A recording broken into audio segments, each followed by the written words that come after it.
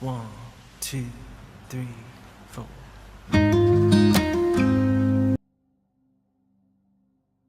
And welcome back to TCG Lab. Today I'm gonna open 100 play booster packs for Spider-Man in order to see what the average value in dollar is for one play booster pack. And if it's above $4.5, because that's what you pay for one pack on average. If you buy one of these boxes, you spend $135 on the box, and the box has 30 packs in it. So that means $4.5 per pack. I have to open 3 boxes here to get to 90 plus 2 pre-release kits, and then we have 100 packs. So let's open that quickly here. Alright, here are all the packs, 102 packs, because one of these pre-release kits has 6 packs in them. I remove now 2, so we have a nice 100, and I'm gonna really quickly orient them a little bit nicely. Alright, there we go, 10 piles, each 10 packs. What I'm gonna do is I'm gonna open all of these, I'm gonna scan all the rares and mythics with my scanner. We will see how much value is in these packs, and I will also record how many rares and mythics we pull on average here per pack, and then we can compare it with previous sets. I have some data here with previous sets. For example, Final Fantasy, the average value of one pack was $5.11, but Final Fantasy packs were quite expensive as well. Ether Drift was $2.6, Edge of Eternity $2.7, Innistrad Remastered, also a more expensive set, $3.14. Duskmourn was a pretty cheap set, but still had $3.9 on average. Bloom Borrowed $3.6. So these two were from the previous year. Seems like the current year is quite poor. Actually, Tarkir Dragonstorm $3.75. Either way, I'm gonna compare it all at the end of this video a little bit more with previous sets in my summary, but let's start cracking packs here. And by the way, I did my first Spider-Man giveaway last Thursday actually, on the 2nd October. We got a bunch of winners, and I pulled an insane $1,000 spectacular Spider-Man in my stream. If you want to check that out, check it out.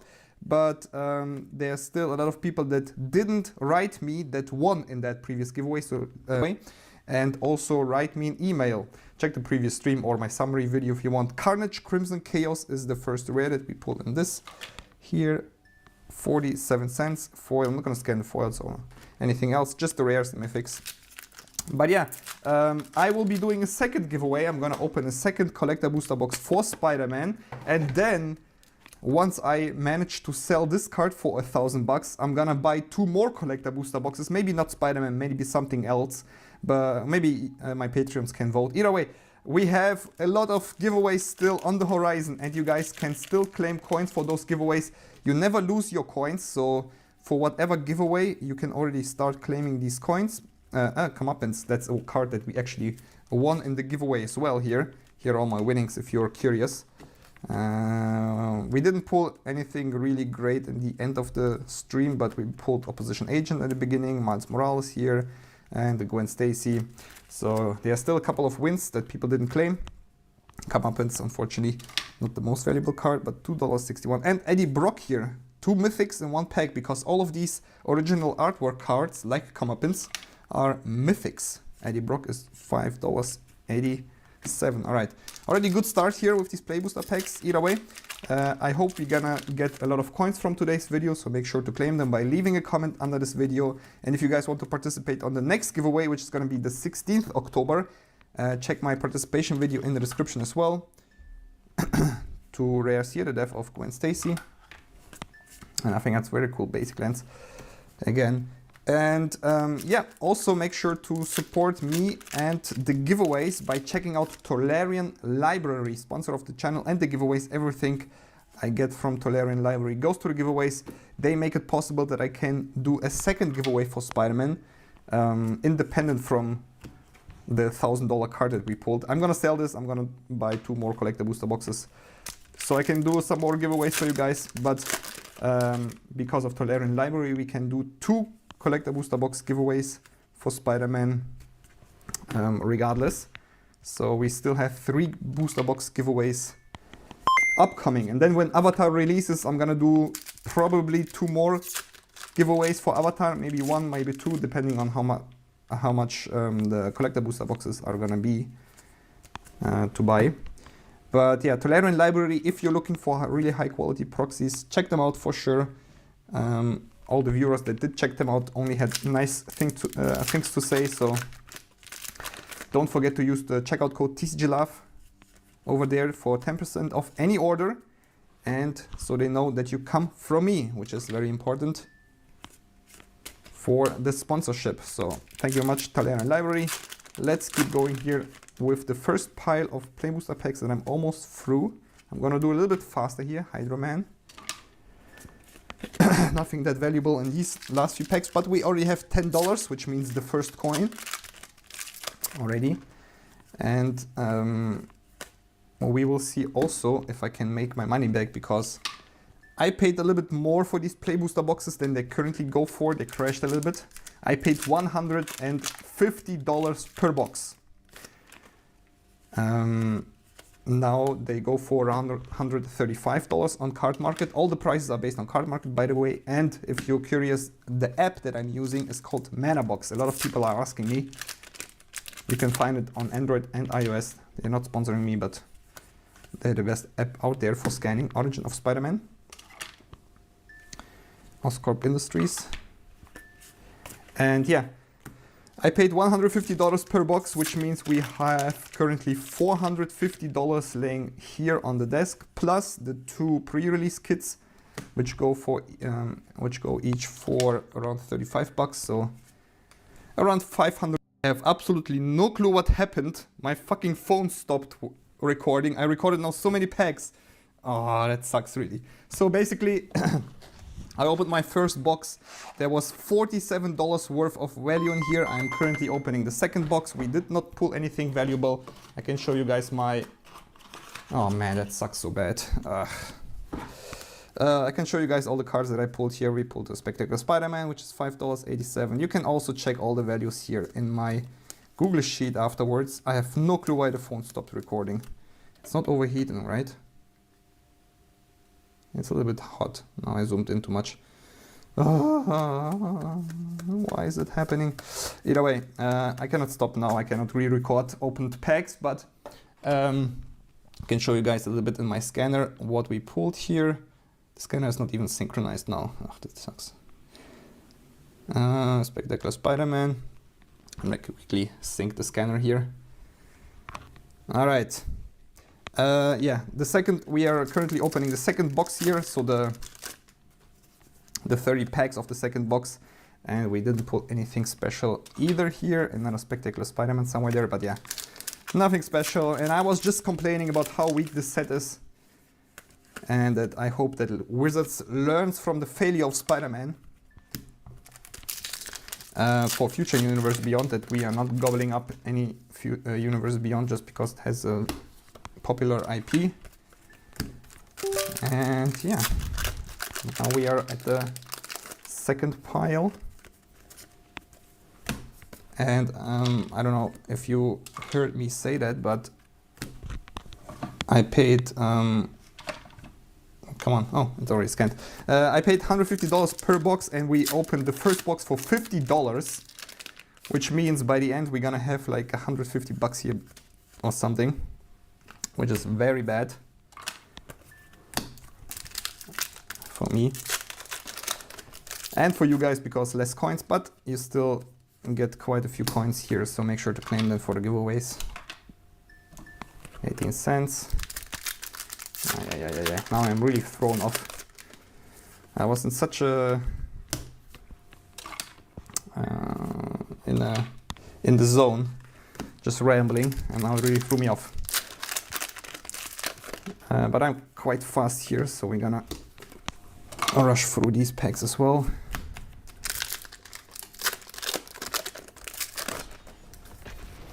And we got Spider-Ham here, which is part of the panorama scene. I need to kind of assemble a panorama scene at one point here, at any of my future videos. Maybe when I do my Spider-Man summary of the whole set. With a lizard, nothing else. Very few packs with multiple rares, I have to say. I feel, at least. We got Spot, Living Portal here. $58. Holy shit, man. We are halfway through the second box and we pulled $10. At least we got a Peter Parker here. Seems like, yeah, I also mentioned it before, but I don't know if that was cut off. But it's really like the Soul Stone is the most rare card and it's the only thing worth anything. So it's really Soul Stone or bust, but I didn't pull the Soul Stone for a while. So I don't even know how much it's currently going for. Rent is due, nothing else. Alright, the last 10 packs of this box. Villainous Wrath. Hide on the ceiling, worth nothing.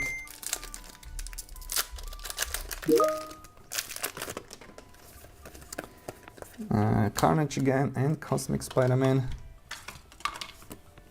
And nothing else. Oh, Cosmic Spider-Man is worth a little bit, that's not bad. I mean, it's better than nothing.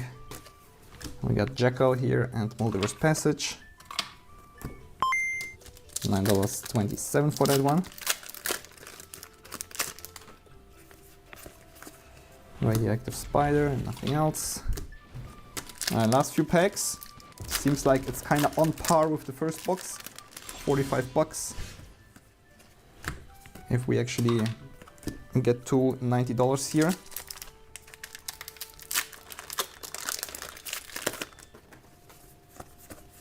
We got the Rent is due again and Oscorp Industries worth nothing. 3 more packs. And then we are through the second box here, so through 60 packs. Sandman, oh, 3 rares in a pack. At least that statistics goes up a little bit here.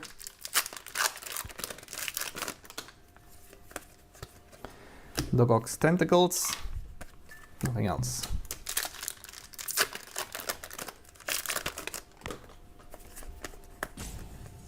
Cheering Crowd and Multiverse Passage in full art. That looks pretty cool. So the original was like $10. I hope that this one is worth a little bit more. It's the first time I pull it. What? Also $10, exactly as the normal version. Alright, so we had $95 after going through this second box. I can go through the rares and mythics of this box since you didn't see all of them. We pulled 2 Spectacular Spider-Mans here in this box, which is weird. But yeah, that was the second Play Booster box here. I'm gonna throw these cards in so I have it nicely separated for my Google Sheet data at the end. I'm gonna scan all of these cards. I'm gonna upload the list on my Google Sheet. Alright, so the last box and then some pre-release kits here. Let's start.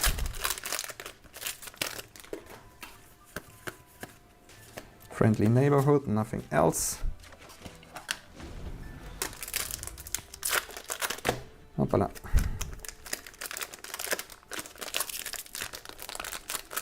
Come on. Alright, Urban Retreat. So it's even less than $50 actually per box, because we're not even at $100 here. Lady Octopus.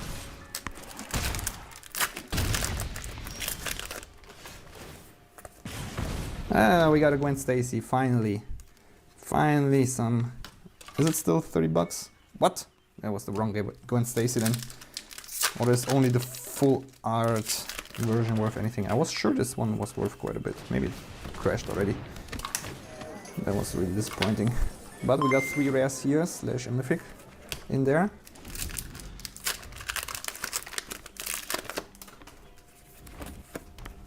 Scarlet Spider.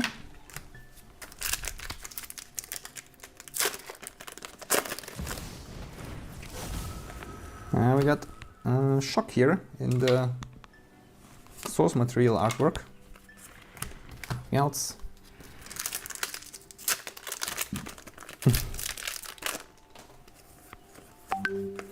Mysterio, Superior Spider-Man.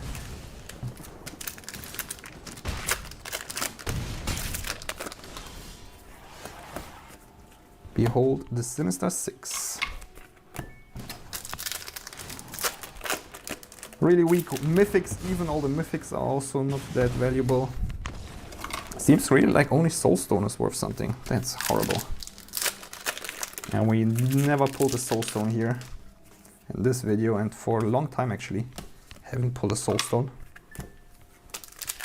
Maybe one of my Patreons is gonna get the soulstones in a future video. Origin of Spider-Man and Urban Retreat. Nothing else.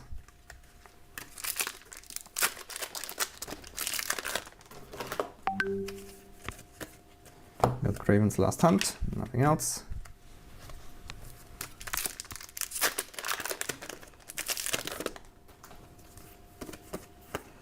Another octopus.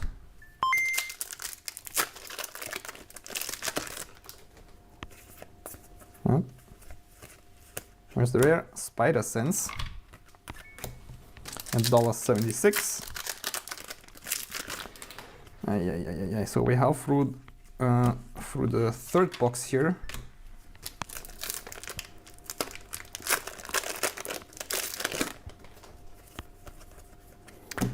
Parker Luck and Spider-Verse. Not a Mythic.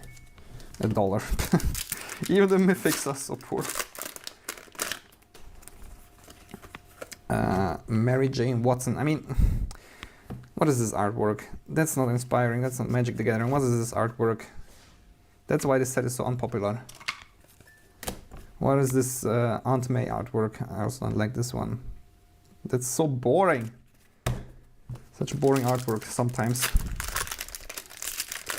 There was a big difference to Final Fantasy. That had incredible artwork, but these ones are kind of like whatever. I feel like they didn't put as much effort in this one. Maybe they wanted to crank it out a little bit faster. We got Quenum Remorseless, but that's just my 2 cents after losing $400 here. I might be a little bit salty. 11 cents.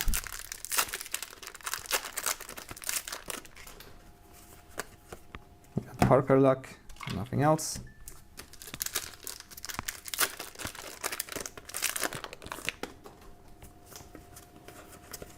And we got Arachne.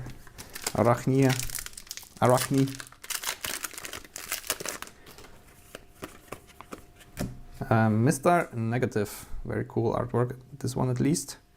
Well, artwork. Cool design for a villain. I don't know if the artwork is that impressive.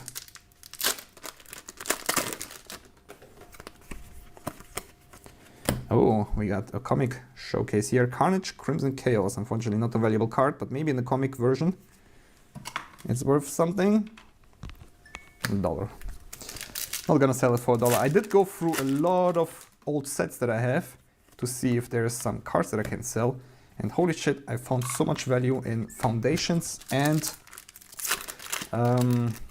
Modern Horizons 3. There's so many cards that used to be a few cents that I have in my that are now like 10, 15 bucks, which is crazy. So I do hope that Spider-Man maybe in 2-3 years. Same for Warhammer. Do you remember the Warhammer Commander decks? I did have a bunch of cards from Warhammer still left, which were below $1. But now they're like $5, $10. So maybe at one point Spider-Man, we're gonna be up there in 2-3 years, because I'm not gonna sell Mythics for $1, especially not in Comic Showcase. All right, that was the third Play Booster box. We are not even close to $150, so less than $50 per box here. Crazy. That's the worst I think that I ever opened. That's worse. It's consistently worse than Murders at Call of Manor. Murders at Call of Manor had also boxes that were like around 50, but that was kind of the exception. The norm was around $70, $80. Spider-Man, the last few Play Booster boxes that I opened, all at around $50 of value. Horrible. Horrible value for Spider-Man. Not recommend to buy that for the price that it's currently going for. All right, we have 10 packs left though. We are not done here with the 100 packs. So these 6 packs now are for the first pre-release box that I opened.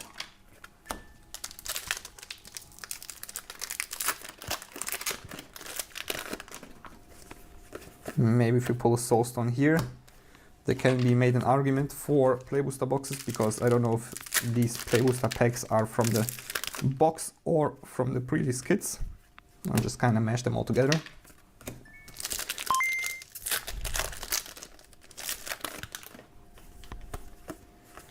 Oh, we got a cool Comic Saga here, Kraven's Last Hunt, unfortunately not a valuable card. But I like the style here of these sagas, they look very cool. 12 cents. Alright. And we got another Superior Spider-Man here, and Spider-Ham and foil. 1, 2, 3, 4. Alright, one more.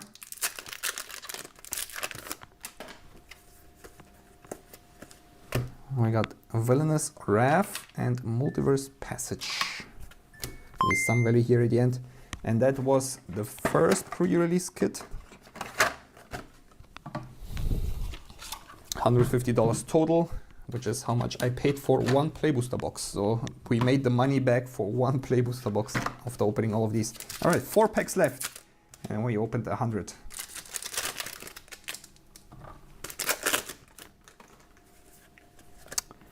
We got Iron Spider-Man.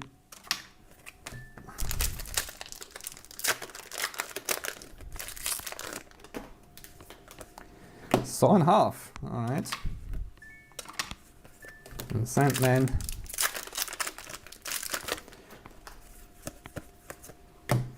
Hydro and Dr. Octopus. That's crazy. When I opened 100 packs of Edge of Eternities, I think we pulled like 2 or 3 ancient tombs, right? And now I opened 100 Play Booster packs for Spider-Man, not a single Soulstone. 100 packs are done, we are at $158, which means an average Spider-Man Play Booster pack has a value of $1.58. 1.58.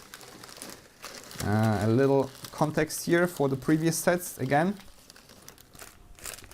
3.75 for Tarkir average, Bloomboro 3.6, and that's at the time of opening these, right? 3.9 for Duskmourn, 3.1 for Innistrad, 2.71 for Edge of Eternities, 2.64 for Ether Drift, Final Fantasy, a little bit more expensive, but 5.11 value per Play Booster pack. Spider-Man, 1.58, like half of most of these. That's crazy. I didn't find Murder's Call of Manor Play Booster pack that I can write it on, but you can check my Google Sheet for those. Let me get my, where's the second pre-release kit box here? I guess it's here. I'm gonna open the last 2 Play Booster packs from this pre-release, so we will see if that changes something. So we will have opened 102 packs here. Another saw in half, all right, that adds a little bit.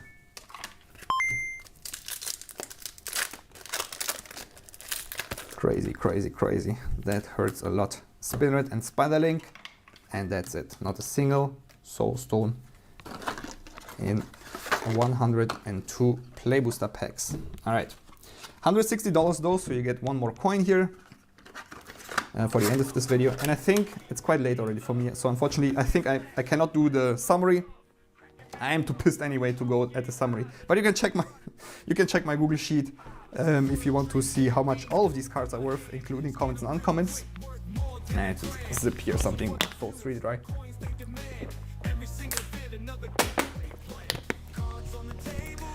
But yeah, conclusion, very low value for Play Booster packs. I'm not recommending Spider-Man to anybody unless you're a really big fan of Spider-Man and you don't care about the value of these cards, but you're better off buying something else.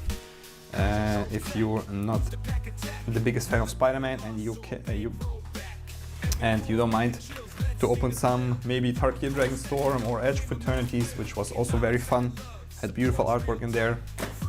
But yeah, that's my 2 cents. I hope you enjoyed this video. Either way, you got 16 coins, that's not too bad. Leave a comment to claim these coins. I'm gonna do a giveaway on the 16th of October. Don't forget that. And even if you don't win anything on the next giveaway, you keep all your coins, so make sure to claim as many as you can. The more coins you have, the higher the chance of winning something in the giveaway is.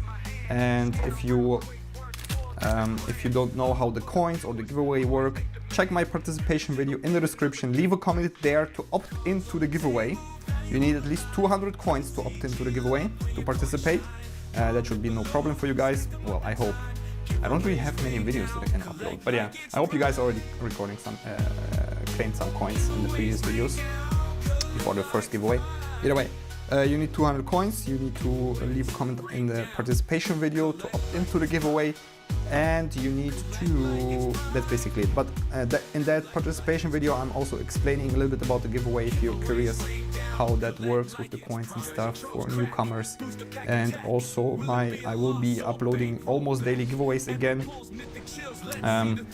including some Spider-Man play booster packs that I will be doing almost daily giveaways for. Probably a lot of those will be flops, but yeah, we're gonna go through those as well. Alright, peace out guys, see you next time. Again, no summary today because I need to edit this one quickly and it takes a little bit a while to edit all of these numbers here. So see you next video. Cards on the table, value on the line. TCG love, where your coins shine. Comment below, stack them up in time. Giveaways rain down, collect like it's prime. Giveaways rain down, collect like it's prime. Giveaways rain down, collect like it's prime. Game time, setting low, sports real tight.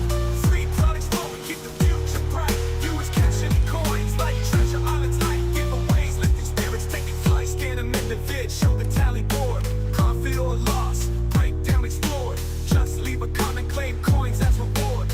Rising high with viewers, never ignored. Scan them in the vid, show the tally board. Profit or loss, breakdown explored. Just leave a comment, claim coins as reward. Rising high with viewers, never ignored. And welcome back to TCG Love. Today I'm gonna open 100 play booster packs for Spider-Man in order to see what the average value in dollar is for one play booster pack, and if it's above $4.5 because that's what you pay for one pack on average. If you buy one of these boxes, you spend $135 on the box, and the box has 30 packs in it, so that means $4.5 per pack.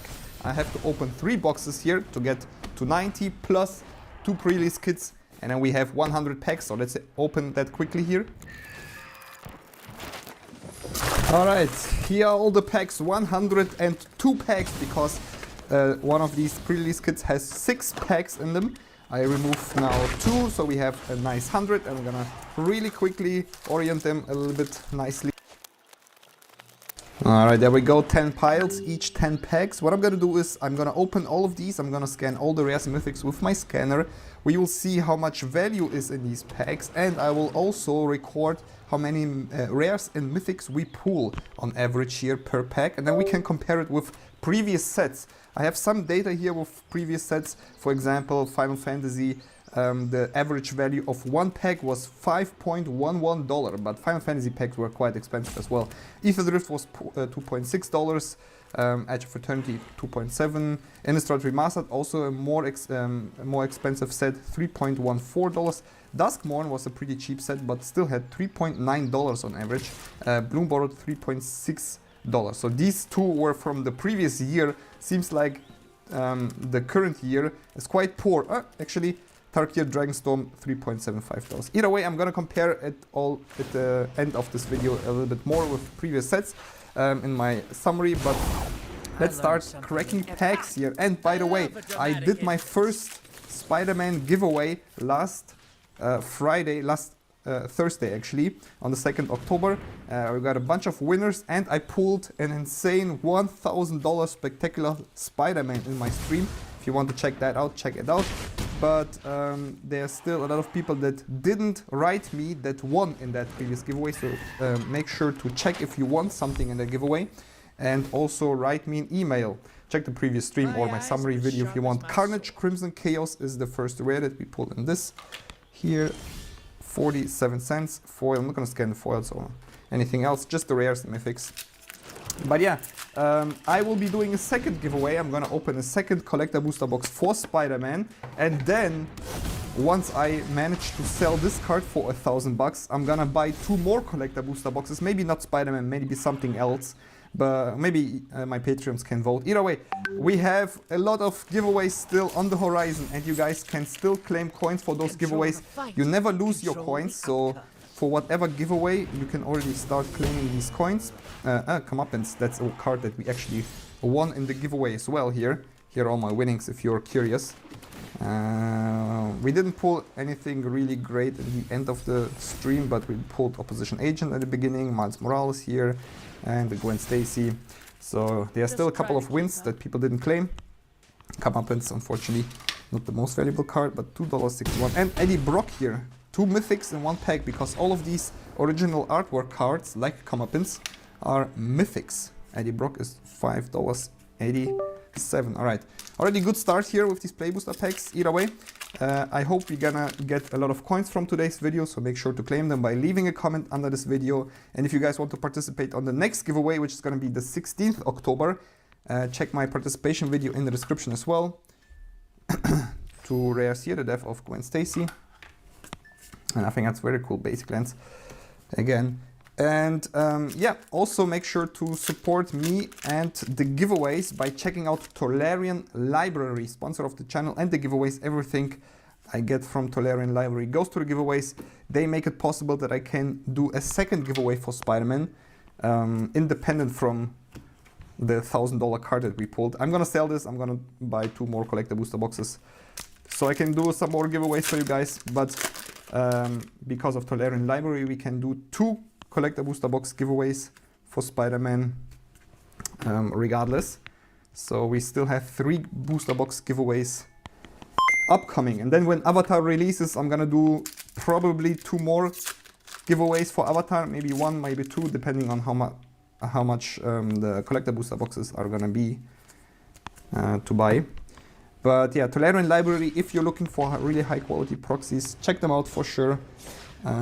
All the viewers that did check them out only had nice things to say, so don't forget to use the checkout code TCGLove over there for 10% off any order, and so they know that you come from me, which is very important for the sponsorship. So thank you very much, Tolarian Library. Let's keep going here with the first pile of Play Booster packs that I'm almost through. I'm gonna do a little bit faster here, Hydro Man.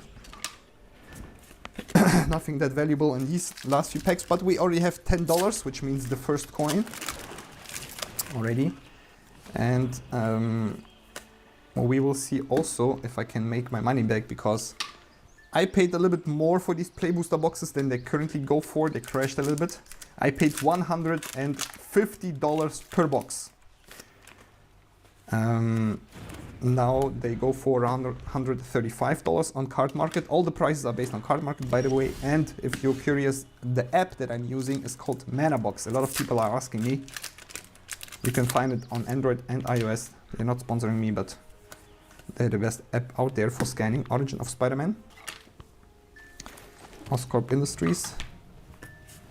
And yeah, I paid $150 per box, which means we have currently $450 laying here on the desk, plus the 2 pre-release kits, which go each for around $35, so around $500. I have absolutely no clue what happened. My fucking phone stopped recording. I recorded now so many packs. Oh, that sucks really. So basically, I opened my first box. There was $47 worth of value in here. I'm currently opening the second box. We did not pull anything valuable. I can show you guys my... Oh man, that sucks so bad.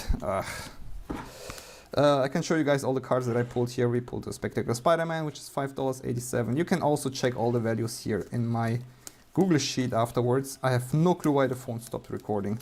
It's not overheating, right? It's a little bit hot. Now I zoomed in too much.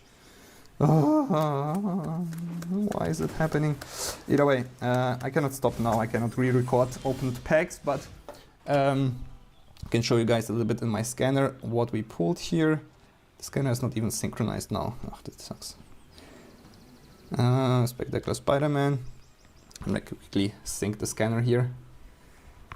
All right. Yeah, we are currently opening the second box here, so the 30 packs of the second box. And we didn't put anything special either here. Another spectacular Spider-Man somewhere there, but yeah, nothing special. And I was just complaining about how weak this set is. And that I hope that Wizards learns from the failure of Spider-Man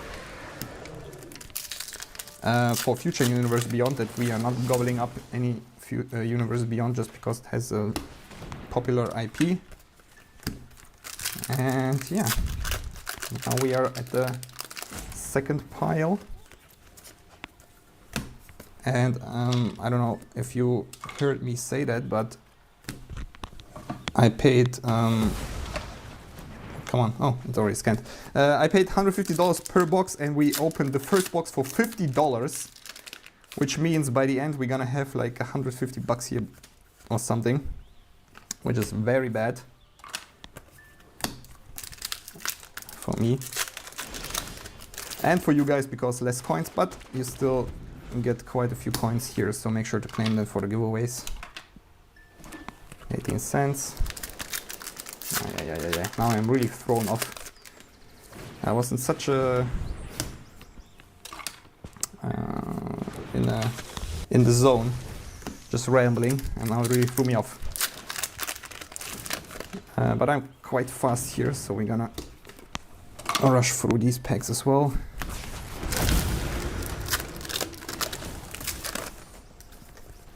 And we got Spider-Ham here, which is part of the panorama scene. I need to kind of assemble a panorama scene at one point here, at any of my future videos. Maybe when I do my Spider-Man summary of the whole set. With a lizard, nothing else. Very few packs with multiple rares, I have to say. I feel at least. We got Spot, Living Portal here. $58, holy shit, man. We are halfway through the second box and we pulled $10. At least we get a Peter Parker here.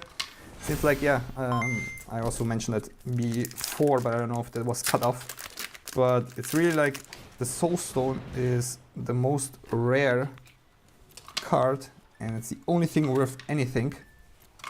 So it's really Soul Stone or bust, but I didn't pull the Soul Stone for a while. So I don't even know how much it's currently going for. Rent is due, nothing else. Alright, the last 10 packs of this box. Villainous Wrath, Hide on the Ceiling, worth nothing.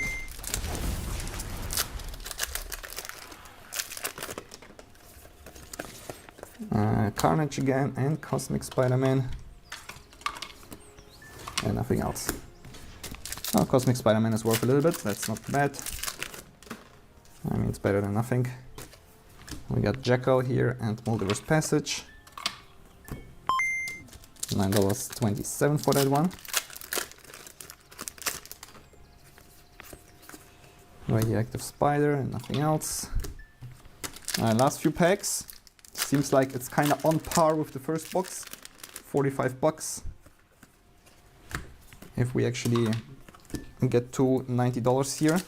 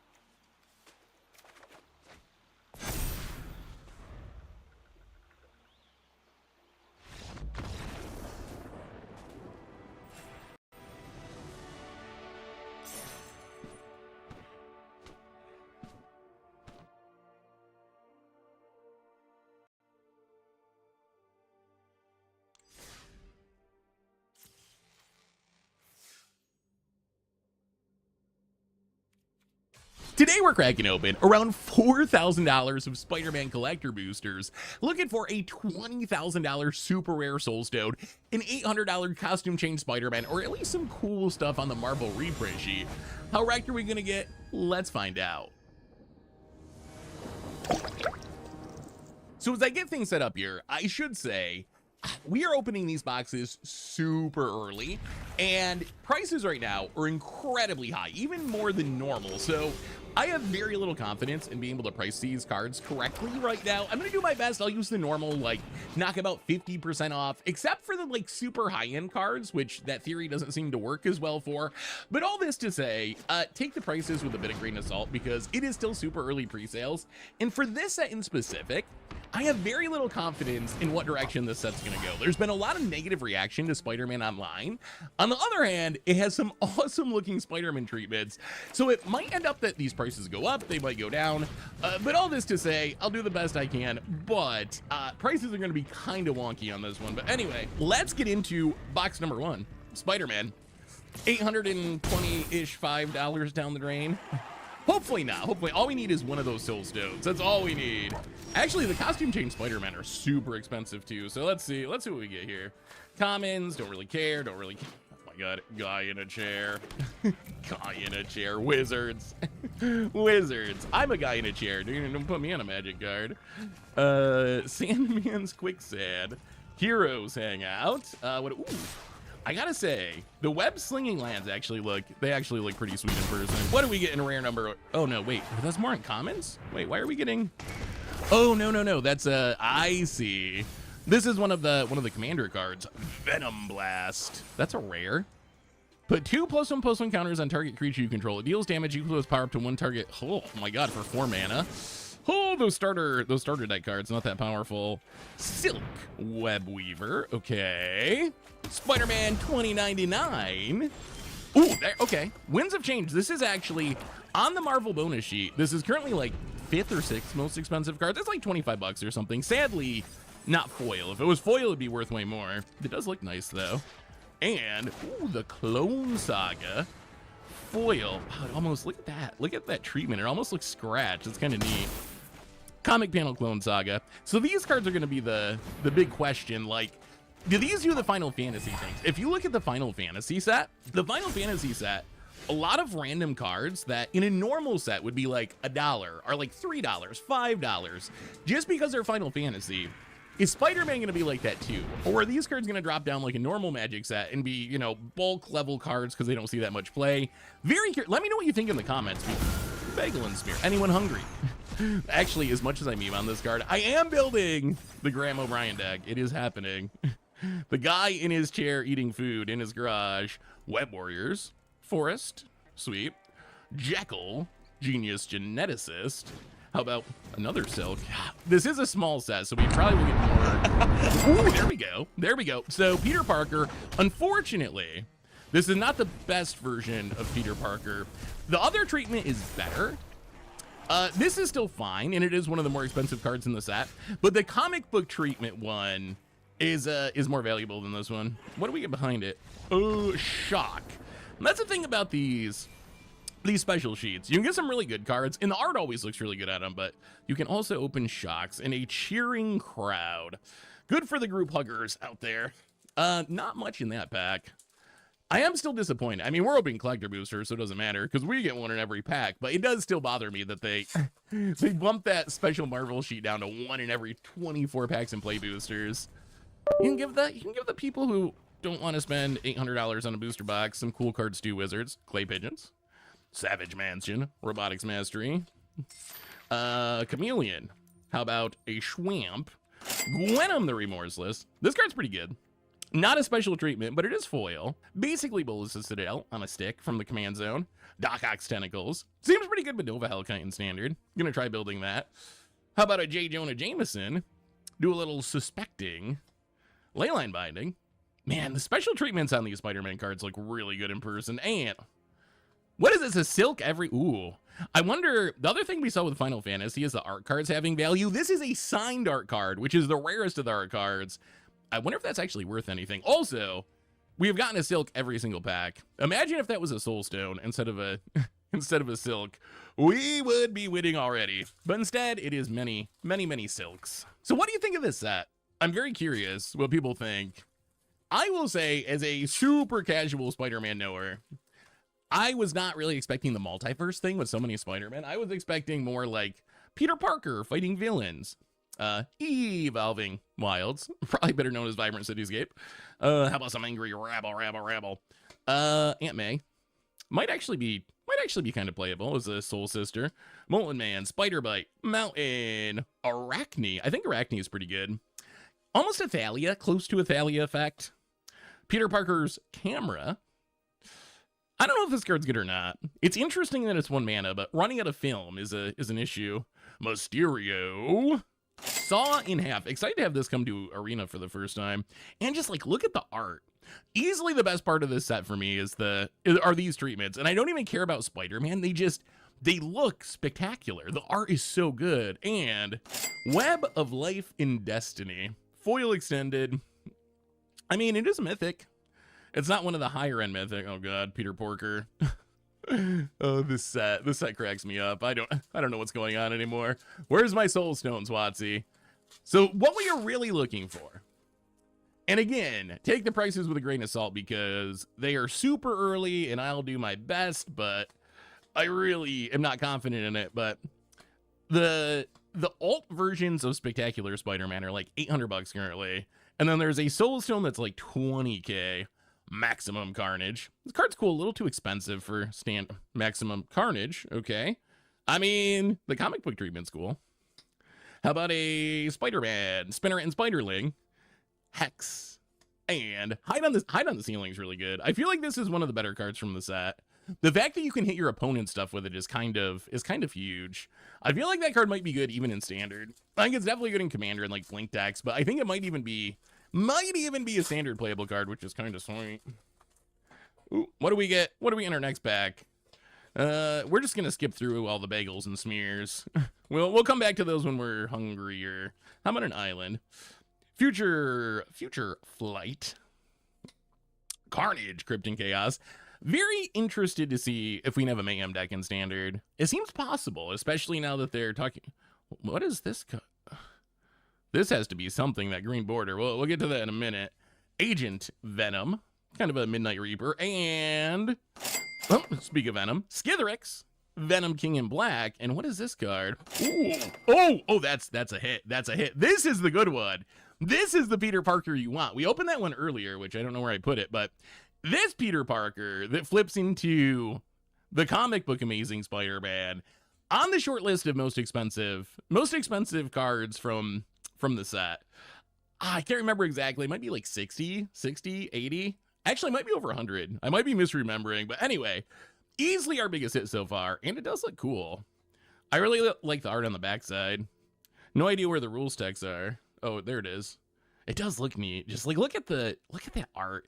It's so funny because I find the comic book art nostalgic just because it's retro, even though I'm not really a comic book guy, but it's still like oddly nostalgic for me. Well, that was our best open so far. We could still use a soul stone. That would be sweet. All right, let's skim through these commons.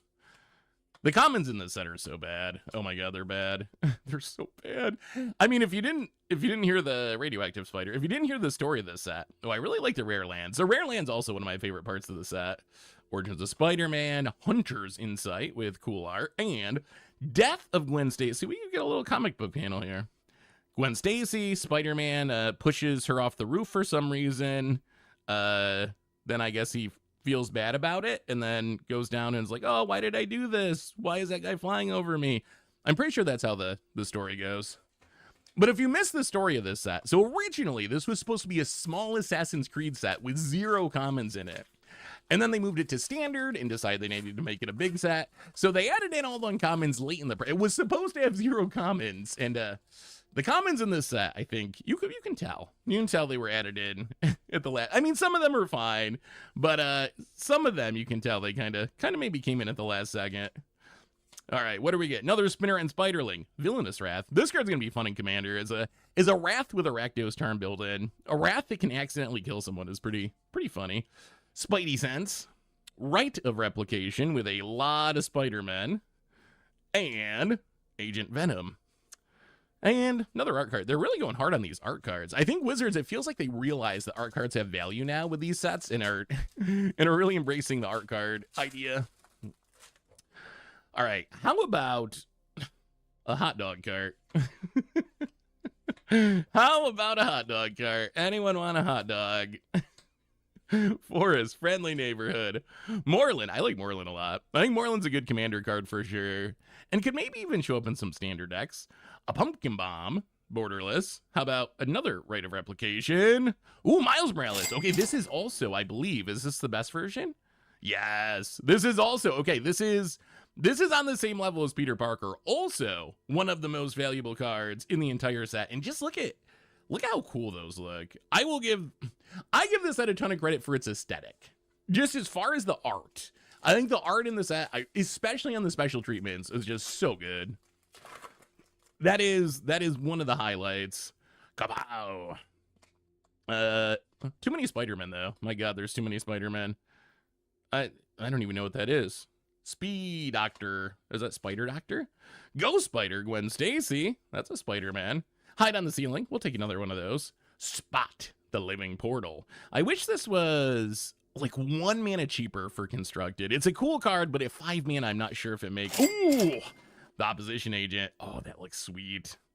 Unfortunately, not foil. Foil actually matters a lot price-wise on these, but first time coming to Arena for that one too. And Iron Spider, one of the lesser Spider-Men. That's we would rather be opening Peter Parkers and Miles, not Iron Spider, the Stark upgrade. All right, 2 more packs in box 1. What do we find? Can we get a hot dog cart? I do need the hot dog food token. We got to keep an eye out for that. I need that for the guy in his garage eating food deck. Scarlet Spider-Man Riley. I actually think this might be one of the better standard cards in the set. Like, it's only 2 to web sling. If you web sling this off Llanowar on turn 2, you get a 5/4 trampler, and you have the mana to replay the Llanowar.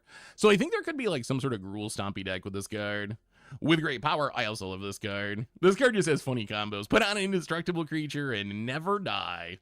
Strength of Will. And, well, we jumped ahead a little bit past this comeuppance, but that is fine because we jumped into Anti-Venom Horrifying Healer. Also, man, this box might actually be working out. I feel like this is also a very expensive card. So we've gotten at least three big hits already in Miles and Peter Parker and Anti-Venom. No Soul Stones, though, and no spider suit changes, whatever it's called. All right, what do we get? Last pack of box 1. Can we get some goodies? Spider-Man India, Spider Slayer Hatred Honor, so many Spider-Man. Carnage, rocket-powered Goblin Glider. Ooh, another Anti-Venom. This one's not foil, so a little less valuable, but still a good card. Goblin Bombardment, which honestly, I don't think I would play this version. And Friendly Neighborhood in foil. And, oh, there we go. Spider-Man India up close. Look. So if you're a Spider-Man fan, explain to me, why are there so many Spider-Men? Why are there so many? Why? At first, when I saw this set, I didn't realize that it was supposed to be a multiverse thing. And I was like, wait, is this just like Spider-Man on vacation? Did Spider-Man just like go to India and they decided to make a card of it? And then he went to the UK and they made a card of it. And then he went to Brooklyn and they made a card of it. Is that what's going on with this set? But apparently someone was like, oh, it's a multiverse. And I'm like, oh, it's just like Rick and Morty. And then people got mad because they're like, rah, Spider-Man did it first. Rick and Morty is just like Spider-Man. I'm like, yeah, sure. That is probably true. But they're still basically the same. All right. Box number 2. I think box number 1, I feel like it went okay. It went okay. We got none of the hot dog cart. Got none of the super duper high-end stuff in terms of like the $1,000 cards, but we hit like 3 of the best mythics from the set, which is good. All right, Planes, Peter Parker's camera. Again, Rent is due. I don't know how I feel about this card. I like the design of Rent is due. I have heard some interesting criticism from people being like, I don't want to be thinking about having to pay my rent when I play Magic, but I don't know if that holds up because we murder each other in Magic. There's literally murder as a card, and I don't think you want to be murdered either. So if the idea is like, I don't want to think about negative things, I don't know why. Maybe Rent is due is just more it's something everyone experiences, but yeah, I don't know. I think that might be taking it too seriously. Symbiote Spider-Man. Reprieve. That actually looks, I would play this Reprieve over the other versions. That looks pretty sweet. And Craven the Hunter. Gonna be an annoying commander. Where's my hot dog? No hot dog. All right. If we miss a hot dog, hey, oh, there it is. We're gonna put that. This is the most important. We're gonna put this in its own pile. That goes in. That's actually the most important card we've opened so far. And we opened several hot dog stands. The deck is coming together. I'm saying, it's coming together. It's coming. Thank you, Watsy. Thank you, Wizards. Well, let's see. Oh, there it is. We'll put you over there in our food deck pile. Oh, Graham O'Brien is feasting. His garage will never be the same. Forest, Anara, with great power. And wow, 3rd anti-venom. All right, we will take 3 anti-venoms.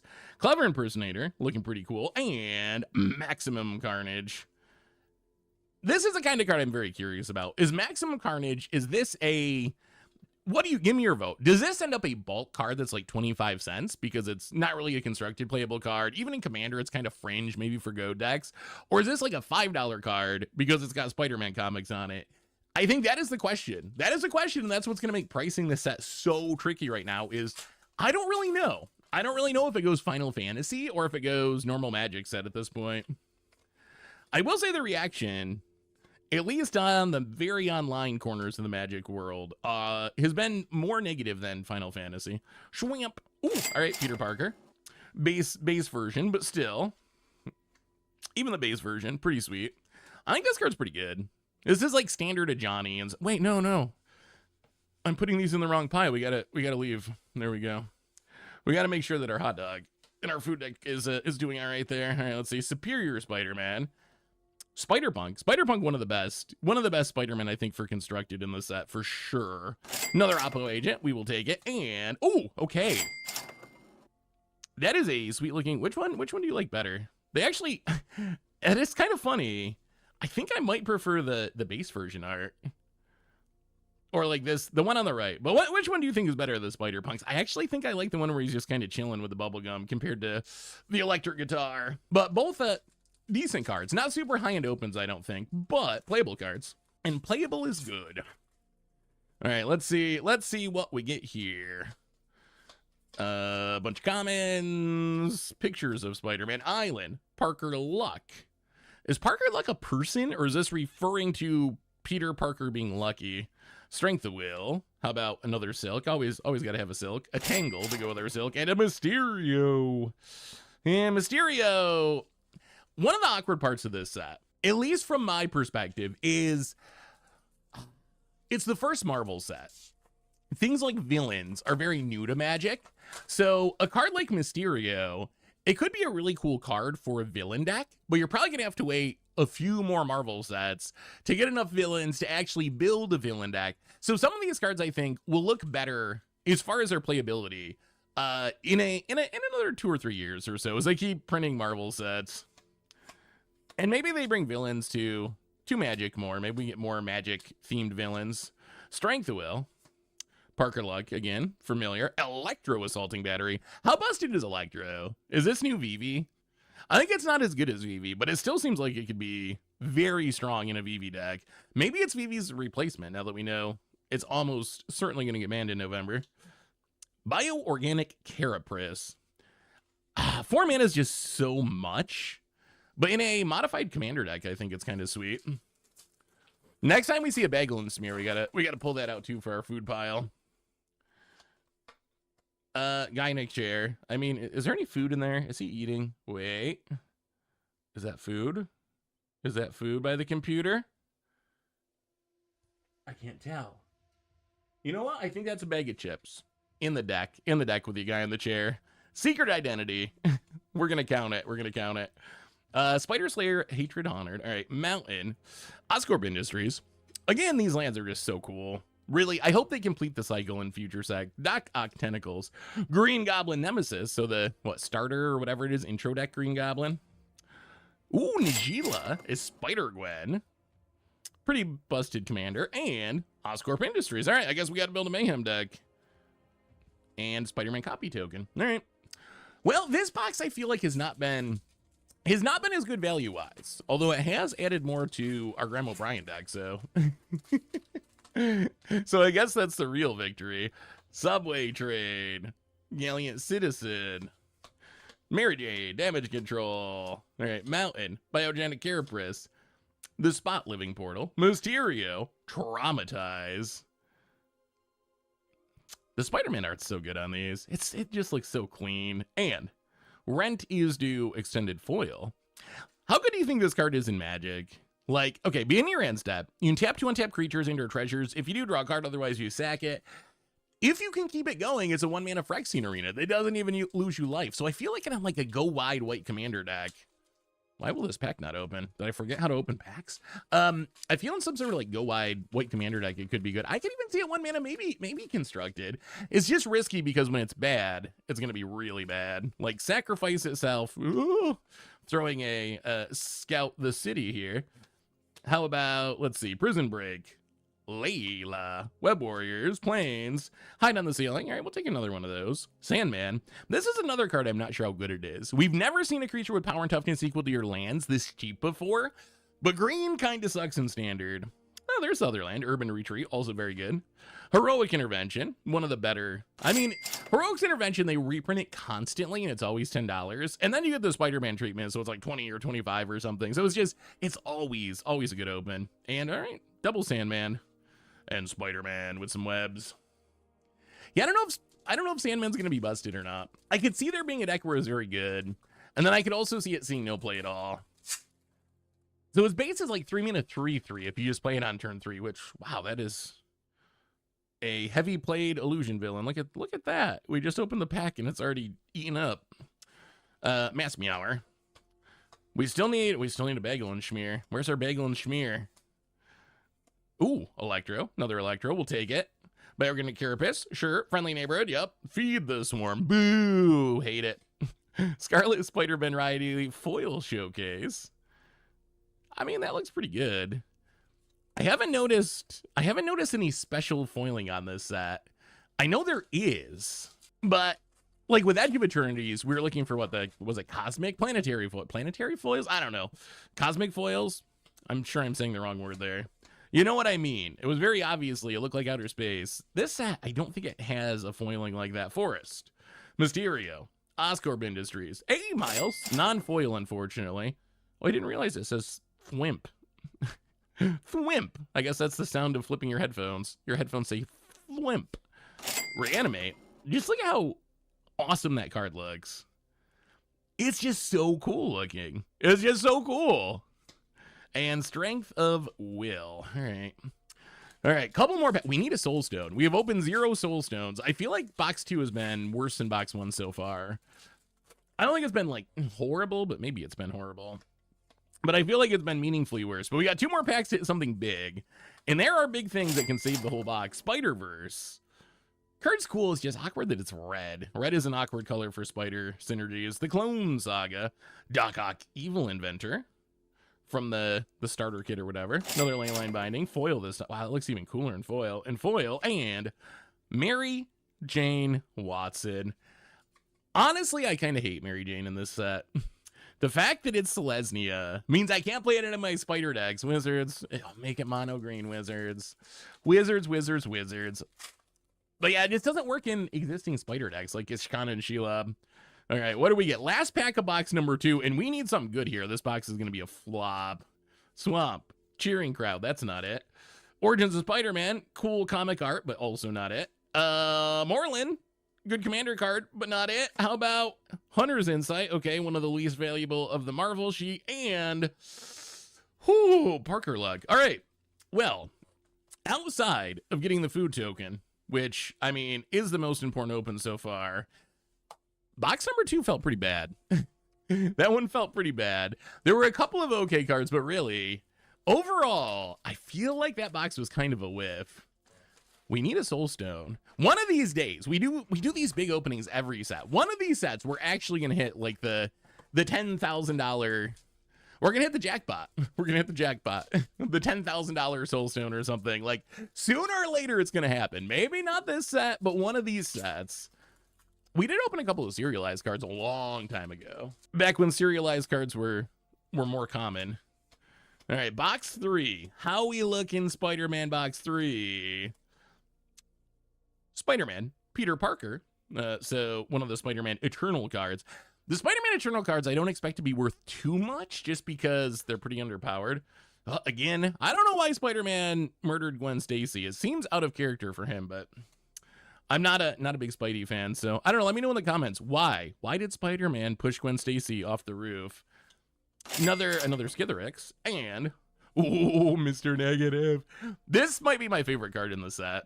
It's just such a cool ability. The ETB life swap ability, and then the card draw ability, if you end up losing life in the exchange, it's just such a cool design. Easily one of my favorite cards in the set. Worst case, going to be a really fun commander. Maybe we can do something with it in standard, although it is awkward that it gets kind of hard locked by Screaming Nemesis. That part's not the most ideal. All right, well, taxi driver, is there any food? Nah, I don't see any food. Hey, there it is, Bagel and Smear. Right, get over here with our hot dog. Join the deck, Bagel and Schmear. Okay. Y'all always yell at me for not organizing my cards well enough. And I've taken it to heart. You can see my Bagel and Schmear pile here. Agent Venom. Lizard, Connor's Curse. I feel like this is a good commander card too. Web of Lifestream. It's kind of like a Beast Within type effect. Can get rid of commanders permanently. Interdimensional Web Watch.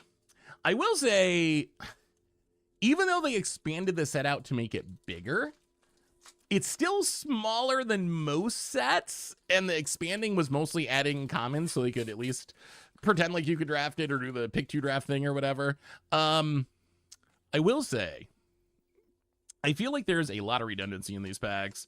We're seeing like the same cards over and over again already, and we're only 3 boxes in. Spot again, Sandman again, Pumpkin Bombs again, Unexpected Windfall. I like Unexpected. Would I play this version? I play Unexpected Windfall in a lot of commander decks. The art looks fine. I don't know if I would play it or not though. Face It Tiger, you just hit the jackpot. And Peter Parker's camera. Okay, the B-Man. All right. So, where's our Soulstones, wizards? How about a Soulstone? Soulstone or costume change Spider-Man. That's what we really need here. We need something, because the last box was not a banger for us. Ooh, Cosmic Spider-Man. All right, first Cosmic Spider-Man. It is foiled, just the base version though. Mary Jane Watson again. Ultimate Green Goblin. Still interested in the Mayhem deck. Rest in peace. The art on that one's pretty good. I would play that one. And oh, still, Spidey, stop murdering Gwen. I gotta read why. I don't understand. That's how I learned about pop culture. Like, from these openings and from these Universes Beyond sets, now I know that, like, Cloud and Sephiroth are brothers. Spider-Man murdered Gwen Stacy. I'm catching up. Spider-Woman, Stunning Savior. First time we've seen Spider-Woman. Iron Spider, it's pretty funny. Punch him in the chest and hit yourself in the face. And Silk. It's been a minute since we've gotten to Silk. It's been a minute. I feel like this box is off to a slow start too, but we still, I mean, we're like halfway through this opening. We still have 2 full boxes and half of this box, so there is time. There is time for the boxes to redeem themselves. How about a Villainous Wrath? I do like that card. I do like Villainous Wrath. Spider-Ham Peter Porker. Maybe my least favorite card in the set. Well, no, but on the list. Does that make it, when it enters, it makes a food? And it is literally in the other version, a pig eating a hot dog. Does that go in the food deck? It might. Imposter Syndrome. You know they had to do it. How do you not put the meme on a card if you get the chance? They had to do it. I feel like the dimensions could have been better. It should be zoomed out a little bit more, but you get the point. You get the point. Silk Guard and Arachne. And do you get an art card in, like, I feel like there's way more art cards than in past packs. It's not every pack because we still get tokens, but I feel like we've gotten way more art cards than we have in the past. All right, going into the second half of box number 3. Oh, okay. Bagel and Schmear, yeah. Gotta set that aside. Need a backup. Island, Lizard, Connor's Cures, Craven's Last Hunt. Okay, that's a flavor win. This is Rasta. Master Labor. Oh my god, what's this? Anara, Heart of the Spider. Sure. Anara, I don't think is much of anything. Is how iconic is Anara? I don't remember what Anara is. Is Anara like a S-tier Spider-Man character? A B-tier, F-tier? What's this? I'm also curious about Spider-Man Brooklyn Visionary with great power and foil. J. Jonah Jameson, Maximum Carnage, Winds of Change. Okay, I mean that's a solid $25. And ooh, that's a hit. That is a hit. That is a hit. That is a hit. I think this is like 100 plus. Eddie Brock, Borderless Showcase, flipping around into Venom. Wow, look at how awesome that card. Just take a minute. Whether you like Spider-Man, whether you like Luna vs. Beyond, whether you care about any of this stuff, just look at that card. That card looks so cool. It looks so cool. Like, what else can you say? It is just a really cool looking piece of cardboard. Yeah, and it's worth a lot of money, so. Also a win when you are $4,000 into Spider-Man boxes of all things. All right, what do we get here? How about, I mean, that's a hit at least. We need more of those. I really want a Soul Stone. We have not found a Soul Stone. J. Jonah Jameson, Hydro Man, one of the coolest designs from the set for sure. I don't know if this card's actually good, but I think it's a super cool design. Ooh, Multiversal Passage. I feel like this could be a playable land. We've seen lands similar. This is just the best version of the play it and it becomes a land type land. Another Son half and Shadow of the Goblin. I also feel that art's also pretty cool.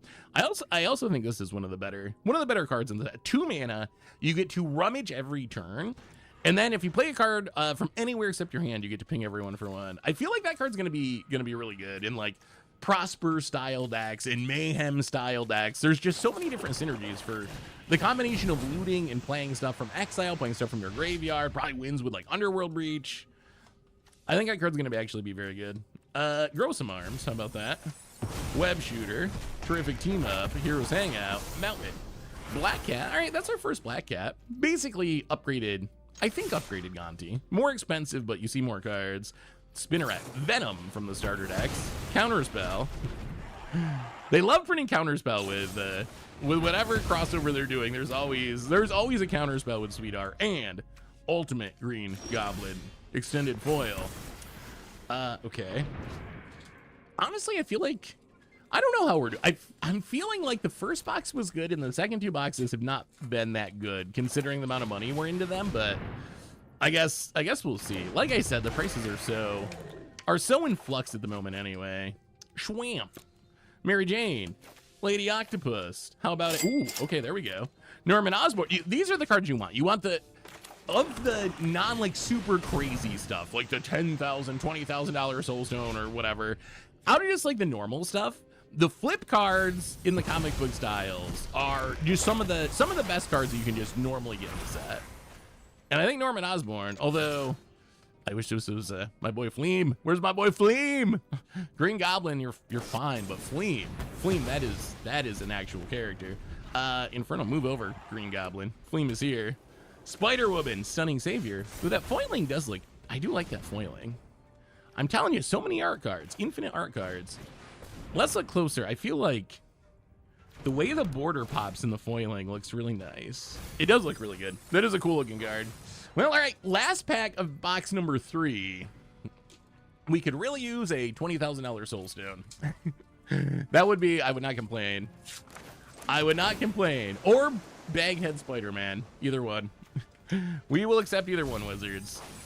This pack only. The offer's off the table. Spider-Man Noir, Island, Venom Blast.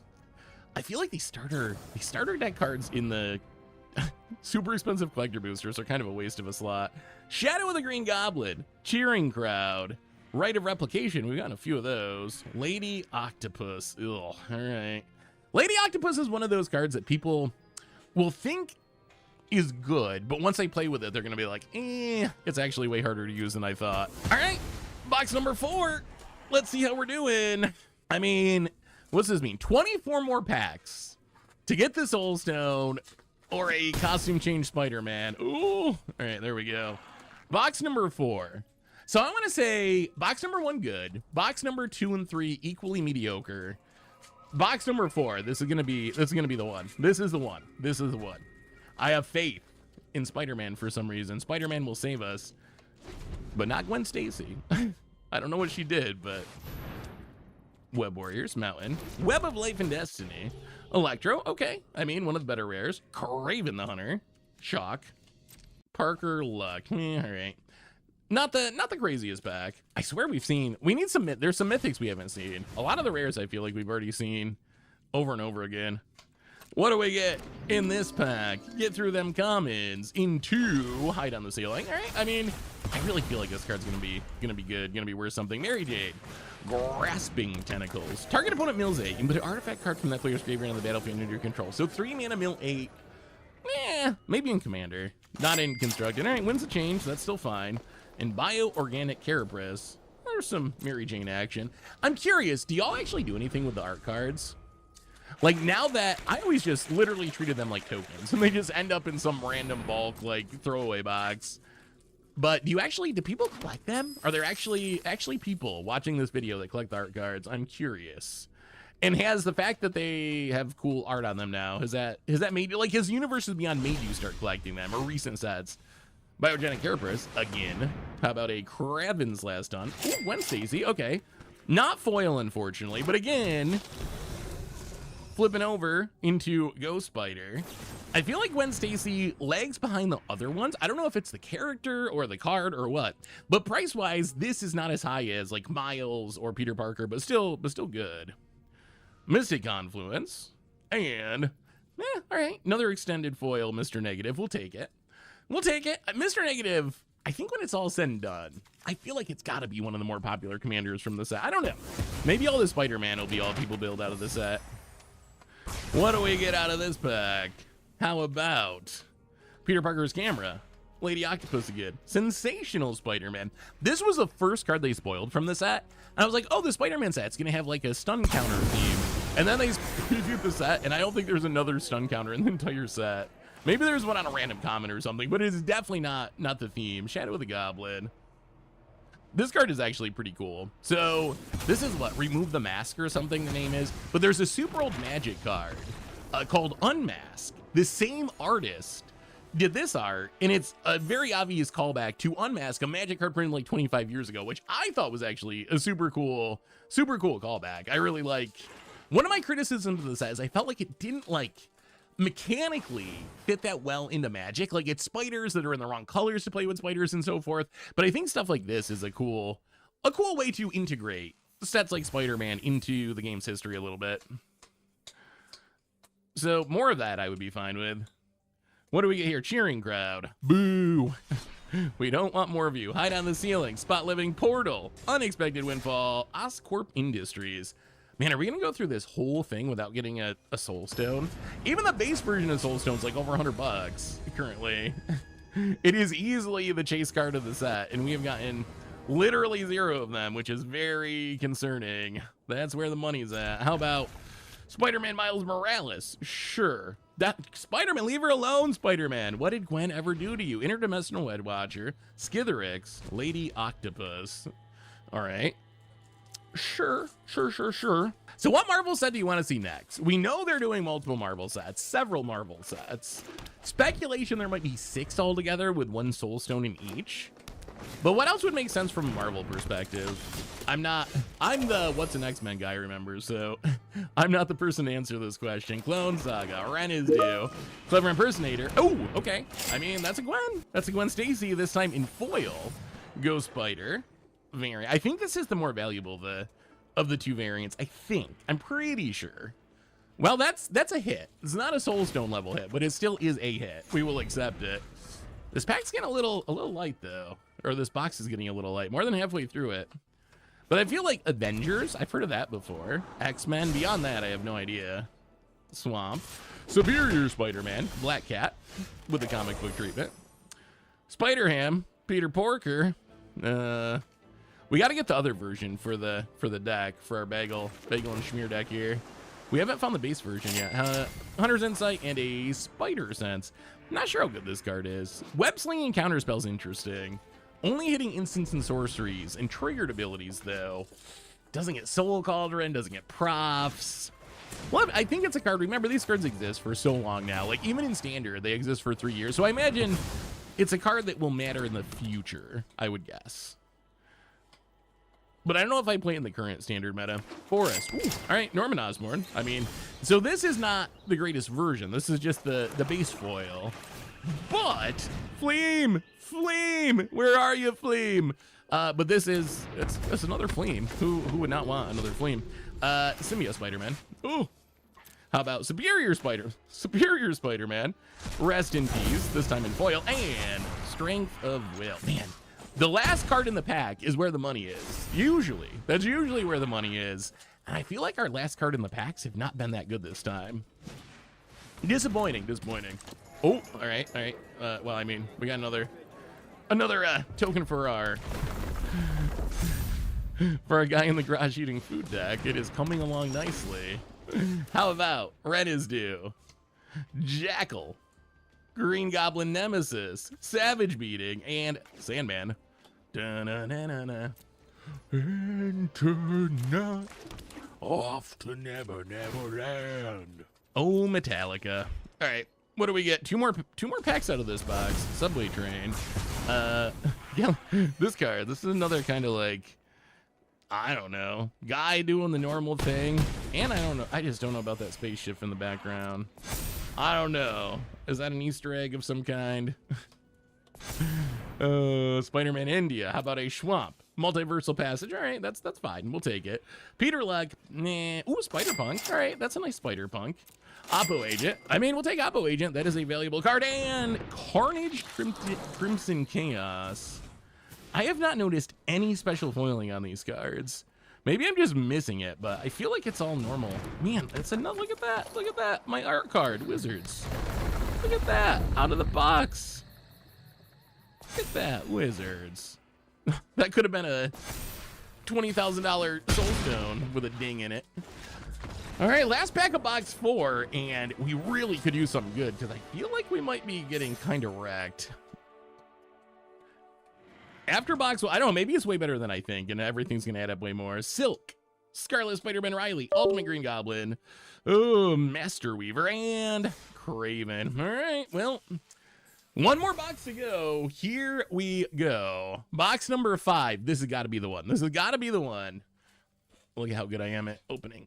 Ooh, just twist, pull. All right, I'm going to cut this out. I'm going to cut this out. Professional box opener here. Professional box opener. All right, last box. So all we want out of this box is a friggin' Soulstone. A friggin' Soulstone. A Baghead Spider-Man. And another Bagel and Smear. And then I'll be happy. That's it. Actually, no, we really need the Peter Porker. The pig eating a hot dog for the Graham O'Brien deck. Oh, guy in a chair. Wait, yeah. You go over there. We're gonna be able to build 2 copies of the Graham O'Brien deck here in a minute. Mountain. How about a Symbiote Spider-Man? Shadow of the Goblin, Cheering Crowd, Goblin Bombardment, and Friendly Neighborhood. I will say, opening a lot of boxes of these, it does remind me a little bit of like Assassin's Creed. Not as bad. Or like Aftermath or something. It feels like the redundancy of the rares reminds me of that. But now there's some random commons thrown in. Spider-Man Noir, Island, Origins of Spider-Man, Black Cat, another Spider-Punk, Terminate with pretty cool art, and Iron Spider Stark Upgrade. Man, we're not going to get... Are we going to open 5 boxes and not get a Soulstone? If we open 5 boxes and don't get a Soulstone or a costume change Spider-Man, that's really rough. I think the math is maybe not in our favor at this point. But value-wise, if we don't hit one of those, oh man, this might be disastrous. This might be disastrous. Lizard. All right, Cosmic Spider-Man. We will accept a Cosmic Spider-Man. I expect people will build that as commander. Mystic Confluence and foil, and a Black Cat comic book. Sure. Oh, there's a hot dog. Put you over there. I'm getting nervous. I'm getting nervous that we're not gonna get it. I don't know. Like I said, maybe these cards are adding up way more than I think. It's just so rough when boxes are $800-900. If you don't hit some of the high-end stuff, it is hard to make that back. Even during our chaotic inflated presale period. Swamp, Radioactive Spider, Hide on the Ceiling, sure. Spider Sense, sure. Ooh, Doc Ock, Armed and Dangerous, Tentacling up a Spider-Man, and Another, okay. I mean, it's the hide on the ceiling pack. Extended hide on the ceiling pack. Oh, one of them's foil, though. Hopefully hide in the ceiling ends up being worth something, because we have opened a lot of those. All right. What do we have? Almost through the first half of box number 5, our final box. Ooh, guy in the chair. What do we get? Forest, Scarlet Spider-Man, Riley, Mary Jane Watson, Ultimate Green Goblin. Oh, I messed it up. Infernal Grasp. That art is cool. The card's not worth anything. The art's cool, though. And a Symbiote Spider-Man. This is another one, like, oh, man, I just don't know about the prices. Is Symbiote Spider-Man a $5 card? A 25-cent card? A $10 card? If this was a Magic character, you print this exact same card, but it's an in-universe card, I would fully expect it to be a bulk rare, right? 25 cents, 50 cents, whatever, something like that. Is there a Spider-Man bump? That is the question, similar to Final Fantasy. Are people going to pay more for Symbiote Spider-Man because it's Symbiote Spider-Man? Just because they love Spider-Man? That's a question that I don't have the answer to. But we're going to find out pretty soon as a City Pigeon. Well, look at that hot dog. That's not a guy, though. Does a City Pigeon count as a guy? Does it go in the deck? Do we put it over there? Yeah, it is another hot dog. Man, this set has, I'm pretty sure, 200% more hot dogs than all the rest of Magic sets combined. Hey, Miles Morales. Okay, that's a hit. Not the best version, but still. That is a hit. Carnage, sure. Peter Parker's camera, sure. 9 lives. We haven't seen that before. That's a new one. And Cheering Crowd. We love you, Spider-Man. We do not love opening Cheering Crowd, though, because speaking of bulk rares, I'm pretty sure that one's a bulk rare.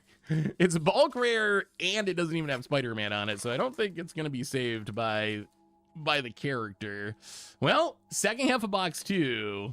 If we're going to hit ourselves a Soul Stone, we are running out of time. Spider-Man UK with the super big flag. Look at that flag. It just waves for days and days. Planes. Hey, we did it. Okay. We might not get a Soul Stone. We might not get Baghead Spider-Man, but at least we got a Spider-Ham Peter Porker, which definitely goes in the deck. That is a pig eating a hot dog. Actually, wait, that's another hot dog. 300% more hot dogs than the rest of Magic put together. Kind of impressive, actually. Oscorp Industries, Doc Ock, Master Planner. How about a Hex and Agent Venom? Well, okay. We achieved one of our goals, which is get the pig eating the hot dog for the guy in his garage eating food deck. That means in these packs, Baghead Spider-Man, we got, what, 5 left? All right. This pack's going to be the Baghead Spider-Man, and then the last pack, we're saving them all for then. The last 2 packs, Soul Stone, Baghead Spider-Man, and then we retire on our newfound Spider-Man wealth to build the deck. Whoosh. See, Secret Identity is the name of the card. This is a card that calls back to Unmask with the same artist even. Swamp. Death of Gwen, Spider-Man, leave her alone. Death Against Stacy, Jackal. Villainous Wrath. Terminate. Well, okay, that's a cool looking multiversal passage. It's foil, the art's good. Not a Soul Stone, but we'll take it. We'll replace it here in our little, how about that, multiversal passage. Actually, no, wait. Hang on. We gotta do this properly. There we go. That's where we keep our most important card we've opened so far. All right, what do we get out of, oh boy, pack number 8 out of box number 5, I want to say. Spider-Man, oh, that's another one. Heroic Horde. Island. Lethal Protection. 4 mana, blow up a creature, return target 1 target creature card from your graveyard to your hand at sorcery speed. Man, you can tell it's a starter deck card, that's for sure. Spider-Woman, Spawning Savior, could be a standard playable card. Urban Retreat, good card. Beast Within. Would I play this Beast Within? Probably. I don't have a special version of Beast Within that I always play. This one does look pretty cool. And Hydro Man, Fluid Felon. I really like the design on Hydro Man. It's not worth the money, but that's okay. Man, 3 packs. We need a spectacular Spider-Man, and we need us a Soul Stone, and we're running out of time. Okay, how about planes? Another Spider-Punk, sure. Radioactive Spider, this time with the showcase treatment. Doc Ock again. Parallel Lives. Ooh, okay, that's a hit. That's it. This is I believe the most expensive card, or tied for the most expensive card on the Marvel sheet. The funny thing is I don't actually like the art on this one. I think the art actually looks kind of jank. Not the artist, just like the concept of the art I don't really like. Yeah, I don't actually like the art, but I'm not going to complain about opening a $40, $50 bill. And Kraven's Last Hunt. It is so cool that it actually looks like a comic book panel. Like, it just, the concept on that, wow, look at that signature. War? Who's the artist? Oh, that's Wayne Reynolds' signature? I guess I make Wayne R. Okay, I get it. Well, all right, here we go. So this is a pack with the Baghead Spider-Man, right? And then the last one is the $20,000 Soul Stone. All right, let's, wait, there it is. You go over there. Okay. Here we go. 2 packs to go. This and one more. The penultimate pack of our $4,000 Spider-Man opening. All right, Forest, Urban Retreat, fine, but not a banger. Spinner and Spiderling, not fine nor a banger. Grasping Tentacles, sure, whatever. Silk Guard, okay, and... Well, okay. Okay, it's not the Spider-Man, but Anti-Venom Horrifying Healer. It's a valuable card. We will take it. At least it's something.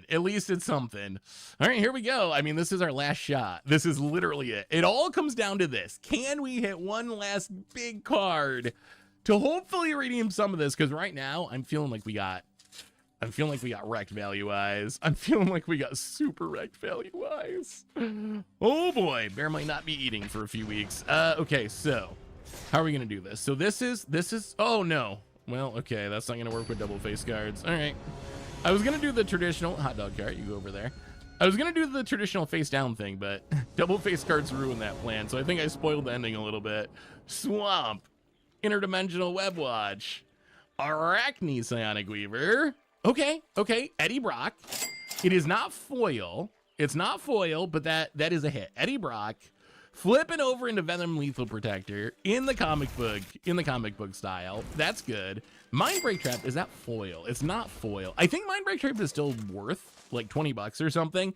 The foil though is more expensive. And then last, but certainly, hey, all right. I mean, what other way would you end a $4,000 Spider-Man Collector Booster Box opening than by having the last card be, well, look at how those glasses shimmer and foil.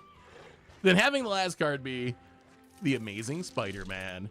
Well, I will say, I am feeling right now, coming out of these boxes, like maybe our boxes were not amazing. 5 collector booster boxes, around $4,000 of collector booster boxes, 0 Soul Stones, 0 spectacular Spider-Man costume changes. We did hit some good like MDFCs, a few decent cards on the special sheet. My gut reaction is we got absolutely hammered on this one, that we just got absolutely wrecked. But I'm gonna come up with some numbers, do my best to price out this stuff, and Future Seth will be back in a minute to wrap all this up. All right, Future Seth here. You can tell because Future Seth has clothes that are very ripped and torn and beat up, and that's because past Seth is the kind of idiot that would spend $4,000 on Spider-Man collector booster boxes. This went about as bad as a box opening could go. So I was actually really excited for this box opening. Over on the main channel a few days ago, I made a video basically saying that I thought that Spider-Man was a bad set, and my criticisms of that set were all gameplay and set design related. It was not having the same cards on Arena as in paper. It was not being designed for a draft format. It was having 40 different versions of the same character, stuff like that. So I was actually really looking forward to this opening because I was hoping that my conclusion was gonna be, okay, I don't think this set's very good from a gameplay perspective, but this set has a ton of cool cards. It's got a bunch of expensive cards. So even if it's not great for gameplay, it's really awesome to open. So that's what I was hoping would happen. But then we opened open 5 boxes. They're $800 a piece right now, $4,000 of Spider-Man collector booster boxes.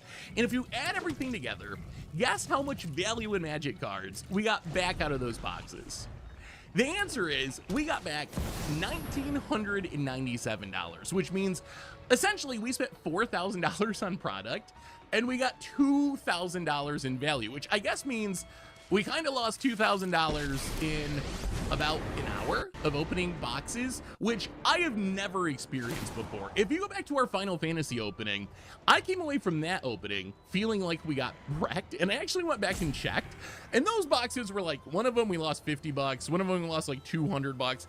It wasn't good, but it was also nothing like this, and I knew things went off the rails with this opening as soon as I started pricing things out, literally on box 1, because if you go back to the beginning of the video, I remember saying, okay, I think box 1 is our best box. That's been our best box so far. Box 2, box 3, I don't think they're as good. So as soon as I started adding things up, and I saw that box 1 came in at negative $253, I knew that we were super screwed. And that's how it turned out. Box 1, negative 253. Box 2, negative 507. Box 3, negative 373. Box 4, minus 442. Box 5, minus 428. So we were consistently losing like half of the value that we paid or more on every box. And our good box, in the good box was a box where I think we opened 3 cards that were worth more than $100. We literally, outside of fitting the $800 super rare costume change Spider-Man cards, or like the $20,000 incredibly rare, like serialized card style rare golden soul stone, we were opening the most expensive cards you can get in the entire set, and we still lost $250. If that is not enough to break even, I don't know how you can, outside of just literally opening something that's serialized card scarce or close to serialized card scarce. So if you add all this together, please do not buy Spider-Man boxes, like seriously. And this is not me saying this is like, don't buy it because I don't like the Spider-Man set. Whatever, spend your money however you want. From a financial perspective, from someone who wants to be able to pay their rent next month, don't buy these boxes because they are just not a good value proposition at $800. If they drop down to like $500, go ham, have fun, do whatever you want. I love the cool treatments. The cards looked amazing. The value's just not there out of an $800 booster box. So anyway, that's our Spider-Man booster box opening. Oh, it was a rough one. Of course, if you need any Spider-Man cards, what you should do is just head over to our sponsor Card Kingdom and pick up the singles you need. Anything we open today, you're going to be able to find on their website. So head over to cardkingdom.com/mtggoldfish, pick up the singles you want, skip the booster boxes. And of course, if you need to sell some cards, and after how this opening went, I am definitely going to have to do this, you should go over to cardconduit.com/mtggoldfish. That's way easier than buy listing. So anyway, everyone, that's Spider-Man. That is how to lose $2,000 in about 55 minutes. And yeah, that's been our video for today.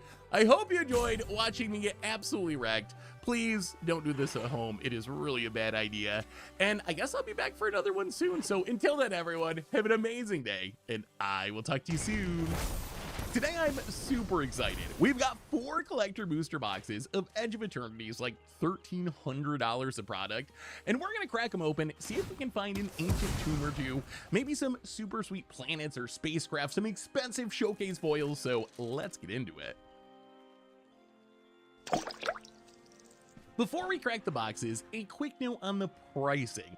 So the way I price boxes when we open them during pre-sales, when prices are super high, is I take the current retail price of the cards and I knock 40 to 50% off, because that's on average how much a set drops in price once it's opened and all the supply gets on the market. In the distant past, I used just straight up pre-sale prices, but that made it look like every box was worth way too much because you can't actually sell cards for its pre-sale prices and prices drop super quickly. So that's how I'm doing it for now. It's not perfect, but it usually gives us a relatively close approximation of where cards are actually going to end up. But anyway, let's crack some boosters. Here we go. Box number 1, Edge of Eternities. I gotta say, I have been waiting for this one. Final Fantasy's cool and all, but for me, what I like the most is space. The art in this set, I swear, I know I've heard a lot of complaints about Magic's art recently. People say it's worse than it was, you know, in the 90s or whatever, which I think is partly nostalgia and partly I agree in some cases, like Ether Drift art. My God, but like the flavor of that set was so bad. Oh my God, I hate that set.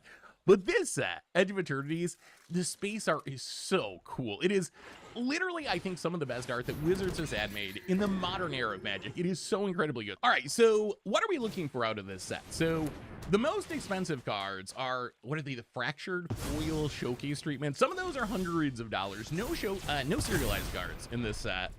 And then the land slot has some pretty expensive cards, especially if you get the borderless poster version. Those are the highest end version. My God, I'm opening that pack horribly. All right, here we go. Oh wait, did they reverse? They reversed the order. That's kind of cool. It used to be with collector boosters that the best card was right in the front, but they switched it around, which is sweet. Ooh, all right. I swear these lands to me, they're so good. They look so nice, but they look like unset lands to me. It used to be you had to buy an unset to get lands like this, and now you can just get them in Edge of Eternities. I think they're worth a few bucks too, the foil ones. Well, all right, here we go. Loading Zone foil. Baloth Prime, one of the commander cards. Bioengineered Future, pretty sweet in a +1/+1 counter deck. Oh my god, oh my goodness, look at that foiling in there. Oh wow. Gemstone Caverns, I'm pretty sure second most expensive card on the land sheet behind Ancient Tomb, and man, it looks sweet in foil. Oh man, what a cool card. The outer space art really makes this set for me. Like that's what makes me most excited, is just cards like this look so good. Well, that is a hit. Weapons Manufacturing, probably gonna be a good against odds cards, and Robot Token. Well, first pack off to a good start with the Gemstone Caverns. All right, pack number 2. Let's just keep doing that. I think you get, I believe, a card from the land sheet in every pack, right? I believe that's how it's supposed to work. Well, pack 2, we're mostly going to just skim through the commons and uncommons, since there's a couple of uncommons that are in like the $2 price range right now, but there's nothing big value-wise. I think this is actually one of the $2 ones, the Umbral Collars outlet, one of the best sack outlets we've gotten in a while. All right, what do we get here? Island. In Space. Warmaker Gunship, kind of a bulk rare. Ooh, Hearthhold the World Seed. So this is extended version of one of the commanders from the commander set. I don't know if it's worth much. Sometimes the extended commanders are worth a little bit. Space Time Anomaly, one of the best Hopestium cards we've had in a while. Ooh, Eldrazi Temple. Okay, not as good as Gemstone Caverns, but still a hit. Pinnacle Starcage, and a robot. I think the land sheet, this set's really interesting, because normally you're hoping to hit a serialized card, right? No serialized cards in this set, as I mentioned before. However, and these packs open differently. Ooh, art card. However, there are still like $400 or $500 cards on the land sheet. The land sheet Ancient Tomb Forest is the big one. Okay, random black thing. Moxite Refinery, Pain for All, one of my favorite cards from the set. Turn anything into a stuffy doll is a cool idea. Blink Moth Nexus. Oh, okay. Talk about value. That is, wow, look at that galaxy foil. Look at it, looks like you're in outer space. It looks, at first I was like, oh, these cards look so dark, but I think that's like to make them look outer spacey, right? It looks like stars are shining. It looks like planets in the sky. It's so, oh my God, what a card. The only thing I will complain about, that is, I mean, that's a hit. That is a hit. That is a Galaxy Foil Breeding Pool. I don't know the exact price, but I'm imagining it's got to be 100, I would say, maybe. The only thing I will complain about with these lands, oh, this was supposed to be the good pile. The only thing I will complain about with these lands is they do look a lot like the ones we got in Infinity not that long ago. They do look very similar, but they still, I mean, they look spectacular. Okay, more Galaxy Foil Fetch lands, please. Or Shock lands, I mean. More Galaxy Foil Shock lands. Will not complain. Even the basics just look sweet. Look at like how the colors pop. They just look so good. Singularity Rupture, very crim card. Surge Conductor, 0 Point Ballad. Okay, Mystifying Maze, one of the worst of the land sheet cards. Ooh, Tanix. Ooh, I think this is actually an expensive card. That is Showcase Foil Tannic.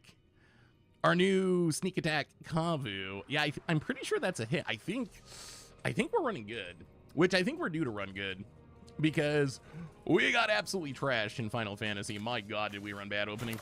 I mean, the problem with Final Fantasy was just too expensive. I don't even know if we ran that bad. It was just, that set was so ridiculously expensive to open. $1,200. These are back down in the like just over $300 price range.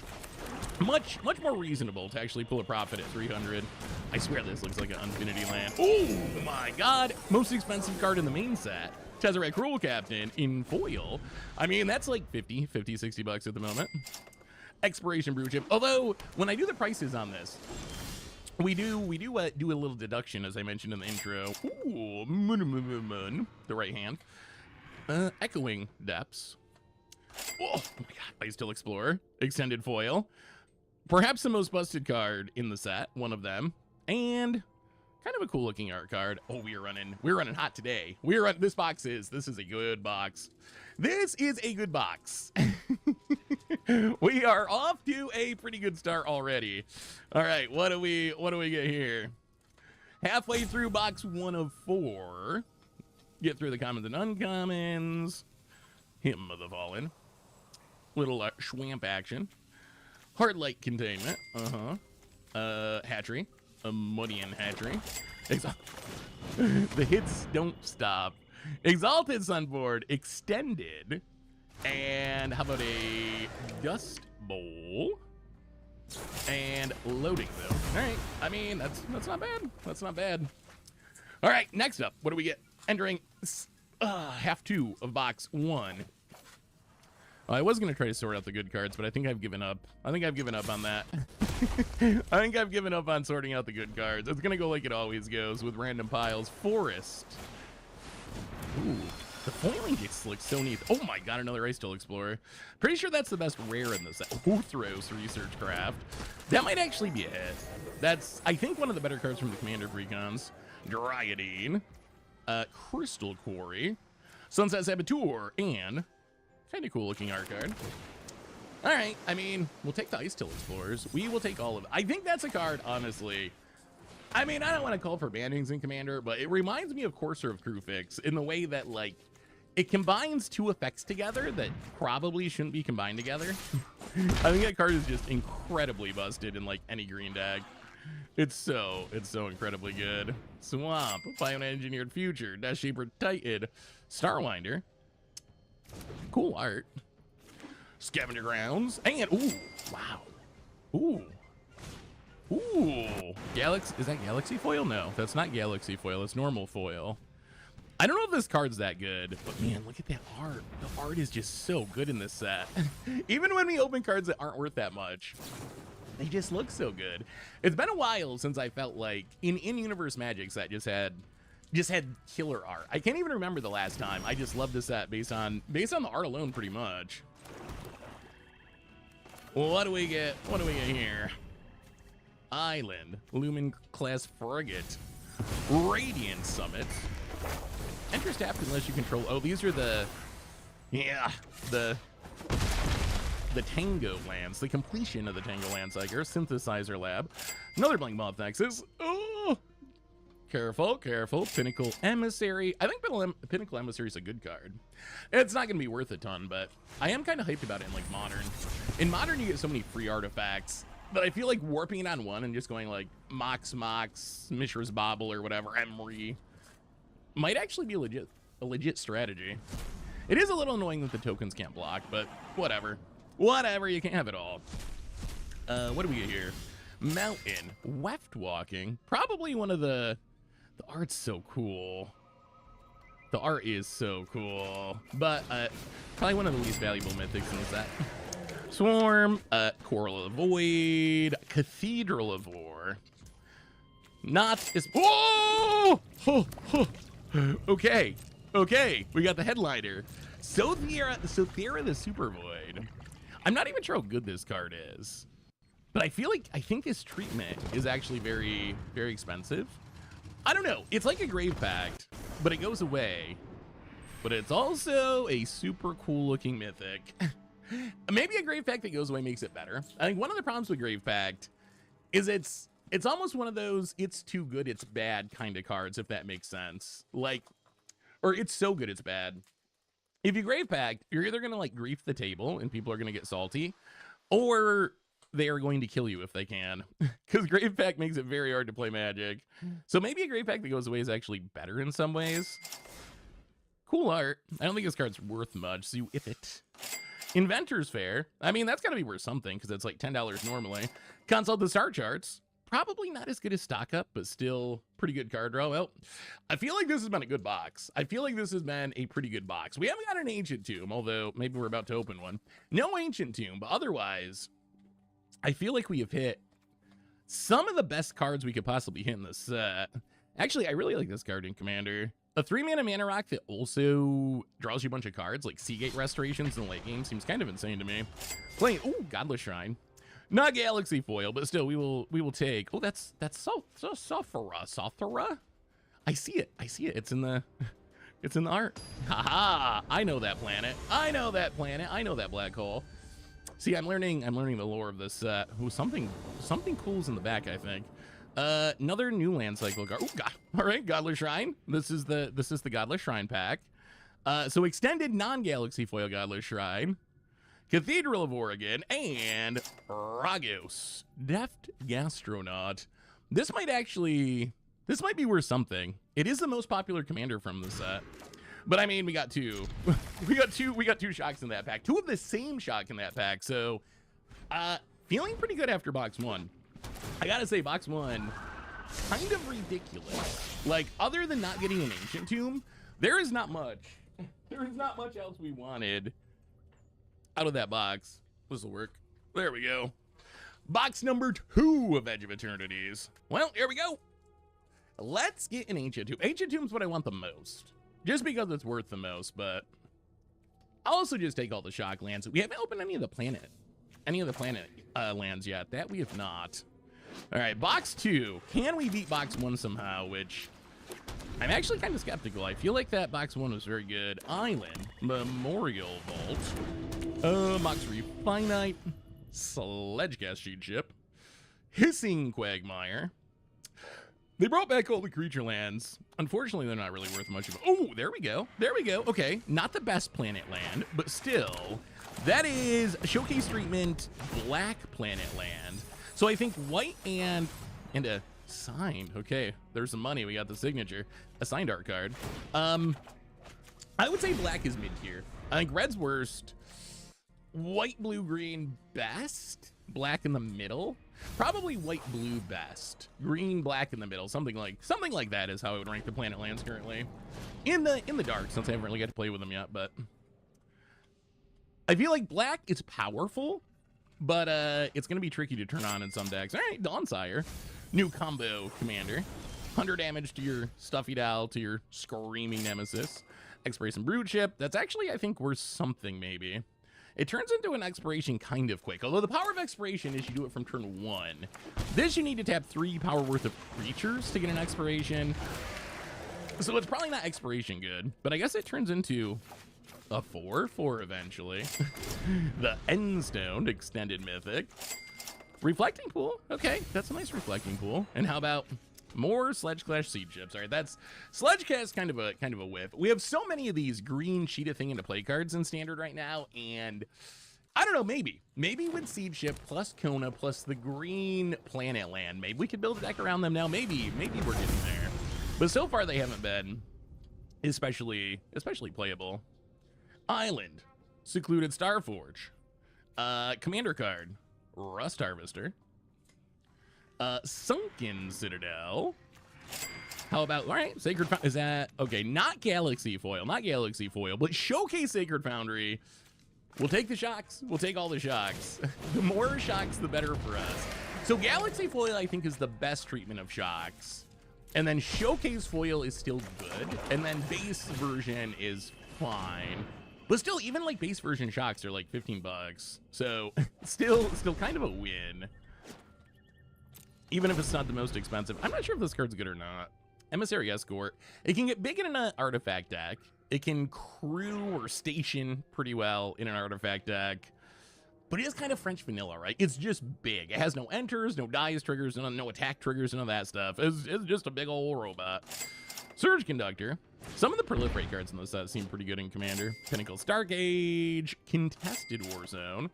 In foil, the art's cool, the card kind of sucks, and a Looming Class Frigate. Ooh, all right. So far, this box feels way worse than the first one.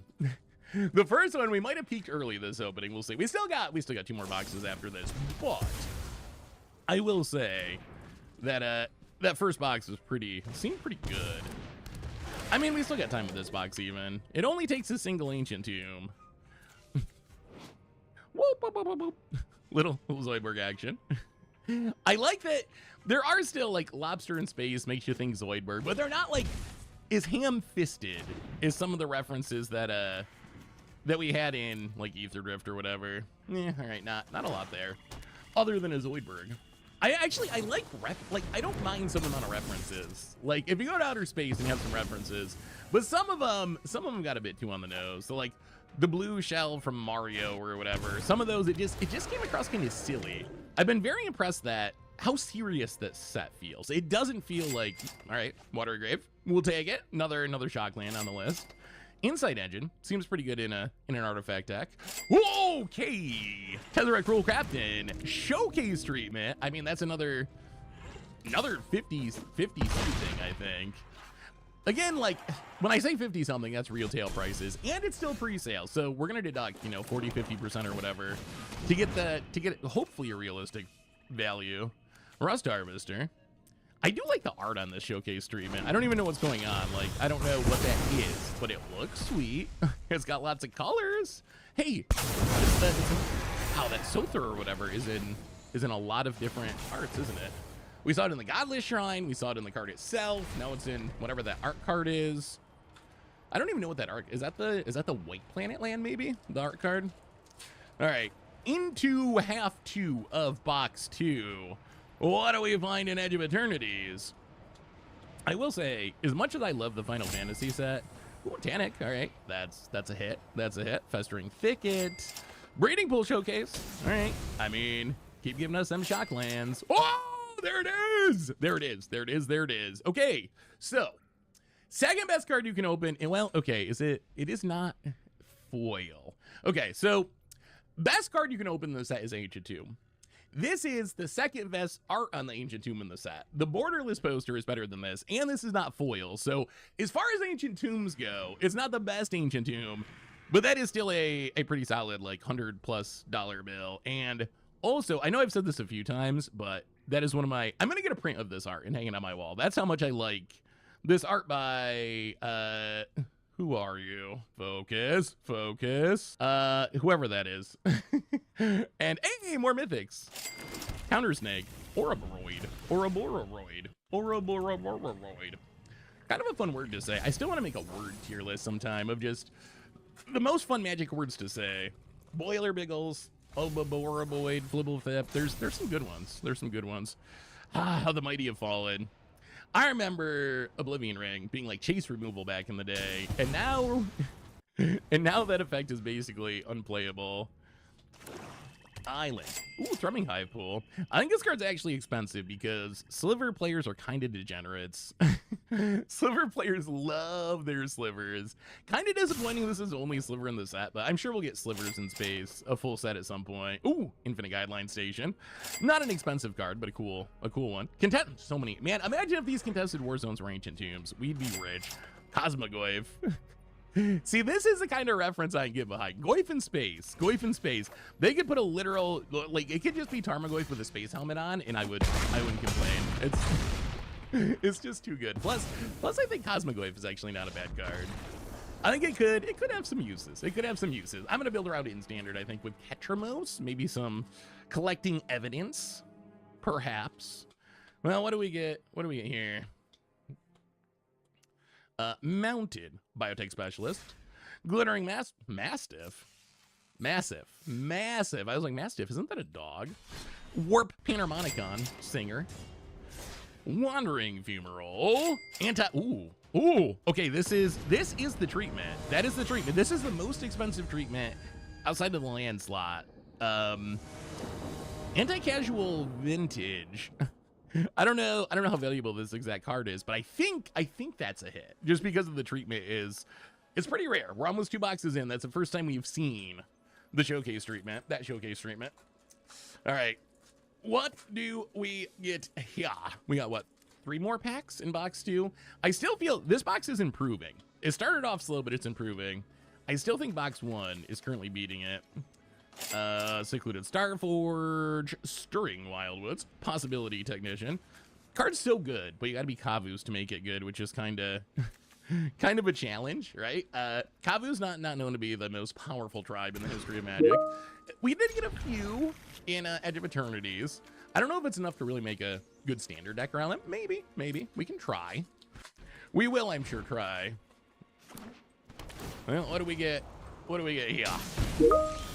2 packs to go in box 2, Swamp, and Panharmonicon, dude, at Baloth Prime. Possibility, hey, same cards. Hey, Blast Zone, okay. Not super expensive, but cool treatment. Infinite Guideline Station, foil? All right, hey, there it is again. Sothra. They put it, it is throughout the set, isn't it? It's a recurring motif. It's a motif. Put it in the art. I like how cohesive this set feels, though. It feels like a unique Magic set that happens to be set in space, and I think that's actually awesome.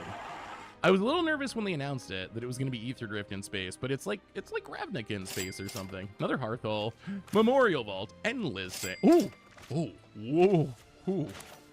Man, that showcase treatment looks cool. Robostars, it looks heavy played. It really does. Oh, I hope they do more of these. Having near mint cards look heavy play is so cool. Robostars, normal treatment's like 10, 15 bucks. I imagine this special guest treatment will be more just because how awesome the art is, but we will see. I love the worn look is so cool. It looks like an old magazine, which is what they're going for, an old book. Well, that's box 2. I think box 1 is still winning right now. That would be my guess. If I was gonna guess, I would say box 1 is still in the lead. But I don't know. We got the Ancient Tomb in box 2. Actually, we might have had 2 good boxes so far. I think it's possible we've just had two solid boxes, which, again, after getting absolutely hammered on Final Fantasy, we will not complain. All right, box 3 of 4. What do we find in box number 3 in our Edge of Eternity collector case opening? Get through. This one's for Krim. He loves his corgis. He loves his corgis. Swamp, Requiem Monolith, Scouring Swarm, and so many Infinite Guideline Stations. Oh, Gemstone Caverns. Okay, I mean that's a hit. That is the second best on the land sheet, I believe. Oh, Japanese showcase. It's a Waifu Monicon. In some ways, the best Panharmonicon. In other ways, the worst. And what's up with those ears? I don't even know. Well, I don't know how much that, so I don't think that the Panharmonicon creature is super expensive, but it might be expensive just because of that treatment. That treatment might actually carry. Plus, one thing we've learned in the last couple years is people love their anime cards. It's kind of wild how much people love their anime cards. As someone who doesn't really watch anime, although I watched Death Note. Oh, Breeding Pool Showcase. So we've hit a lot of breeding pools and Godless Shrines. Creeping Arpit. Oh, Tarpit, the spacecraft is over at IC. Hey, make it to the moon. Okay. Now that is a special guest. First time coming to Magic Arena too. And that guy, he is actually blood mooning that planet. And this guy looks horrified, but hey, that's what your opponents look like when you blood moon them. That's a pretty good no. No. My home, my lands, they're all mountains. That's what I imagine my opponents doing when I drop the turn 2 blood moon. All right, what do we get in this pack? What do we find? Astro Reclaimer, not as good as the token copying one. Another one of the lands. Anti-Casual Vestige. Deserted Temple, might be worth a little bit. I see some fringe play. Lumen Class Frigate. I feel like this card's not actually that good. I mean, anthems are already like not that heavily played.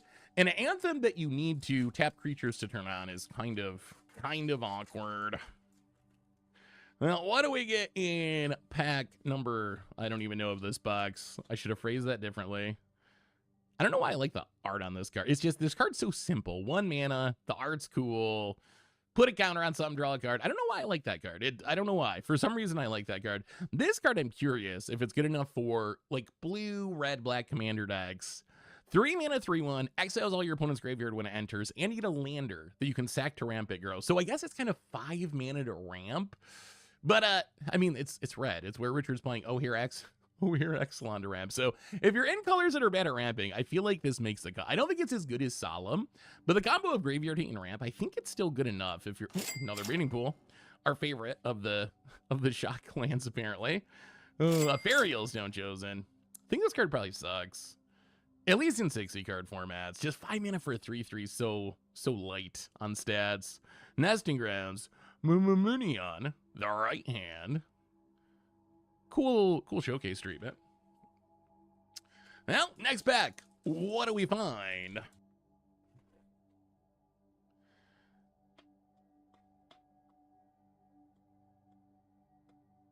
Forest, Secluded Starforge, Long Range Sensor, Elegy Acolyte, Lava... Man, that art's cool. Lava Claw Reaches. Probably worth like 50 cents or something. Maybe this version's worth a little more, but boy, that art's good. Synthesizer Lab Ship. Yeah, all right. Actually, I feel like so far, this is our weakest box. I feel like box 1 was a banger. Box 2, I think it's actually also a banger, and we did really well. Box 3, you gotta pick it. You gotta pick it up, box 3. You gotta pick it up. Or we're gonna vote you out. We're gonna Among Us you. Oh, Pain for All, cool card. Another Hearthal. Inquisitor. Lightstone Inquisitor. If you want a hot take, I think this card is way worse than it looks. Its ability looks appealing, but I think it actually is going to play a lot worse than it looks. Cathedral of War. Stop. Okay. I mean, it's a shock. Man, we've gotten so many shock lands. It's a shock. It's a showcase shock. It's got to be worth a lot. Sadly, not Galaxy Foil. Galaxy Foil would have put it over the top, but still, Showcase Stomping Ground. That's a hit. That's a hit. That is a hit. All right, let's keep it going. We've gotten a ton of shock lands.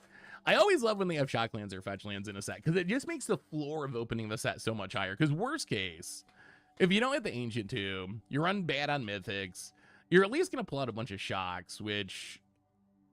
Is that Galaxy Foil? No. No. Wait. No. It just... Yes? Oh, it is. Wow, it looks kind of Galaxy Foil-ish. Hey, there's a Planet Land. White Planet Land, which I actually think is one of the better ones. I think you can play in artifact decks and constructs to make it easy to turn on. Backup Commander. Zoidberg. Oh, Wandering Fumarole. And Entropic Battle. I wish this card cost 1 less mana. If that card costs 3 mana or 2 mana, I think it would actually be really fun to build around. At 4 mana, I'm a little skeptical that it's actually going to be good enough, but I guess we will find out. I think it's just a little too slow, because in a discard deck, by the time you get to that amount of mana, hopefully you've already emptied your opponent's hand. Well, another thrumming Hive Pool for all the Sliver fans out there. Festering Thicket. Pinnacle Star Cage. High Market. Okay, on the land sheet. And Possibility Tech. All right. I mean, High Markets, I do like a lot of the lanes are playable. High Market's a card that I put in commander decks on occasion, not in every commander deck, obviously, but it's still kind of a playable card, even if it's not super valuable. What do we get in our next pack here? Plains and Emissary Escort. Planetary Annihilation. Sludgecast Steamship. Shambling Vents. And Rust Harvester. Ugh. All right, that was not a pack to remember. That's the funny thing about collector boosters. Some of the packs you open like $500 of value. Other packs you spend what, $35 and end up with like $2 of value. And that was I think one of the $2 in value type packs. But this one, Munitions Massacre. Utheros Research Craft. Hey, okay. I mean, it is a planet land. Unfortunately, it's the red one, which, my god. Red always gets the Meteor Crater, Anti-Casual Vestige. Red always gets a short end of the stick in land cycles. I think if you went through every utility land cycle and ranked them based on which color got the least powerful to most powerful member of the cycle, I think you would find that red is the worst overall. There are a few cycles, like Ramonap Ruins, that red actually came out ahead, but I think in general, red tends to get the worst member of land cycles. Sometimes, like, hilariously so, too. Devastating Onslaught. Depth Shaker Titan. Memorial Vault. Hey, oh my god, oh my god. Okay. Remember me saying when we opened that last Ancient Tomb that it was pretty good, but it was not the most valuable version of Ancient Tomb.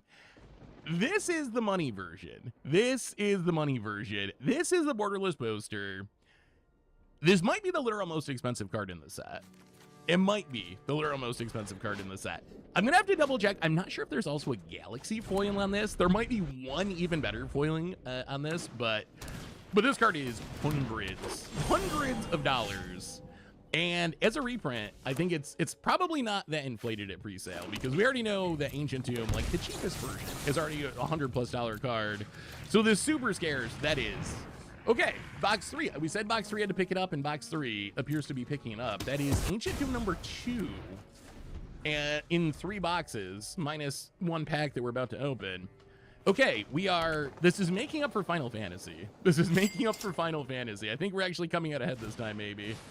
Celestial, or Crystal Quarry, Memorial Vault, and Tezzeret art card. All right, well, the bad news is, I'm not sure how our last box can possibly match up to what we've already opened. I don't know how it can happen. We have already ran so well that I'm not sure how we do not end this video with a disappointment. If this box somehow tops the first 3, this might be our best box opening we've ever done value-wise. I think that's actually true. Well, all right, here we go. Let's see if box 4 can somehow beat the odds. If we open 4 good boxes, that's probably the first time that's ever happened to us, honestly. Usually get like 1 or 2 good boxes and then a bunch of jank boxes, but this has just been, it's been all great. Every box has been great. My Phone Harmonizer, Bonder's Enclave. Okay, that's kind of a dead pack. Oh, I knew it. I knew box 4 was gonna get us. You can't always run hot. The house always wins in the end, they say. All right, let's see. Let's just get one more. Is it greedy to ask for one more Stomping Grounds? Okay. Brood Ship, Lumincast Frigate, so many of those. Lotus Field. I mean, Lotus Field's sweet and playable. Probably worth a few bucks. Bioengineered Future. Is it too greedy to ask for a third Ancient Tomb? An Ancient Tomb a box. If you get an Ancient Tomb a box, the set is incredibly valuable. Okay, I mean, I think we've done well enough, though, that even if this last box does flop, I think we've still had a really good... I'm feeling very... Usually I'm kind of like, maybe. I'll be back. We'll wrap it up. Dominion Bracelet. Equipment Mindslaver. Horizon Explorer. Hey, Water Grave Showcase. Okay. Give us some Shock Lands. Eldrazi Temple. Sure. And Pain for All Extended Foil. Pain for All is one of my favorite cards in the set. Not one of the most valuable cards, but it is one of my personal favorites of the set.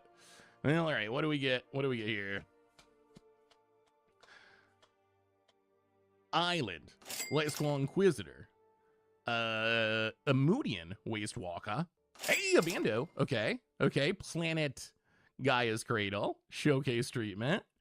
I mean, that's a hit. It's not foil or anything, but still Crystal Quarry and 0 Point Ballad. I'm not convinced 0 Point Ballad's actually good. I'm not convinced it's like Mythic Massacre, except you lose life instead of gaining life. I guess it's a little cheaper, which is nice, but I kind of feel like it's... I don't know, it can be a sideboard card. I don't think it's like unplayable or anything, but I just don't think it's... I don't think it's that good. I don't even know if it's like a main deck card. It might be just like a sideboard card against aggro. Really good against like Convoke or whatever, like a go wide deck. Starwinder, Planetary Annihilation, Requiem Monolith, Sunken Citadel. Ooh, Beyond... That art's so good. It's so good. Sadly, it's the Return of Sunfall, although it's powered down enough. Man, I love that art. That's another one. There's like 20 pieces of art from this set I want to print of. I'm gonna have to buy some prints for my wall. I love the art of this set. It's just so good. Shout out to, I mean, I guess Wizards, but also all the artists. Y'all killed it. In this set. What do we get here? Servandum. Definitely building around this in Standard with Petrimos. In Spirit, Flagship Vessel. Playing that one for Commander Clash. Sammy, Terrain Generator. Hey, Famished World Sire. Okay, extended foil. I mean, it's Mythic. I think there's... Ooh, I might have to keep that art card just because, man, it's so good. I don't even like art cards. I don't even care, but this set got me. The art on this set just got me. I know I've been gushing about it, but still, it got me. It's just so good. Ooh, all right, we have less than half a box to go. This is half 2 of box 4, our last box. So far, box 4, I think, is our worst box. The Sirmia, Patrolling Pacemaker, the Eternity Elevator, Nesting Grounds, Sunstar Chaplain. I knew it. I knew we were due. We were due. Our first 3 boxes were so good. So good. That I knew our luck had to run out. There was no way you can open 4 banger boxes in a row. That is just beating the odds too much. We still have 5 packs though. All we need is one more Ancient Tomb, Magic Gods. One more Ancient Tomb. One more Ancient Tomb. You can do it. One more Ancient Tomb. One more. Forest. Synthesizer Lab Chip. Surge Conductor. Beyond the Quiet with the cool art. Grove the Burden Willows. Hey, okay. I mean, Sliver Overlord. I think that's like a $50 card or something. I'm pretty sure Silver Overlord is very expensive. Doesn't look as worn as other ones though. Still looks cool though, but cool treatment. Special guest Sliver. All right, down to 4 packs. I mean, 4 more shots for an Ancient Tomb. Is there anything else we really wanted to open that we haven't opened? I would take another Galaxy Foil. Galaxy Foil Shock would be sweet. We've only actually gotten 1 Galaxy Foil, but it doesn't feel bad because we got so many Ancient Tombs. Famished World Sire, that's a hit, I think. Festering Thicket, Munitions Massacre, Raging Ravine, and Diatrine. All right, another bulky pack. Well, 3 more shots. 3 more shots at glory. Actually, I think we're gonna open something else good. I don't know why.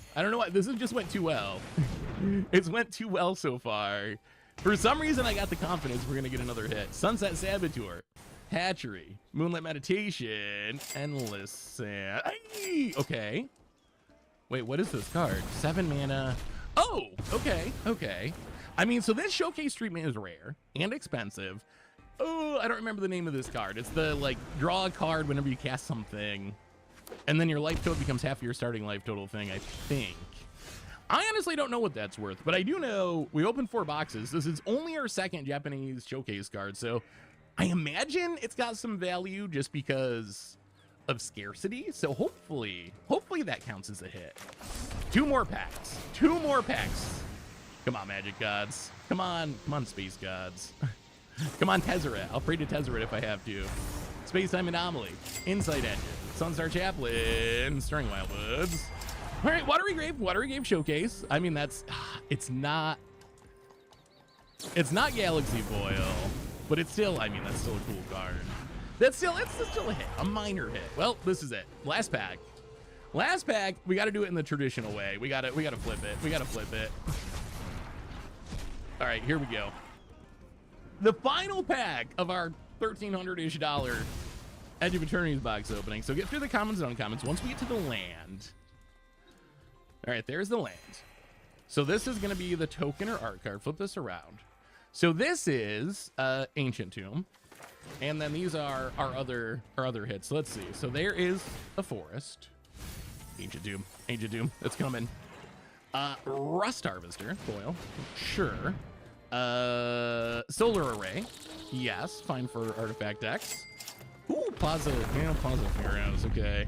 Not a great card from the land sheet. Loading zone. All right. Ancient Tomb. Well, okay. Not an Ancient Tomb, but we will take a foil showcase planetary land, Avanda Waking Haven, the Gaia's Cradle. I will say, and I don't know the numbers, but just I am feeling really good about this one. Final Fantasy, I came away from it feeling really bad, like we got wrecked. And we did get wrecked. This one, I think box 4 was the weakest, but I actually think boxes 1, 2, and 3 were all above average boxes, with 1 and 2 being like really banger. And no, actually 3 too, because of that, the Ancient Tomb. I think the first 3 boxes were like very, very good. The last box was probably medium. And in the end, I think we kind of crushed it, but that's something for Future Seth to figure out. I'll be right back. All right, Future Seth here. You can tell because Future Seth is apparently one of those super cool guys that wears sunglasses inside as he's editing YouTube videos. Here to wrap up our Edge of Eternities opening.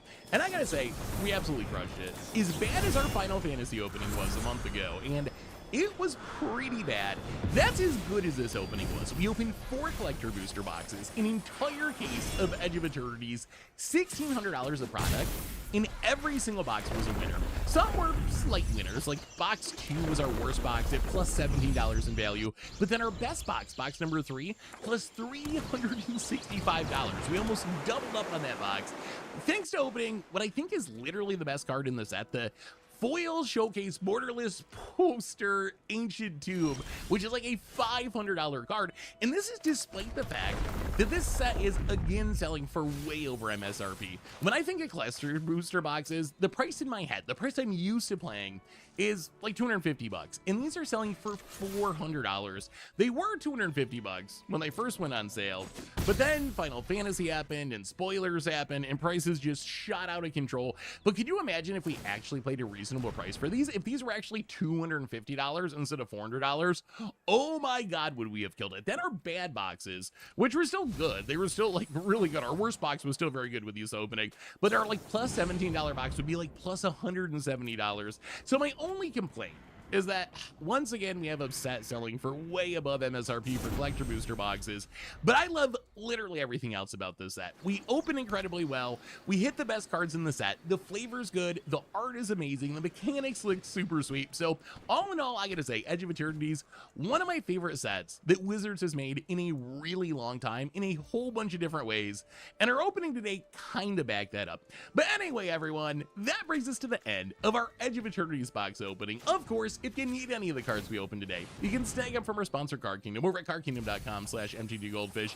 And if you need to sell some cards, maybe to buy a $400 booster box of Edge of Eternities, which probably shouldn't do that, just get singles. That's a smart thing to do. But if you need to sell some cards, head over to cardconduit.com/mtggoldfish. They make it super easy to sell your cards. So anyway, everyone, thanks for watching. I hope you enjoyed it, and I'll be back soon with another one. Until then, have a spectacular day, and I will talk to you soon. Looking for even more Magic Queen? Find our Final Fantasy opening here, or maybe the video where I bought a collection from someone who slid into my DMs. Ether Drift is finally here. How do the gold borders look in person? What about this super wacky treatments? Can we get a serialized Ether Drift? Let's crack open some collector boosters and try to find out. It is Ether Drift time. I'm very excited to see these treatments in person. That is what I'm most hyped about, because some of the treatments, especially the gold border cards, I don't think the internet does them justice. So this is my first time actually seeing them in person, and I feel like they might look pretty cool, but we will see. So we got 5 booster boxes to go through. This is box number 1. We should have, the box topper pack. All right, are we gonna be, we gotta save it for the end, right? We gotta save it for the end. It's gotta be a reward for getting through this box. So this set, very difficult to figure out where prices are gonna land, because it's hard to tell if this set's busted or if it's the opposite of busted. There's a lot of vehicles, the mechanics are tricky to figure out, so I am really not sure how this ends up, but we're gonna get a sense as we crack these open. So, pack number 1, Ether Drift, we get Perilous Snare, extended foil, Quake Feast. All right, well, not in foil, but in Gorosaurus. This card's wild to me. That treatment does look pretty cool, I guess. The art's super cool. This is like one of the most obvious examples of power creep on a card that I'm not sure is going to be playable. 5-mana 8/8 trample is so big, and you got the cycling ability, but green creatures are just not good in standard. Pema Trailblazer. You really want the commander cards in foil. So if you look through like the collecting article, Count on Luck, this is actually one of the more expensive rares in the set at the moment. We'll look at Chandra's hair glow. There's our buddy. There's our buddy Loot. Nothing of note in the lower rarity slot in this set, I don't think, as far as value. But yeah, so the biggest winner, obviously serialized Ether Spark, which not likely, but it could happen. And then Japanese Fractured Foil Showcase is number 2. We get Curse Cloth Wrappings. I love this card. One of my favorite cards in the set. We do not get the sexy mummy version, unfortunately. I mean, I guess that mummy is looking all right, but But yeah, being able to make a token of anything in your graveyard in a token deck. Hey, there is our artifact birthing pod. Still not sure how good that card is, but it is cool. All right, there we get a Waxen Shape Thief. What is that one? Oh, it's the clone. The downside of this treatment is all these cards look this like at a glance. I mean, I guess this one looks more like a dinosaur, but boy, they look very... I mean, it's weird art with a weird border. Hard to tell those cards apart a little bit. What do we get here? Ooh, Lost Monarch of Ifnir, one of the commander cards. So, my understanding of the commander card slot, you can get extended foils like 10% of the time or something. Those are the ones I think are going to actually be most valuable, because remember, a lot of people buy the commander precons, but the commander precons, I feel like this is a good constructed card, Voyager Guide card, but a lot of people buy the precons. You don't get the extended version, you don't get the foils. All right, so now we get the lower rarity showcase cards. We get a mountain, a Razor Mountain, and random commons and uncommons. All right, well, I also think the box topper has potential to be super valuable. It's going to be really hit or miss because you only get, what, 2 cards or something? And I think one's like a land. I don't know, something like that. But if you hit a high-end one, I think those cards, because they only come as box toppers. Wow! Okay, most expensive card in the set. Is that I don't think that's Fractured Foil. Oh my goodness, look at that Lotus. Oh, that looks so good. Oh my goodness. This card's so busted. The card's like 40 bucks right now. I think the card is even more busted. I think this is like legitimately a broken card that could get banned someplace. Like, oh my goodness. I'm surprised. It was definitely not what I expected from the Lotus. Definitely not at all what I expected. I was expecting some 0-mana max speed thing. Not what I expected, but even more busted than I expected. Regal Imperiosaur. This card currently expensive, although I feel like it probably won't be as expensive once things settle. Mecteshing Core Guidelight. One of the better max speed cards, if you can turn it on. Pianalar Chief Mechanic. One of the commanders from the energy deck. Wait, is that? Look at that corner. Is that bent? Oh, that's just... no, there's just a very light spot. It makes it look kind of bent, but it's just a light spot in the art. Waste Not Verge. I mean, all the Verges are going to be hits. They're not like super high-end lands, but they are high enough end that we're going to be happy to open them. And then all the lower rarity stuff. Yeah, I don't think there's anything in the lower rarity slot that's actually worth enough to make our price calculations. Well, Lotus is a hit. That is a huge hit. And like usual, we'll do our price discount to try to keep it right. Ooh, wow. Okay, Loot the Pathfinder. This card I think is kind of broken. I'm not the biggest loot fan. Actually, kind of the opposite. But I think this card is actually really, really strong. Start blinking it and you just get so much value out of it. Ooh, Gantine Night Minister. Some nice Richard Kane Ferguson art, one of my favorite Magic artists. The thing I love about RKF art is you know it's RKF art as soon as you see it. He just has such a unique style, kind of ghostly. Guardian Sunmare. I wish this card was good. I feel like it's not. I feel like there's too many hoops, but it is a cool design. Nissa World Soul Speaker. I think this card is actually kind of busted. 2 energy for every land, and then for you can pay 8 energy to cast your spells, your permanent spells. I feel like in an energy deck, this card's so insane. Web Striker Elite, Power Creepy, Retease Hole Drifter. gotta get the memes in there. Gotta get the memes. Call back to Mull Drifter, obviously. Well, we're about halfway through this box, and I mean, I feel like we're doing okay, right? We got a loot, and we got a Radiant Lotus, so we've hit two of the best opens so far. The other big one, of course, is Ether Spark. Market Back Waka. I feel like this is the worst of the XX artifact creatures we've gotten so far, but it still could see some play. Oil Deep Gear Hulk. I feel like this card's super underrated.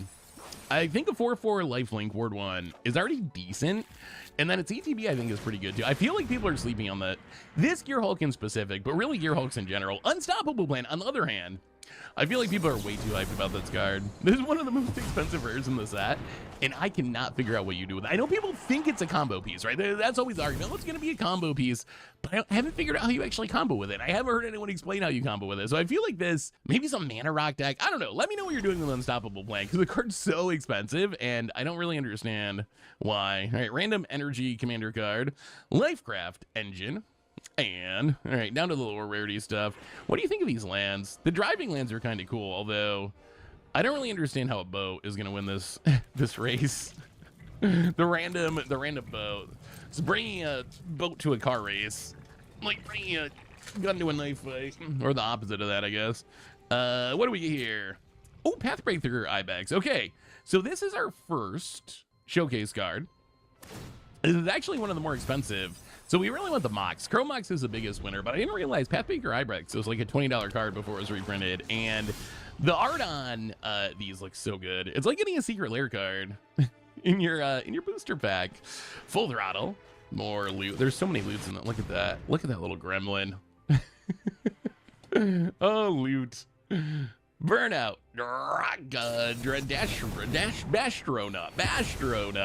One of the better Start Your Engines cards. Rampaging Aetherhood. Burnout, okay, well, I guess we're building a Start Your Engines deck since we have two of those. And lower rarity cards. Cool, they brought back Spell Pierce. Not really worth anything because it's been reprinted a bunch, but that is a card that is impactful to Standard. All right, so we are a little more through a little more than halfway through box number 1 of Aether Drift. Still no, okay, Unstoppable Plan. Still no serialized Aether Spark, although I feel like the odds of getting, ooh, that's a nice looking Verge, extended River Pyre Verge. On Wings of Gold, one of the commander cards. Waxen Shape Thief. I feel like this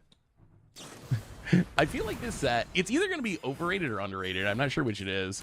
I think it's more likely to currently be underrated than overrated, but I think it could still go. It could go either way. Serialized cards, I believe they've gotten scarcer, right? Boom Mobile. Infinite combo, infinite mana payoff. If you make infinite mana, this does win the game. There's some janky combos. Caradora. Possession Engine. Adaptive Omni Tool. Wow, another Radiant Lotus. Okay, well, that's Radiant Lotus number 2 in foil. This is going to be a good box. I think anytime you get 2 Radiant Lotuses in your box, you're off to a good start. But I was thinking about this. So in this set, there's one serialized card, right? Only the Aether Spark. That's the only serialized card in the set. In the past, like a year ago, we'd get 5, 10 serialized cards, serialized to 500. So that has to mean they're scarcer, right? Now there's only 500 total serialized cards, when in the past there was like 2,500. So unless they're selling way less boxes, then it's just harder to get a serialized card now than it was. Winter Curse Rider. Was not expecting Winter to come back as a ghost. The Speed Demon. I actually think this card's pretty good. In Commander, in specific. I don't know if it's good. I don't know if it's good in Standard. I'm a little scared in Standard that it might just kill you. 4 damage if your back speed is a lot on your end step. Demonic Junker. I think this card's actually insane.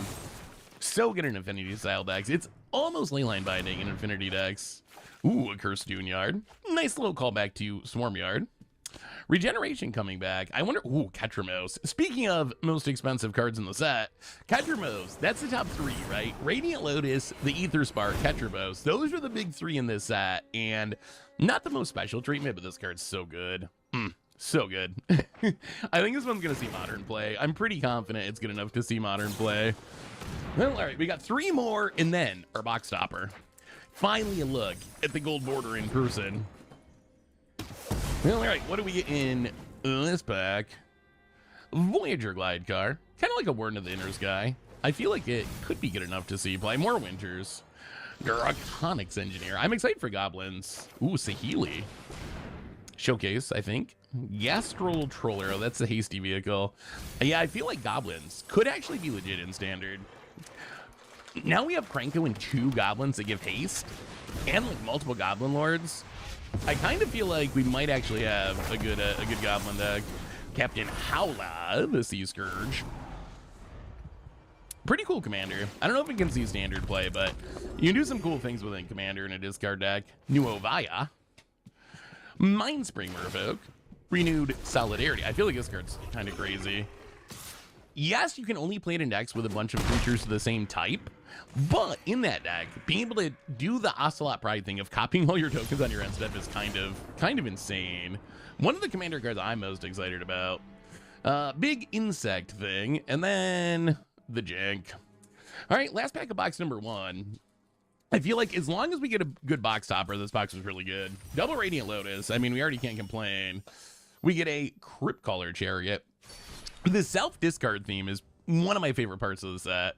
That's just not something that's been rewarded much throughout Magic's history. Usually, you get payoffs for making your opponent discard. Pretty rare, though, to get payoffs for making you discard. Definitely going to be cool to try to build around it.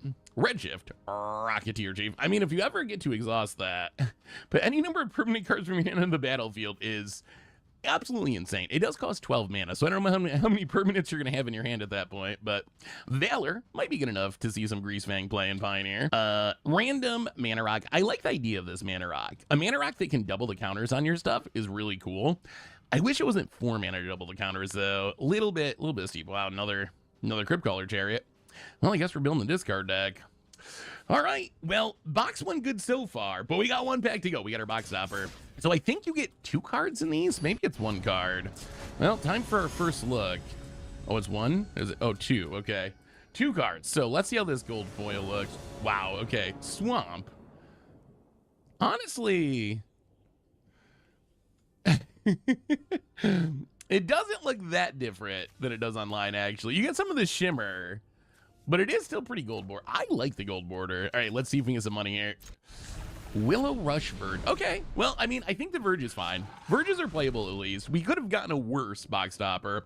Not the best box stopper. This is yellower than I thought. This actually, honestly, yeah, you get the shimmer, the foil a little bit, but it looks yellower than I thought it would. Would you play these? I know these are so controversial. I like them.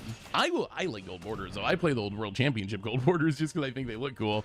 So I already think they look sweet, but I'm curious what y'all think, because I have heard a lot of people not especially liking them. Well, on to box number 2. Box 1, I mean, obviously not the best possible box. No serialized card or anything. Box stopper kind of mid, but fine. But I think we ran well with our mythics. That part, at least, we did well. Hitting a double Radiant Lotus, gonna do that. So I want to say that was a above average box, I would say. All right, box number 2, pack 1, Culloden Triumph Caster. I think this is one of the cooler vehicle build rounds. Some of the vehicles and mounts we talked about, where it's like, oh, that card's really cool. Another unstoppable plan, good for value. That card's really cool, but it's just too much to saddle. It's too much to crew. I feel like Culloden kind of solves that problem. Like with the giving haste and automatically saddling and crewing thing, I feel like that makes it a pretty exciting build around. Maybe it's just a commander thing. Maybe it doesn't make it in standard, but I feel like it's interesting enough to try building around. Ooh, those Verges do look nice in extended border. Very nice. The Speed Demon, second one of those. Ooh, double. Okay, double showcase treatment. We've opened a lot of these clones. This clone is everywhere. Another Amplifier, another Verge, and the Jank. So what do y'all think of this set? Are you buying a box? Buying singles? It's a very interesting set. Not exactly what I was expecting. Gas Guzzler. Ooh, foil. Okay. The foil showcase cards are relatively rare. Non-foil, not super rare, but foil I think are pretty rare. Another Winter. This is the card. The Culloden. This is the card I think Culloden might make work. The fact that you can piece this in, have it automatically be saddled, and tutor something out of your library. We'll see if it's consistent enough, but it's definitely a deck I'm planning on building. Ooh, Temet. Knucklemoon's Will. Oh, this is the, okay, not as good one. The other zombie commander is really popular. The one that like eternalizes stuff. This one I think is still fine. The other one I think is so many winters.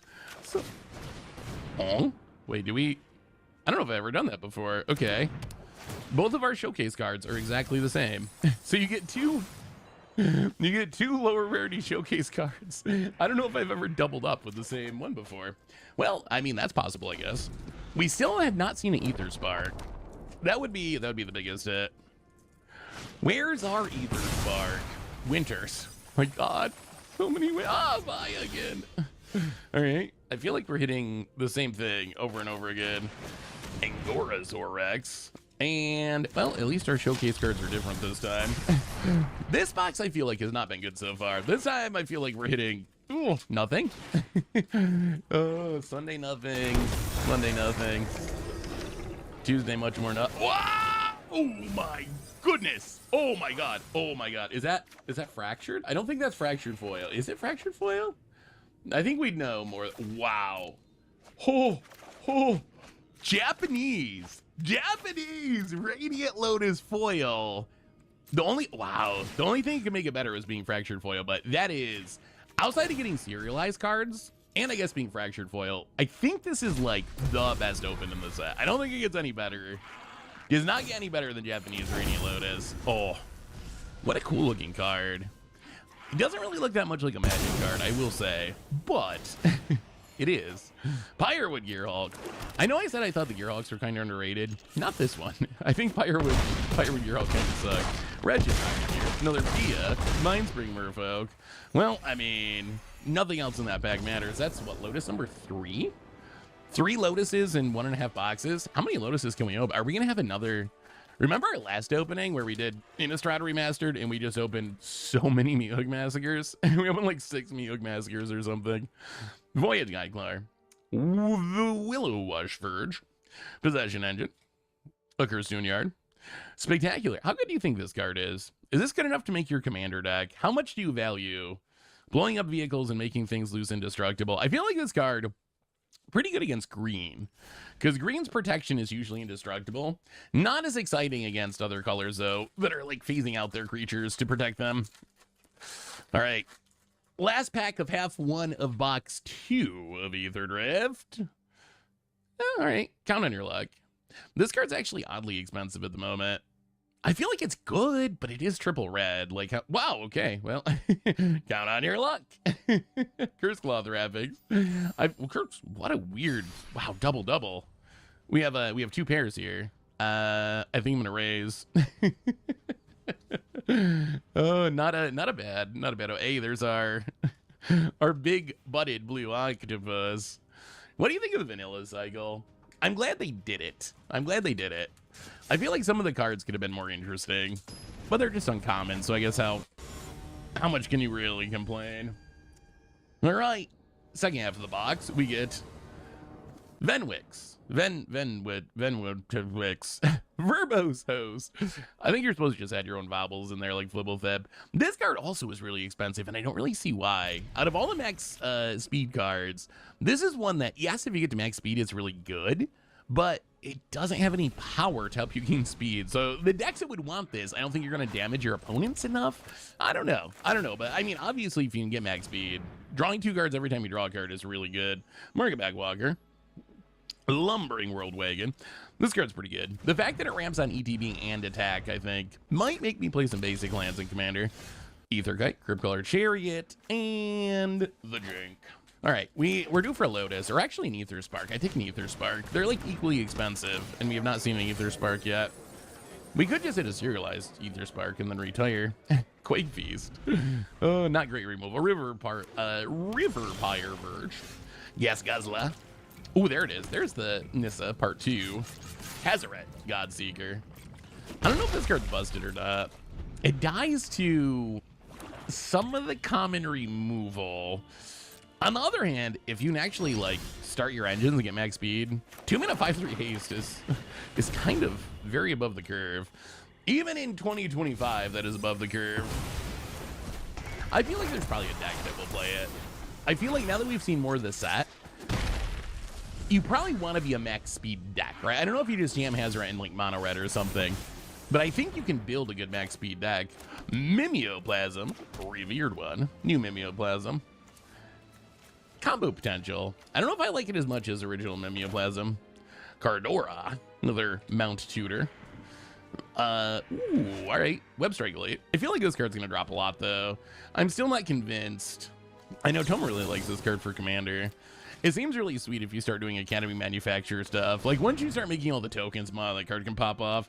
Thunderous Velocipede. I don't know about this one. The vehicles of this set are so hard to evaluate because in my head, I think of vehicles as not being a very good card type. Honestly, maybe discounting battles. I think you could argue that vehicles are the least powerful card type in Magic over the game's history. And there's so many in this set. It makes me think they got to be better than I think, though, because I don't think they do a whole set of just flop. Ooh, boy. The Bob's Burgers Bone Miser. As soon as I saw this card, I was like, that's like early season Bob Burgers art. And It is. It actually is the artist that did the character creation. I looked it up. Actually, Twitch chat looked it up for me. But it actually is the artist that created the characters for Bob's Burgers, which is kind of funny. Bright Glass Gearhulk. Pretty confident this is the best Gearhulk. Yes, they're all hard to cast. That is a downside. But being able to tutor any artifact, creature, enchantment, mana value 1 or less, 2 of them, no less, is really, really strong.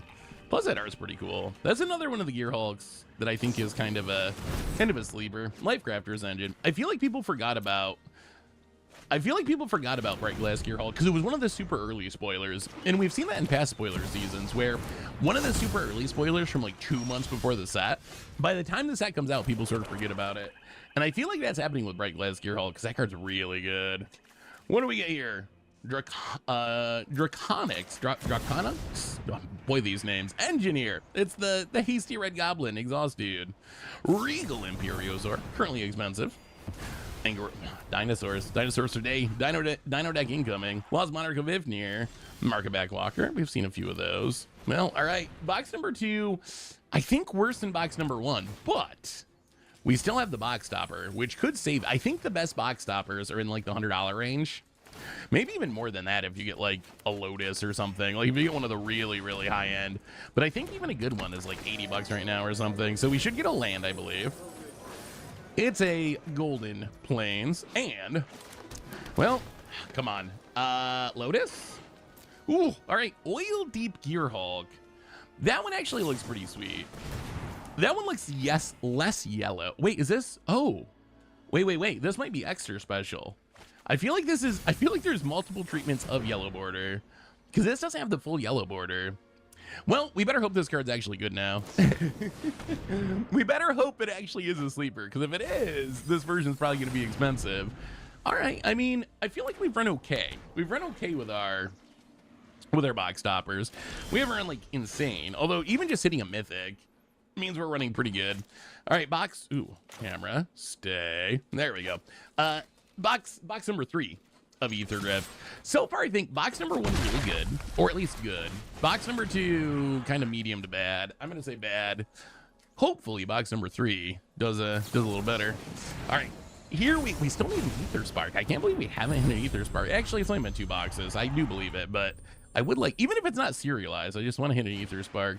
All right, go Gary Verge, Market Walker, ready on Wings of Gold. Seen a couple of those. District Mascot. I know Krim loves this card.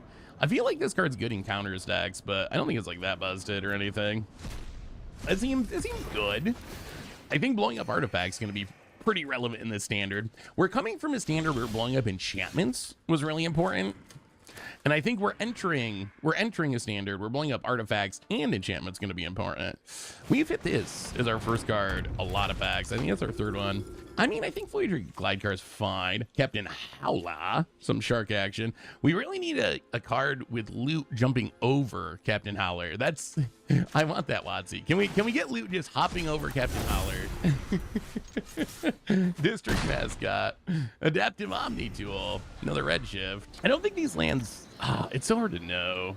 The lands might be worth $1 or $2. There's so many. I feel every collector booster now has one of these special extended lands, which I feel like keeps any of them from getting too expensive, because one person prefers one set, another person prefers another set. Cryptcaller Chariot, Spectacular Pileup, Gastral Thrill Rider, Renewed Solidarity, another one of those. What tribe is best to play this with? You need a tribe that is in white and makes tokens. Cats? Cats could be good. I could see cats. What else are token-based tribes? I feel like that card's so cool, though. The design I just really love. Well, what do we get here? Okay. Well, we're going to have a playset almost of these Verges, which is not bad. Mimeoplasm, another Chariot, another Amplifier, and Thunderous Velocipede. Do you think Velocipede's actually good? 3 mana 5/5, crew 3 trample. And then each other vehicle enters with +1/+1 counter on it if its mana value is 3 or less. Otherwise, 3 +1/+1 counters. So it's going to make your team pretty big. It can come down turn 2 off of Atlanta or Elves. Maybe. I feel like there's a lot. This has a lot of good green cards that I'm skeptical of just because I'm skeptical. Oh my god. Oh, what is that? What card is this? Okay, so Japanese showcase. 5 mana. Oh, is this the bad sweeper? It's gotta be, right? What else is a 5 mana Boros card? I think this is the. It's in Japanese, and all the car art looks the same. So I think this is the 5 mana sweeper, which I don't think is gonna be worth much of anything. But the Japanese showcase cards are rare enough that maybe it's worth a few bucks, or maybe it's a different card altogether because it's in Japanese, and I don't. And I don't know the set that well yet. Colloded. Okay, Boros back. Boros. Okay, that fits in the deck. A vehicle to go with our Clodin, and Sahili, that ruins it. Draconics Engineer, that fits. Oh, we could almost build a deck out of this pack. Some sort of Boros Vehicles deck. Do you think there'll be a Vehicles deck in Standard? I feel like last time we had Vehicles in Standard was original Kaladesh, right? And we had the Boros Vehicle deck that was legit really good with Smuggler's Copter, Heart of Kirin, Gideon. We get a Beastie. Possession Engine. That is cool. I will say, some of the art in this set's really cool. Even on cards that aren't that good, like Possession Engine, the art just looks neat. The style. Far Fortune. End Boss. Pretty Mad Maxi. Another Boy, a lot of duplicates in these packs. Another Pia. Another Winter. Oh, no. Oh, boy. Okay, I'm starting to worry. I feel like our first box was good because we hit all the Lotuses, but these last two boxes, I feel like we might be getting wrecked this time, which I guess we're due. We hit another like 5% on a showcase card or a special guest card, but it is again the Ibex. We love the Ibex. It does look cool. Full Throttle, Perilous Snare with some more loot art. Oh, this card might be good. Giving all your creatures fly or cycling, although it's cycling for 2. If it was cycling for 1, I'd be more intrigued. Another Verge. All right, we got about 5 packs to go. We need some value out of this, though. We ran so well during Innistrad Remastered that I feel like we're due for an opening where we just lose a bunch of money. They can't all be that good. Boom, Mobile. Or maybe we hit a serialized card, and none of this matters. Winter with some Demonic Junker action. Another Lost Monarch. And Gorso Rex. We've got a bunch of those. Look at that. Look at that shark. Well, I guess Luke could jump that too. Just jump one of them. All right. What do we get in this pack? Spectacular pile-up. Ooh, Hazaret. I don't know if I've seen this showcase Hazaret before. That does look cool. Hopefully Hazaret's good. Hopefully Start Your Engines is good. If Start Your Engines flops, another Nissa.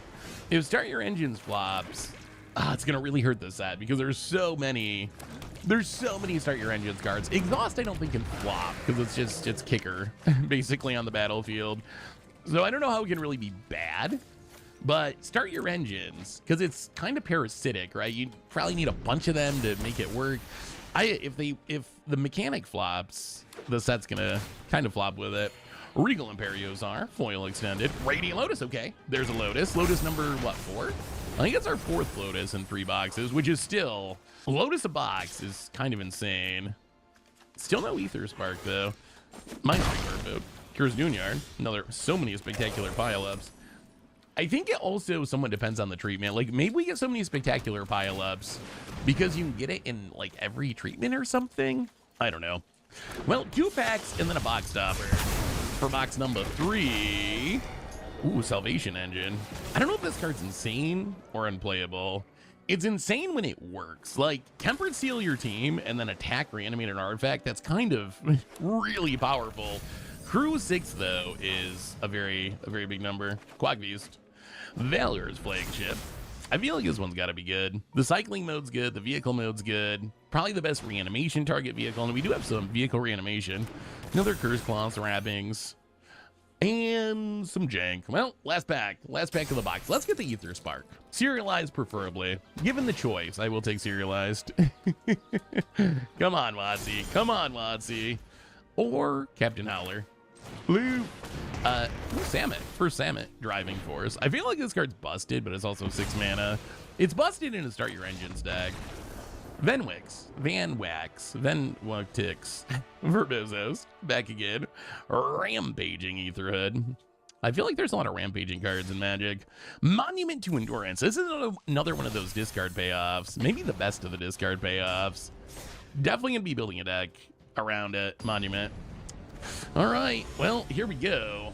Down to the box topper. We need a hit here. I feel like we got one Lotus out of this box, but still, overall, I don't think a high value box. All right, so land is Schwamp. The yellow border does not look exactly swampy to me. And Lotus. Voyaging Glide Car. Well, I think that's our worst box topper so far.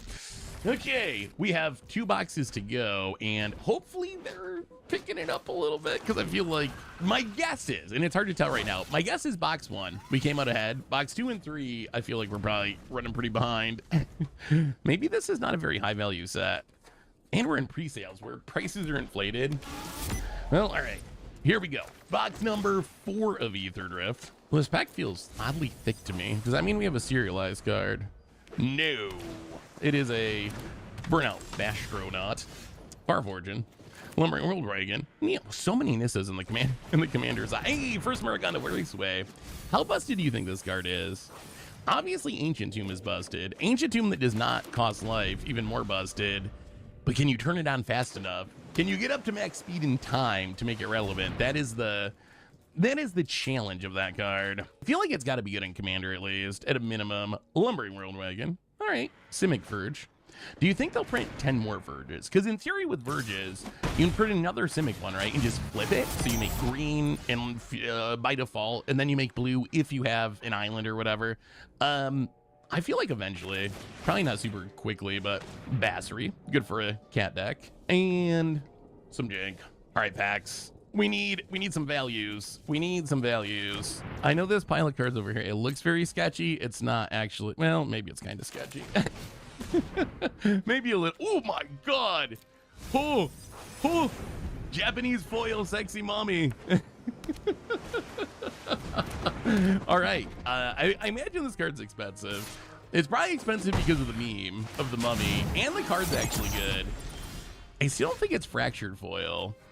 I think the fractured foils are super rare though. I was looking at the collecting article, and I feel like any of these are rare in Japanese because only 1/3 of them in English boosters are in Japanese, but then like 5% or something are fractured foil instead of normal foil. Still, that is a hit. We will take it. Colloded Lifecrafter Engine, Etherflux Conduit, Boom Mobile.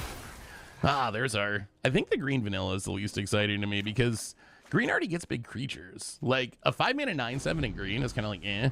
At least the other ones you're kind of like, wow, that's the biggest stats I've ever seen. That one you're like, eh.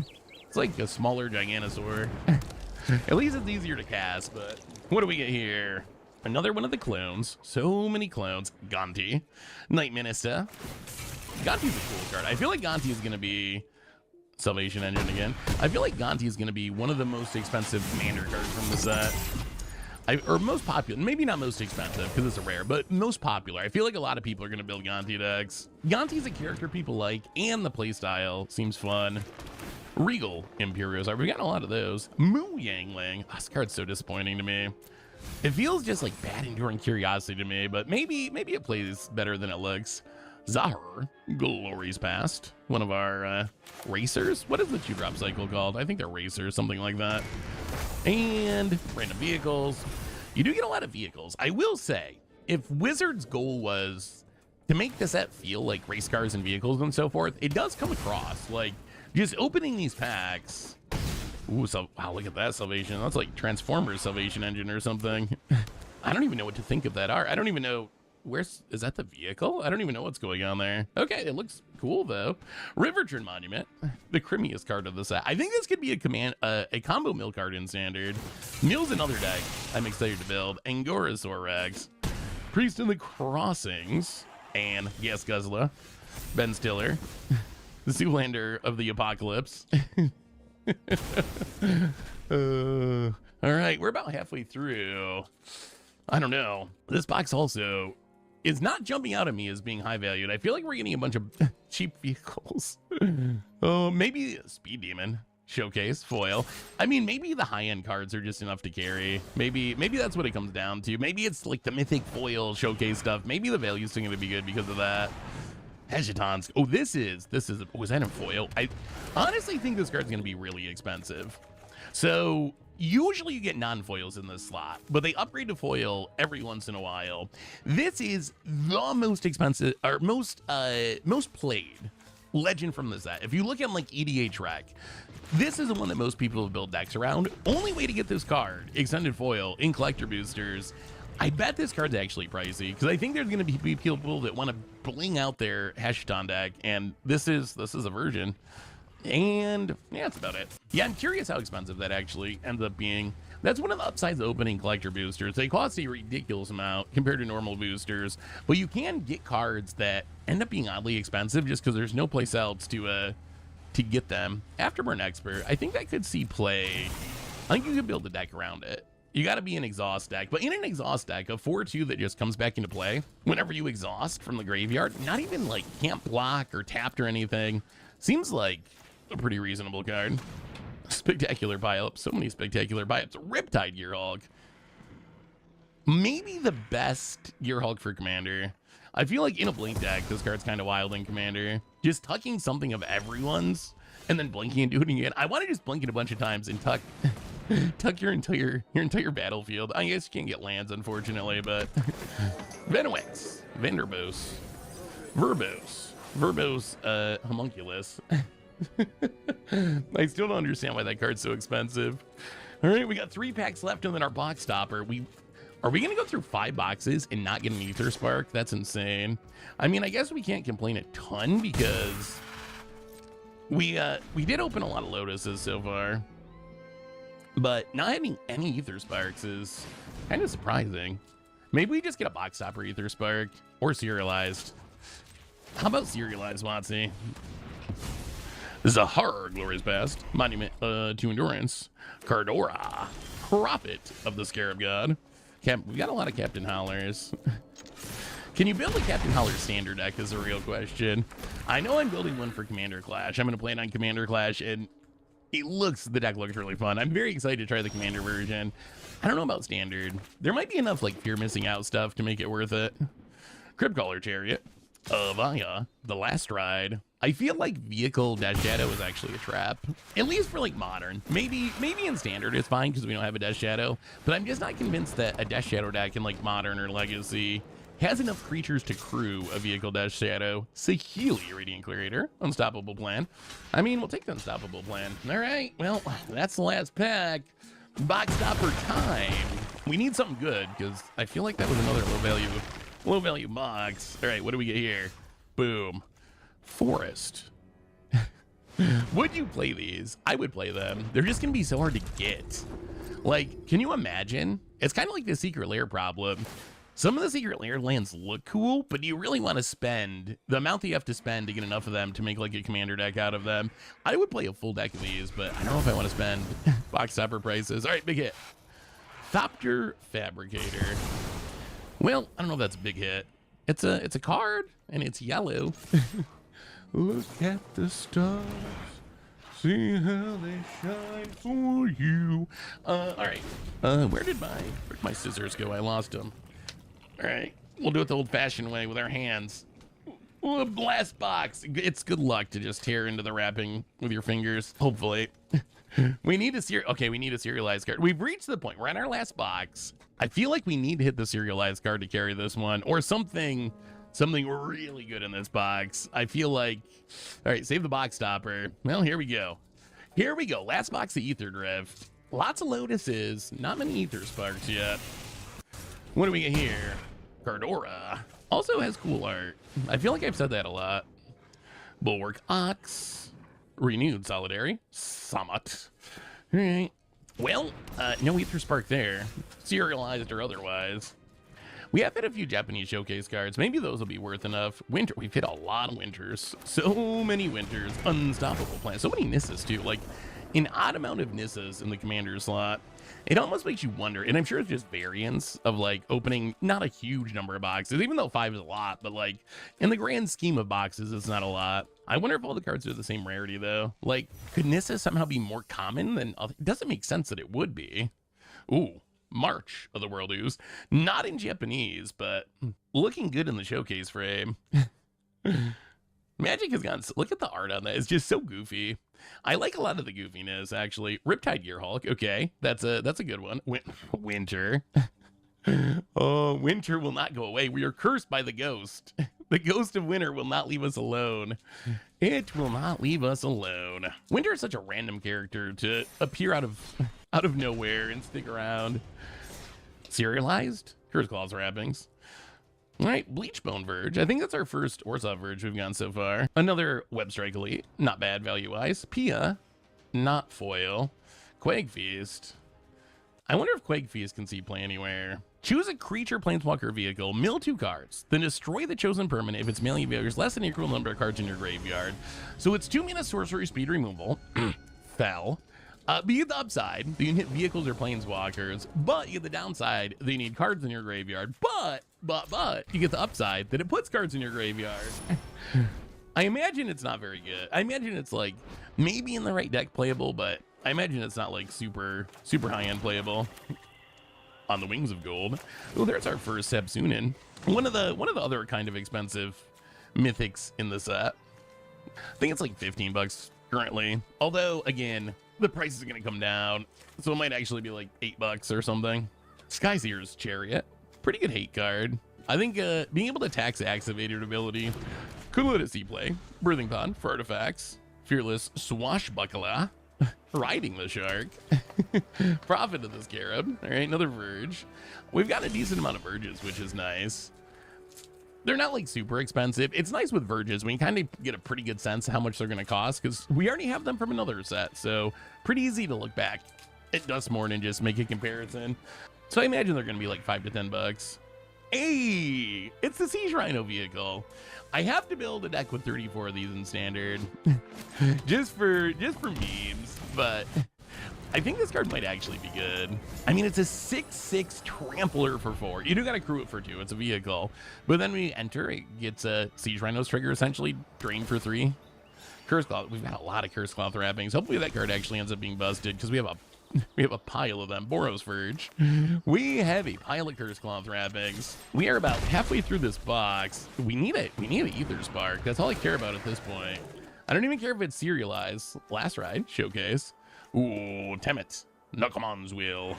I don't even care if it's serialized. I want to hold an Ether Spark. We're running out of time, Magic Gods. I want me an Ether Spark. 4 packs and then a box stopper. Ether Spark. Well, all right. Unwaxed. Coldstone Gearhulk. I feel like this is I feel like this card's actually kind of good, but it's only going to go in like a specific deck. It's got to be like the top end of an aggressive mid-range deck. Who has like Fear Missing Out or like a Delirium deck in the right shell. I think it's good. Like some sort of Rakdos Delirium deck in standard, Jund Delirium. Outside of that shell, I don't think it's good enough. That is a very green Owl Squad heavy. Oh, this card's actually huge though. This is the card that makes me think Goblins might be back. I feel like this card is the card that does it. Being a 3-drop that gives all your Goblins haste and curves into Krenko. Goblins are going to be like one of the first decks I build. I feel like Goblins are going to be good. Riverturn Monument. I feel like they at least have a chance to be good. They still have the problem that creature decks have, right? Which is there's a lot of removal, and you got to be able to rebuild after Sunfall or stop a Sunfall. So maybe that's a problem. Maybe that's a deal breaker. But I feel like there's enough good Goblins. Hey, okay. We'll take a loot. We'll take a loot. Extended loot. God, loot. Loot. Wastewood Verge. Sunmare. We've got a lot of these too. A lot of Lost Monarchs of Ifnirs. Siddharma. And the Jank. All right, 2 packs. 2 packs. We need an Ether Spark. 2 packs to go, and then a box stopper. All right, here we go. Angorosaur Rex in foil. Showcase. Monument of Endurance. Lumbering World Wagon. Adaptive Omni Tool. When a creature attacks, look at the top 6 cards of your library and reveal an artifact card from among them. Put in your hand the rest on the bottom in a random order. +1/+1 for each artifact you control. That could be alright in an artifact deck in Commander. Woodwaxed. There's so many different ways to say it. There's so many different ways. Alright. Well, last pack for the box stopper. Ether Spark. Market Backwalker. Market backwalk. Boommobile. Subterranean. Oh, God. All right, Bearby. How are you, buddy? Are we going to get something good in this box topper? Can we get something good? Can we get something good, buddy? Yeah, what do you think? Are we going to get something good? Are we going to get something good? All right, Bear's here for moral support. For our box topper, it's going to be Ether Spark. Is there even a golden Ether Spark? There's got to be, right? Well, we're going to find out in a minute because that's definitely what this card is. So, basic, forest, okay, looking good, and golden Ether Spark, magic gods, come on, bulwark ox. Well, okay, so I don't know how we did so far. My gut reaction is I think this went pretty poorly. Maybe it'll look better once we add all the prices up. You already know because I add them up as we go along. My initial gut reaction, though, is box number 1, I think, was pretty good. 2, 3, 4, 5, I feel like we're all average to pretty far below average. When you add that all together, I think we got wrecked on this one. I think we got wrecked, which probably deservedly because Innistrad Remastered, we got so lucky. So we're due to get wrecked on one of these, but I'm going to add it up and I'll be back with a wrap up. All right, future Seth here to wrap up our Ether Rift collector box opening. And this should be about the easiest wrap up that I've ever done because the TLDR is Ether Rift kind of sucks. If you look at our boxes, we opened 5 of them. $1,400 a sealed product. Our first 2 actually came out slightly positive in value, but more on that in a minute. The latter 3, we lost around $100 a piece on them. So if you add it all together, $1,400 a sealed product, we got back like $1,100 something in value, and that doesn't even take into consideration if we sell these cards, there's shipping, we got to take the time to sell them, there's going to be fees. So I would say all in all, we probably lost at least $500 on this opening, maybe even more than that, and that is completely fair. Opening boxes always going to be a risk, and we got super lucky last opening with Innistrad Remastered, so we're about due for a bad opening. But I will say, I think the problem really is that the set just doesn't have enough value. Normally in a collector booster pack, the most valuable slot is the first card you see after the token. That's a slot that can have the showcase cards, the special guests, the serialized cards, and usually there's good value in that slot. I was absolutely shocked at how often in that slot had a literal bulk card in it. We opened a lot of collector boosters for like $30+ a piece. They had like $0 in value in them, which was really painful. The real reason though that I think this set is just not a good set to open is actually the first 2 boxes, the 2 positive value boxes. So box number 1 plus $50 in value, box number 2 plus $35 in value. Why were these 2 good boxes? The reason that I think you should probably not open a box of Ether Rift, and the answer is the reason why those boxes had good value, and the reason was we opened literally the most expensive non-serialized card in the set, Radiant Lotus Showcase. Box number 1, we get the English version for $125. Box number 2, the Japanese version for $175. If you take those 2 Lotuses out of the opening, those first 2 boxes look exactly like the last 3 boxes, like losing $100+ in value. So I think we really just got lucky and hit the best card in the set in those boxes, and that kind of carried the first 2. And just opening a Radiant Lotus, it's not actually enough, because in box 3, we opened a normal foil Radiant Lotus, and we still lost $100 on this box. So it is possible to come out ahead opening Ether Rift. You just have to open one of the most valuable cards in the set with the most valuable treatment in the set, and then you got a shot. But it seems like the average box is going to lose you a lot of money. So anyway, that is Ether Rift. Hopefully you all enjoyed watching me get wrecked on this one. Thanks for watching, and I will talk to you soon. Oh yeah, if you need any of the cards we opened today, you can snag them from our sponsor Card Kingdom over at cardkingdom.com/mtggoldfish. And if you need to sell some cards, you should head over to cardconduit.com/mtggoldfish. Looking for even more magic? Well, check out our Innistrad Remastered opening here, or maybe the video where I bought a collection from someone who slid into my DMs. Today we're cracking open more than $1,000 of Duskmourn. Can we find some double exposure foils, some sweet Japanese showcase treatments? Let's find out. All right, so we got 5 booster boxes to open up today. We're gonna move these over here for now. We're gonna start with, let's start with this one. This looks like a good one. So this set's pretty interesting.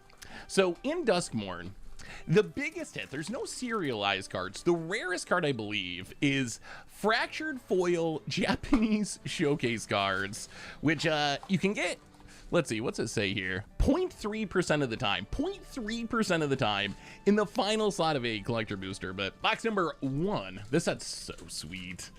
I am a big fan of Dustmourne. Also, for the prices this time, some of the feedback from the last opening is prices were too high, which they are, but it's just because it's preview season. So I'm going to do my best to estimate, I think, what the actual price will be after the set's opened. So if it's not exactly the same as Card Kingdom or whatever, that is why. Trying to price in the price decrease. All right, get through all the commons and uncommons. All right, land number 1, sure. Ghostly Dances.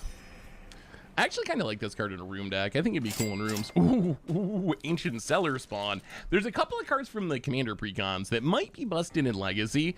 Ancient Cellar Spawn is one of those cards, and this is one of the chase treatments, right? This is the only place to get the extended border, so might actually be kind of valuable. Velgobos Leia. Having an enchantment land is pretty neat.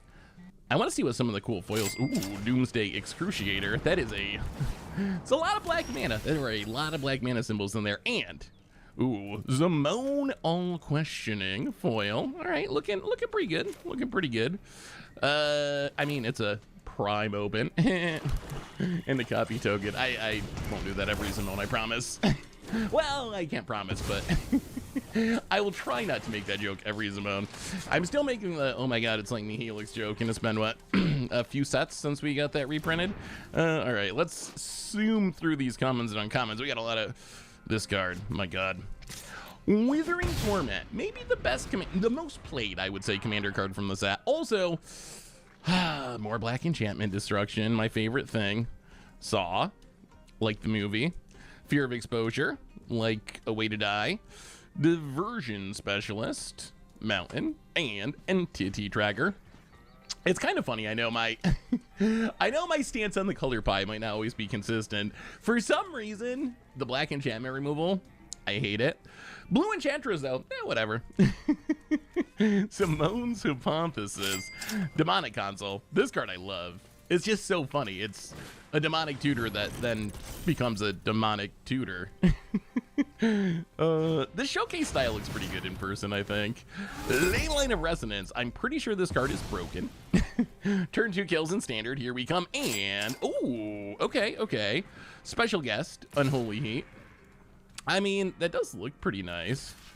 Why am I getting a shadow? What is possibly shadowing? What is possibly shadowing on this card?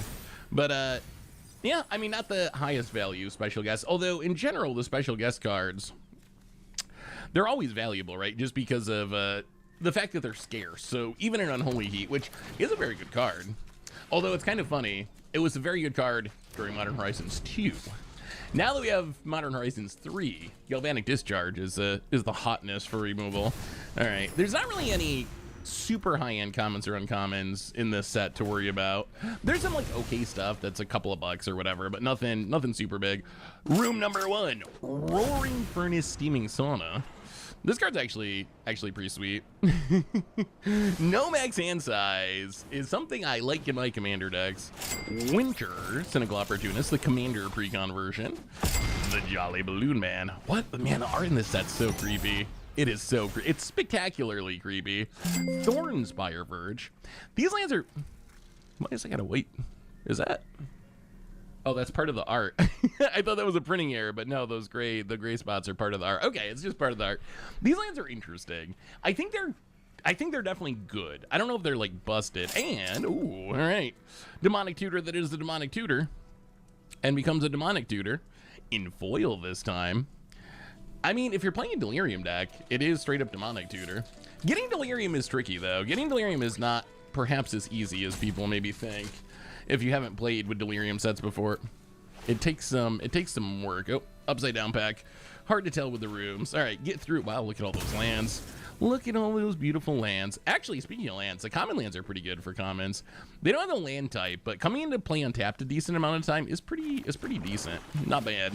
Emerge from the cocoon. All right. Let's see. Land and Central Elevator Promising Stairs. Very likely the first against odds card from the set. Anytime we get a win the game card, even if it requires 8 rooms on the battlefield, I am down to take the challenge. Demolisher Spawn. Unstoppable Slasher. These do kind of look like a cheesy 80s movie, don't they? The showcase treatment does kind of pull it off. Enduring Tenacity, probably the strongest part of the set. One of the strongest parts, definitely in the Enduring cycle. And the black one's pretty good. You need the right deck for it. And a Twitching Dowel. Twitching Dowel, not the best deal, but there's going to be a lot of these because this is like, what, a bundle promo or something? It's one of the promos for this set, so would be surprised, even though Twitching Dowel is not bad, I'd be surprised if it actually had that much value because there's just going to be a million copies out there. All right. We're not quite halfway through the box. So far, no super big hits. Bunch of commons and uncommons. Dashing Bloodsucker, Haunted Screen. I do love the flavor of this card. The like turning the black and white TV into the real TV. It's just like such a neat design. Not like a super powerful card, but Leyline of Mutation. Probably the weakest of the new Leylands, I would say. Deluge of Doom. Some Delirium Sweeping. Overlord of the Boiler Biggles. Our new Inferno Titan, non-foil. Wait, did I skip a card? I feel like I skipped a card. Hey, Abhorrent Oculus. This card, I feel like it's a trap. I feel like it's actually going to be too hard to get 6 cards in your graveyard to cast it early. But if you can, it's obviously absurd, right? If you're a self-mill deck that can pull it off, it is ridiculous. Thorns by your Verge, foil, and, oh, that's the end of it. All right, so far nothing, no Japanese cards. Those are the big hitters. Japanese Showcase, Fractured Foil. Basically, it's kind of funny. Even though there's not always serialized cards, there are cards that are similar to serialized cards. Oh, sorry, red comment. Yeah, my bad. Boiler Biggles Ripper. Unwanted Remake. Schwamp. The basics do look pretty good in this set. If you like horror-y stuff, like, look at that creepy spider, moth, Velvagoth. Speaking of Velvagoth, we found his lair. Shrinkwood Devourer. Chainsaw. Texas Chainsaw Massacre, one of my favorite horror movies. He's doing the Texas Chainsaw Massacre thing. Why do I keep skipping cards? Toby. Beastie Befriender. Little nerd boy. And Marina Vendrell. Man, the art's just like... It's really cool, like how it's laid over itself. It just looks, it's almost like, it's not exactly, but it reminds me of like those old holograms in the 90s.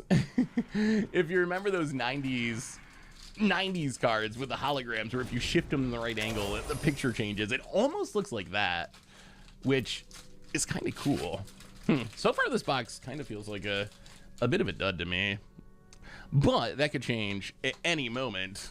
Well, not when we're going through commons, but once we get through the commons, it could change at any moment for us.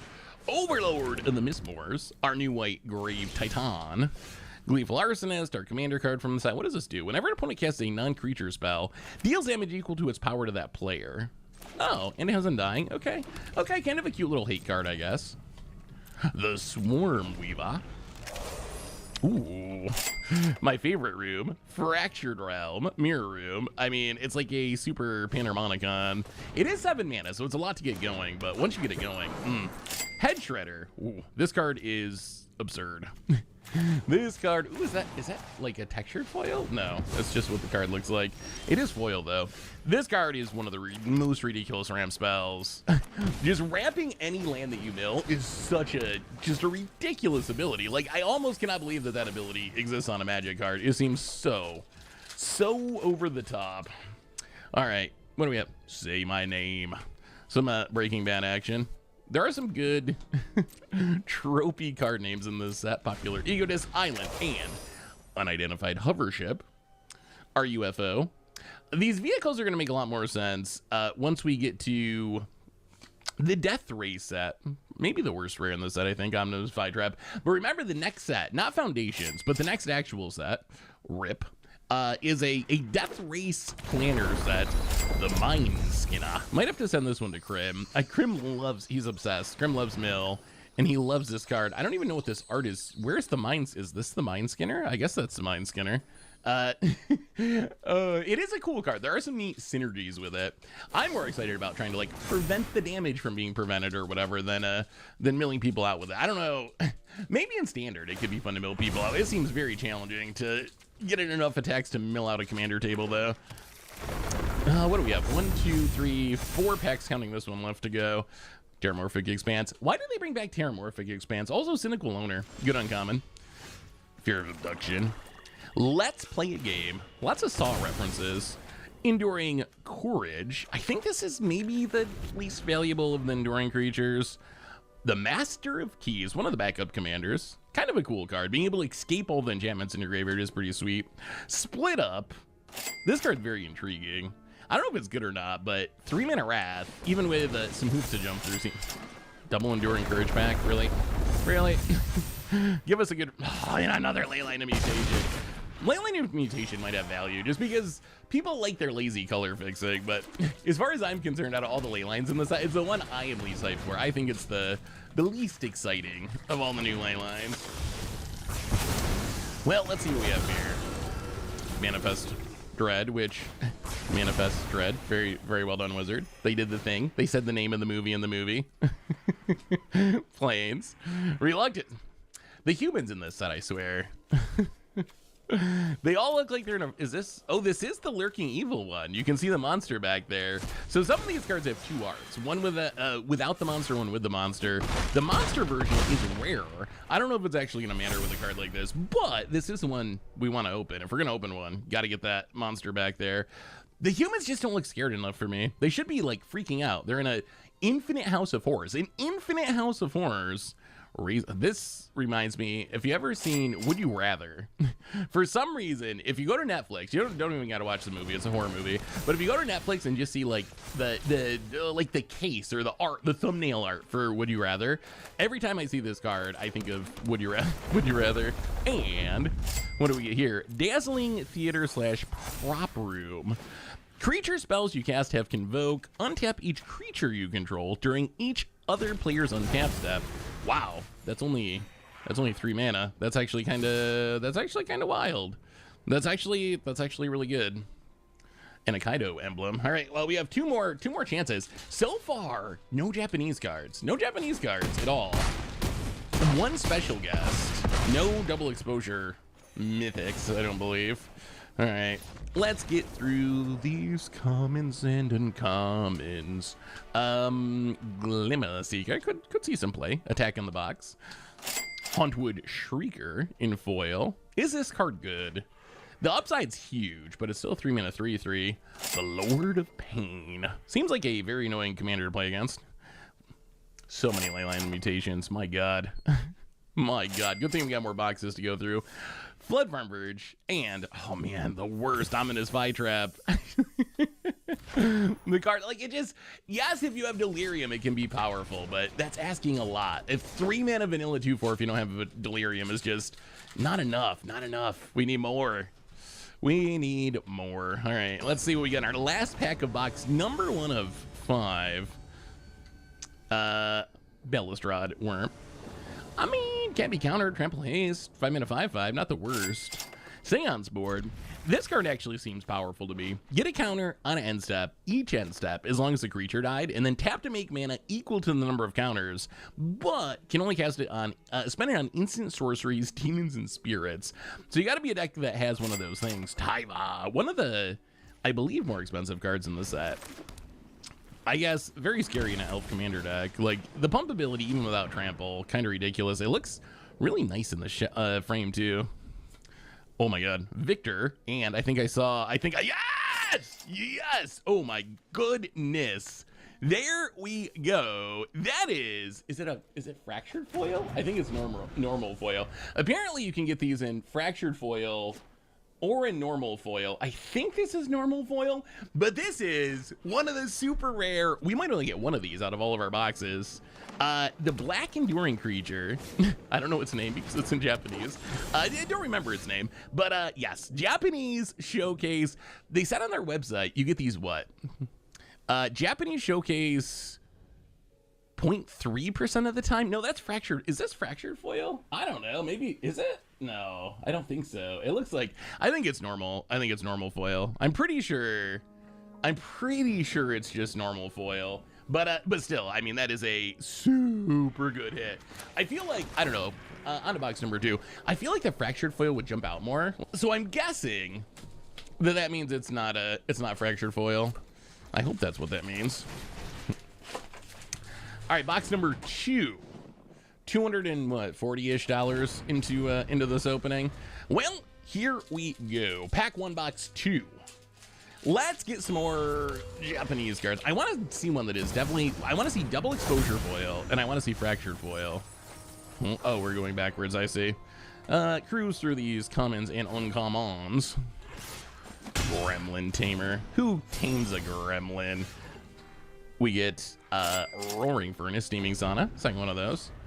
A Redress Fate.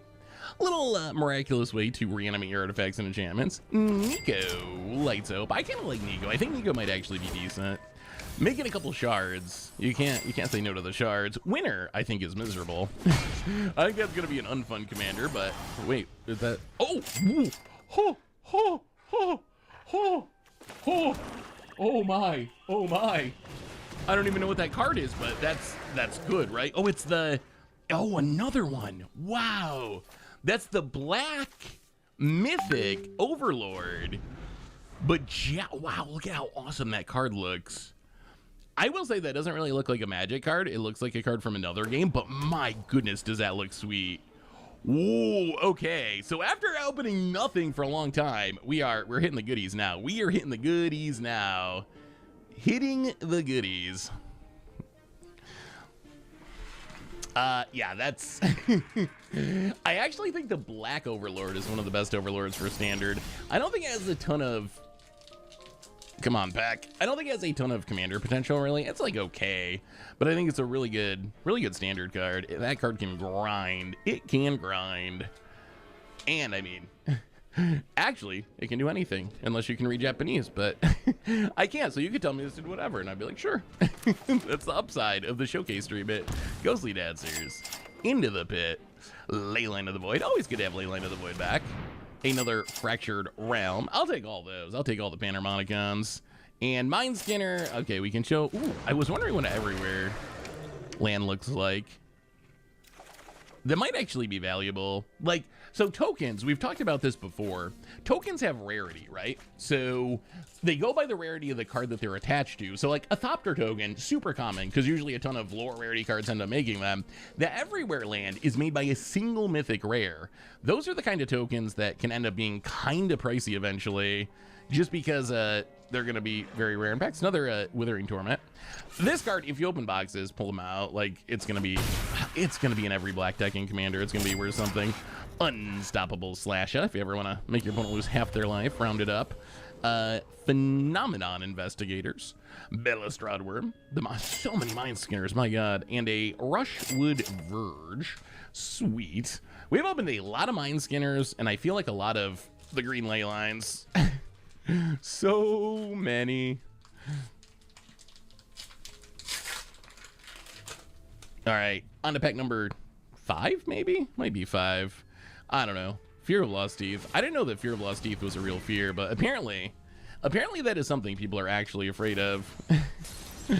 Losing those teeth. Wow, another Fractured Realm. Okay, like, I know I was complaining about opening a lot of some cards, but we can keep opening these, Watsy. That's fine. We'll keep opening the Panharmonicons. Suspended Sentence. And Marine of Vinderal's Grimoire, maybe the most fun card in the set. You can draw a lot of cards with this on the battlefield. You might die as a result, but you can draw a lot of cards. Lecture Hall, Restricted Office, and Overlord of the Hauntwoods in a primo, the Indivisible. But Overlord of the Hauntwoods to go with our Everywhere land. Sadly, not Japanese showcase, but still, that's a hit. I feel like Overlord, at a minimum, really good standard card, right? It's gotta be a good standard card. It ramps. It's Top Yuri Stomper, ++++++. And it's cool. All right. Next bag, Acrobatic Cheerleader. I'm telling you, the humans, it's like, my biggest criticism of this set is the human characters in the set. They feel like a bunch of people at a Leyline mutation again. They came in through the pips. Oh, the pipes. They came in through the pipes. Ghost Vacuum. I do like Ghost Vacuum a lot. Enduring Vitality, some Cryptolith Rights action, and Entity Tracker. See, like, look at Entity Tracker. Look at the cheerleader. Look at the nerd guy we opened earlier. Like, they all look like they're just at a high school party having a good time. They seem like if you're in with all these demons and these wild monsters and these like undead shredders and so forth, I feel like you should be, little camera adjustment there. I feel like you should be a little more scared looking, right? Shouldn't you be a little more freaked out? They're all just like, doo-doo-doo. Life is good. Monsters everywhere. Enduring Tenacity. That was the card we opened, whose name I couldn't remember. Velgavoth. Harrower of Souls. Harrower of Souls. Velgavoth from the Commander Precon. Monotone. Ooh, another Overlord of the Hallwoods. Keep giving us those mythics. That's some good value.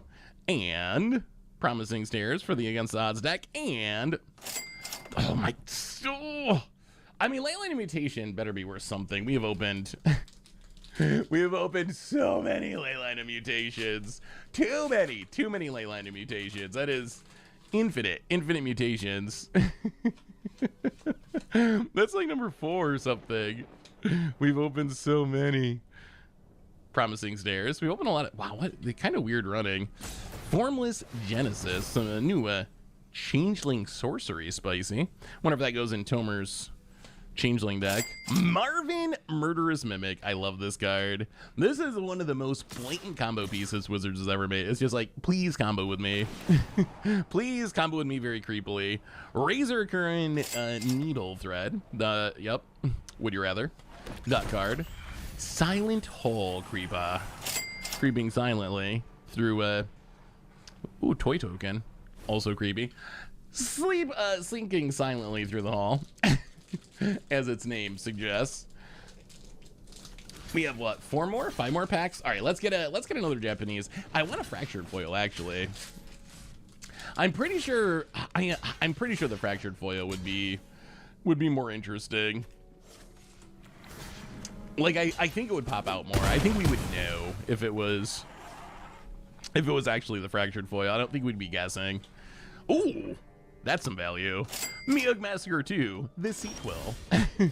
Sequel is never as good as the original, but still one of the more valuable cards in the set. This is going to show up in a lot of Commander decks, I think. Demonic Covenant, Waltz of Rage. Pretty sure this card's just straight up bad. Leyline of Transformation, well, at least it's not the green Leyline, and Balustrade Worm. All right, sure. Manifest Token. Yep. Look at that pile of cards. People always say that I don't pile my cards neatly enough in these openings, so I think my plan this time is just keep going up. It's gonna be one pile up to the ceiling. And then what can you say, YouTube? You can't criticize that for being messy, now can you? Until it all falls over. Say its name. Say its name.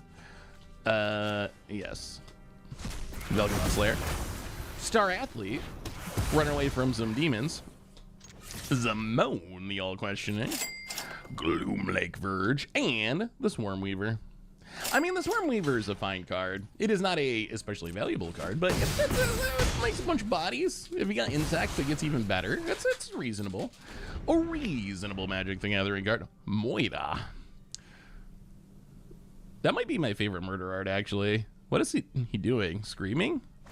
Razor can only have one hobby, which I'm guessing is pinging you for 1 whenever you draw a card. A restricted office, lecture hall. Velgamoth, the little one. Cursed recording. Look at that ghost coming out of the TV. I skipped a card. Enduring Curiosity. Enduring Curiosity is good. Some card draw. Screaming Nemesis. I think this card's actually pretty valuable too. I like this card. It's a kind of a Stuffy Doll effect. I'm excited to have potentially a good Stuffy Doll effect in Standard for the first time in quite a minute. When was the last good one? Boros Reckoner? That was like a decade ago. I might be forgetting one. Manifest Dread. Doing the thing, saying the card name in the card. Omnivorous Flytrap. Soaring Lightbringer. Other enchantment creatures you control. Flying. Whenever you take a player, create a 1/1 glimmer enchantment creature token that's tapped and tapped. Okay, whatever. Sure. I mean, I guess if you're playing a bunch of enchantment creatures, it snowballs with itself. Entity Tracker. Our blue enchantress. Dazzling Theater Prop Room. Our Convoke Room. And, ooh, Nico. Nico. No Velvet Underground, but still reasonable. The art's pretty good. I do like this treatment. The holographic treatment is pretty sweet. If you close the door, the night will last forever. Feel the sun shine out and say hello to never. Some Nico, in case you're not a Velvet Underground fan. If you're not, you should listen and learn the history of indie music. Cursed recording. Disorienting choice. Reluctant role model. Someone said this looks like Crim, but the hair's not blue enough. Nashi, Searcher in the Dark, and Unstoppable Slasher. Well, that's box number 2. So it seems like we're getting about one Japanese card per box so far. But so I was looking at the stats again. Oh my god, I gotta stop hitting my camera. I was looking at the stats again. So according to Wizards, the Japanese showcase treatment in Japanese, you get 3% of the time. However, the fractured foil Japanese showcase treatment, you get 0.3% of the time, which I think is actually relatively close to like a serialized card. And our pile's still doing well here. Look at that. Doing good. Look how neat this is. Pack 1, box 3. Let's get a fractured foil. I just want a fractured foil. I just want to see what they look like in person. That's not too much to ask, is it? Or double exposure mythic rare. I think we might. Oh, it wasn't textured though. I don't know. There's so many kinds of foiling now. It's hard to keep track of the different kinds. We might have opened one of those. That might have been like the cool looking Nico. Demonic Console. Some more demonic tutoring. Demonic Covenant, which, haha. How about this? Oh my god, I gotta stop hitting my camera. How about this? This is an enchantment. This says, search your library for a demon card reveal and put it in your hand. Demonic Covenant is a demon enchantment. So technically a legal tutor target for your demonic console, since it's a kindred enchantment. Wow, it's the demon pack, Velgavoth. I think this is one of the more expensive cards in the set too. Wow, we're gonna have to build a demon deck. Can we get another demon? Oh, well, okay. Leyline of Transformation, that can turn everything into a demon. Also could go on the deck. And Enduring Tenacity, Snake Glimmer. So close. Well, that was still kind of an insane pack. That Velgavoth's a good one. Yes, not Japanese, but still off to a good start for box number 3 of 5. Well, let's crack open this pack, see what we can find. Why is Say Its Name always the first card in these packs? I feel like it's the 3rd time that's happened, and there's a lot of commons. So odds of that are kind of low. Come Back Wrong. Kind of a cute removal spell. I don't know if it's actually good. If you blow up a creature with ETB, getting a temporary copy is nice. Soaring Lightbringer, again. Kona, Rescue Beastie. I'm pretty sure this card is busted. I'm pretty sure you just play this as your commander and drop an Eldrazi on turn 3. I could even show up in Modern, I think. Promising Stairs. Wizards really wants us. I think we have a whole playset for that against the odds deck. And Come Back Wrong. The creepy version. And another Primo. Primo, the Indivisible. Every set's an unset. Every set is an unset. The thing is, when I say every set's an unset, I kind of like it. Sometimes it comes across a little cringy, but another Withering Torment. Rip. God, I hate that card. I hate it, but I will play it in all my black decks. Leyline of the Void. Star Athlete. A Entity Tracker. Lots of those. Leyline of Hope. I think that's our first white. Overlord of the Mistboards. Extended Foil. I wonder how good that card is. I feel like the Overlord cycle in general, they're all priced to be pretty good. I think the green one's good. The black one's good. The white one's a lot of mana, but it's good. The blue one is the one that's, it's still good though. They're all just good. They're all good. It's a very good cycle. I guess I did not find the bad one. The red one's fine. I guess they're just good cards. Another haunted screen. And what do we get here? Rip Spawn Hunter. Does not exile the graveyard, sadly. Disorienting Choice. Ghostly Dances. I like the Unlock a Room ability. I think there could be some... Ooh, Kaido. First Kaido. Kaido looking at snarky there. I think this Kaido should be good somewhere. Being able to ninjutsu it's super powerful. Getting it down for 3 mana, start embleming or drawing cards. And last card, Gloom Lake Verge. What do you think of the Verge lands? What do you think of the Verge lands? I'm curious, like where would you rank them compared to other lands? I feel like they gotta be behind like the Fetch Shock tier, like the S tier best lands of all time. I feel like they're solid though. They're better than like the Buddy lands or Check lands. They seem like the upgraded 2024 edition of those, kind of. A Tale of Tameo. The Tale of Tameo. Saga is probably the best thing Wizards has done in Magic in like a few years. At least one of them. Nashi, Winter, Gloom Lake Verge, and Marina Vendrell's Grimoire. We're definitely going to build a deck around Marina Vendrell's Grimoire. Will we win with a deck with Marina Vendrell's Grimoire? That's another question.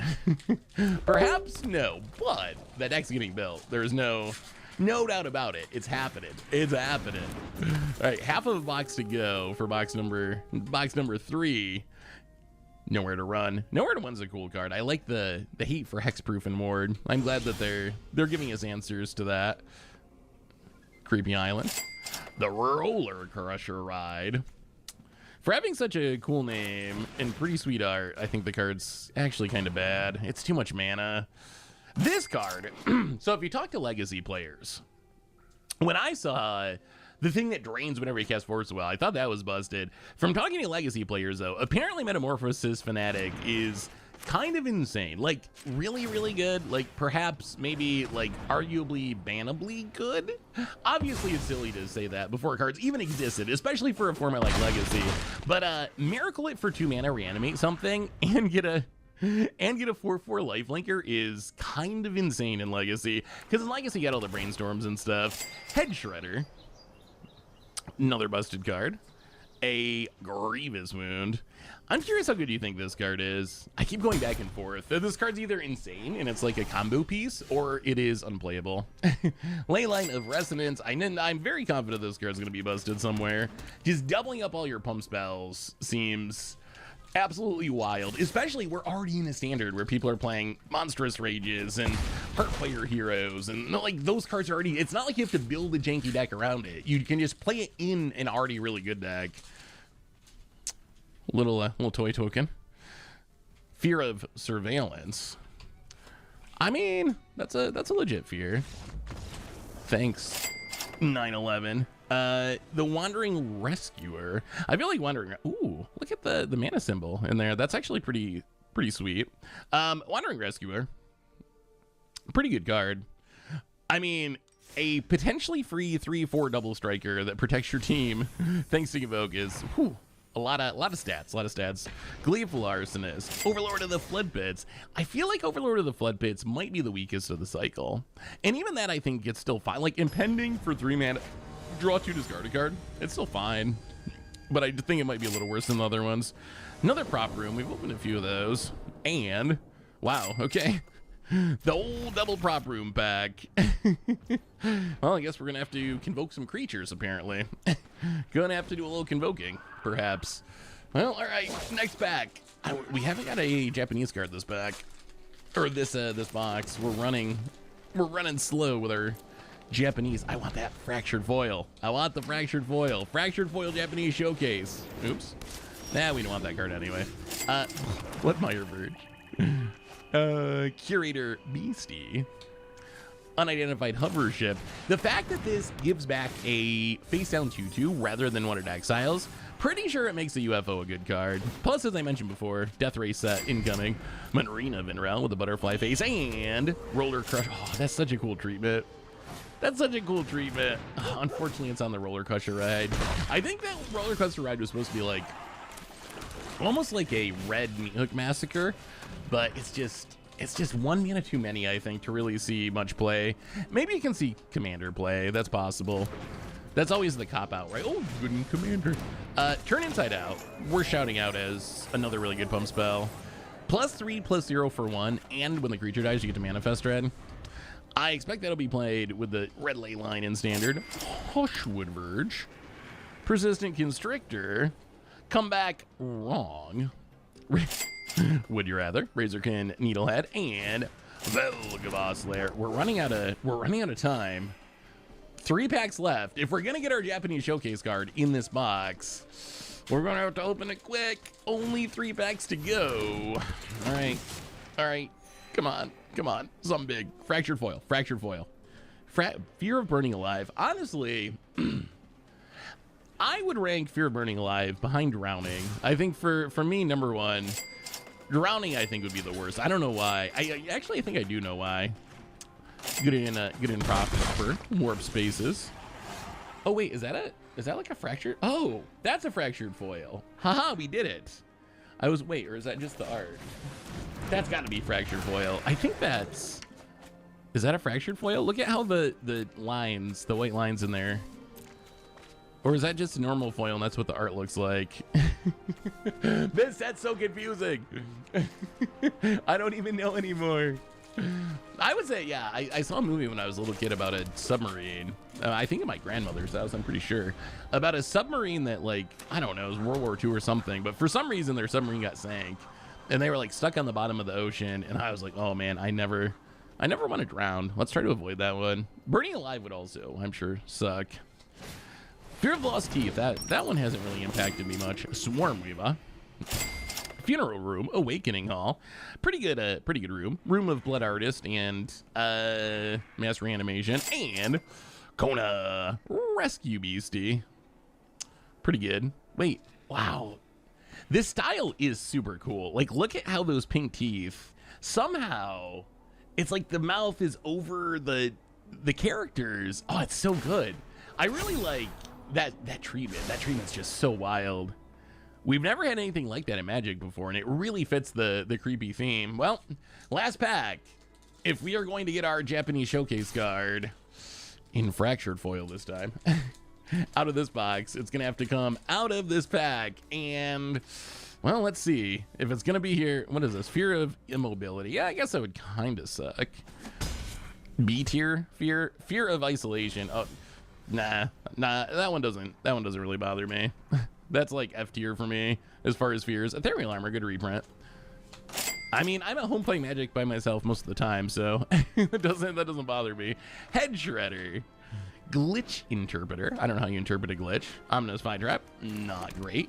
Enduring Courage. Fine. And, well, okay, Head Shredder. We'll take a foil showcase Head Shredder. Not an insane card, not a Japanese showcase card, but we'll take it. Our pile's still making it. All right, we got 2 more boxes. 2 more boxes to go. Oops, and I hit the camera again. Every time hitting the camera. All right, so there's this box, and then there's this unopened box that we're gonna set here. That's the big winner, the grand finale, so to speak. 24 more packs, 24 more shots. So if we have a 0.3 chance of opening a Japanese showcase fractured foil, what are odds of hitting it in these packs? Not good, right? not very great. Not ideal. But you never know. That's, say its name. You never know. That's the fun of opening packs.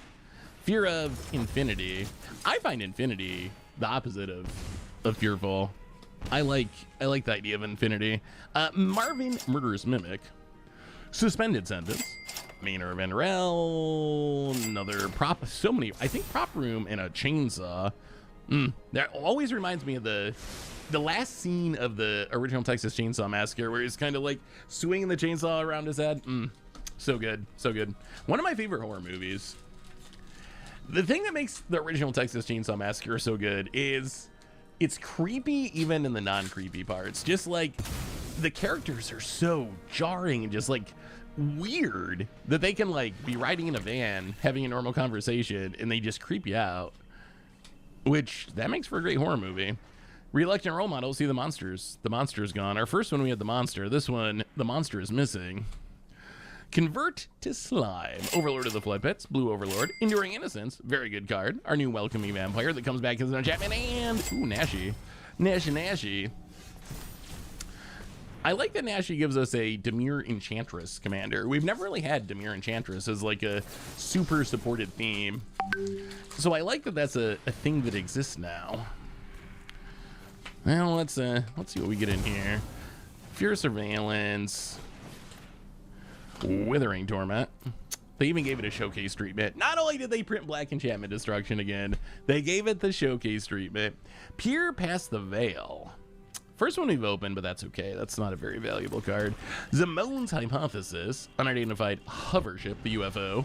Razor Corneta. We've got so many of these. So many of the Would You Rathers. And, ooh, Hauntwood Shrieker. That's also a cool treatment. That also looks like an old horror movie. The reflection of the monster coming over the scared face. Those cards. I wish there was more of that in the main set. I guess maybe you just can't like.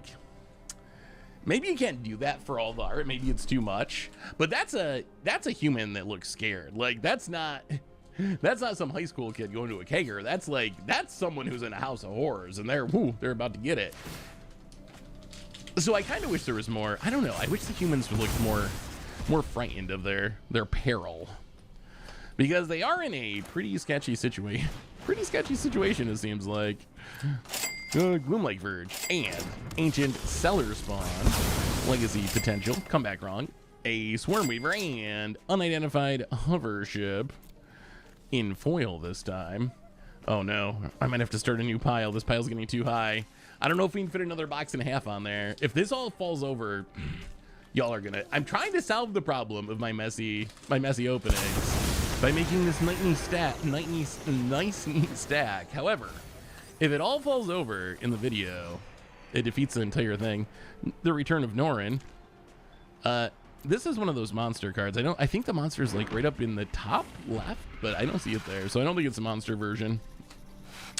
Marina Rinvel's Vinral's Grimoire, Barb Flare Goblet, Split Up, Funeral Room, Awakening Hall, and Enduring Courage. So what do you think it does, Morn? What do you think of the set so far?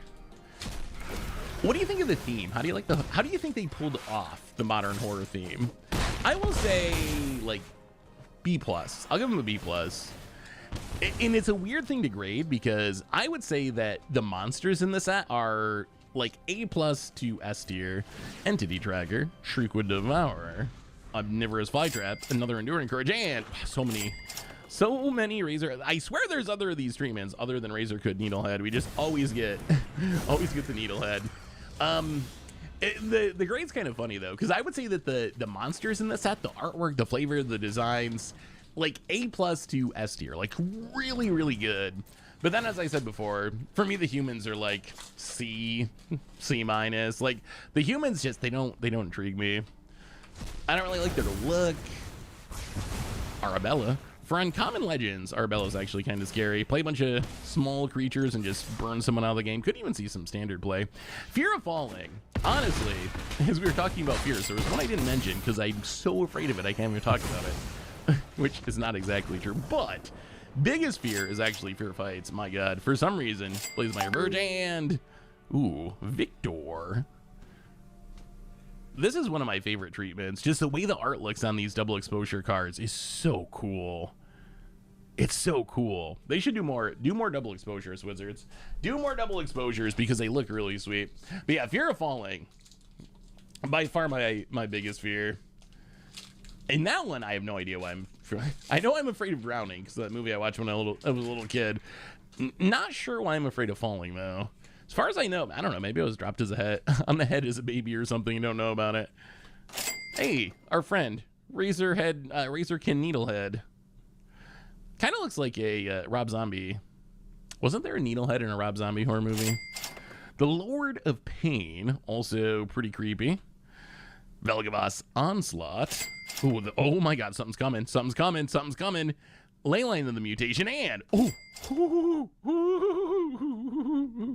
that's it. It's not Japanese, but that's okay. So you will know if you open a fractured foil. The fractured foil, it pops. That is Overlord of Baelmerk, fractured foil. Wow, look at how cool that card looks. Wow, look at you can see the foil like throwing light up into the air. It's so shiny. Do you see those beams of light like shooting up? I've never seen a Magic card do that before. I think you could light an ant on fire with this in the sun like a magnifying glass. Wow. That looks so cool. All right, yeah, we finally got one. I didn't think we were gonna get one. I was afraid it's not Japanese. It's probably too much to hope that we get a Japanese one before we run out of boxes here, which is gonna happen kind of soon. But yes, okay. So, well, now we know the fractured foil, fear of being hunted. That'd be kind of fun. Grievous Moon. We know it's definitely gonna pop. Fear of sleep paralysis. I think I had that once. Tyvar, the Pummeler. Victor, and Reluctant Role Model. Gonna try to do some surviving in the haunted house there. Reluctant Role Model. Also, like, horror seems like a tough theme to pull off in Magic, because I feel like when I think of horror movies, I think of most people dying. That's kind of the whole way they work. And it seems that Wizards doesn't like fear of failed tests.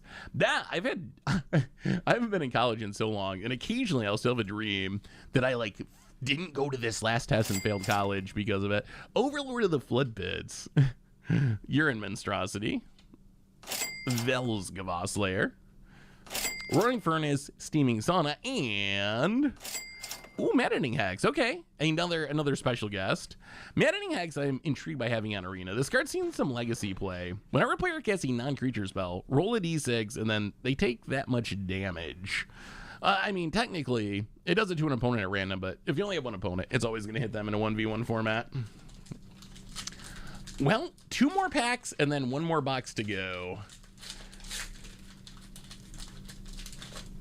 I mean, the only thing that could get better is a Japanese fractured foil. That would be the cherry on top if we can get one of those. But even the odds of just opening this fractured foil in English, 0.7 of packs will have one, which is not a very high number.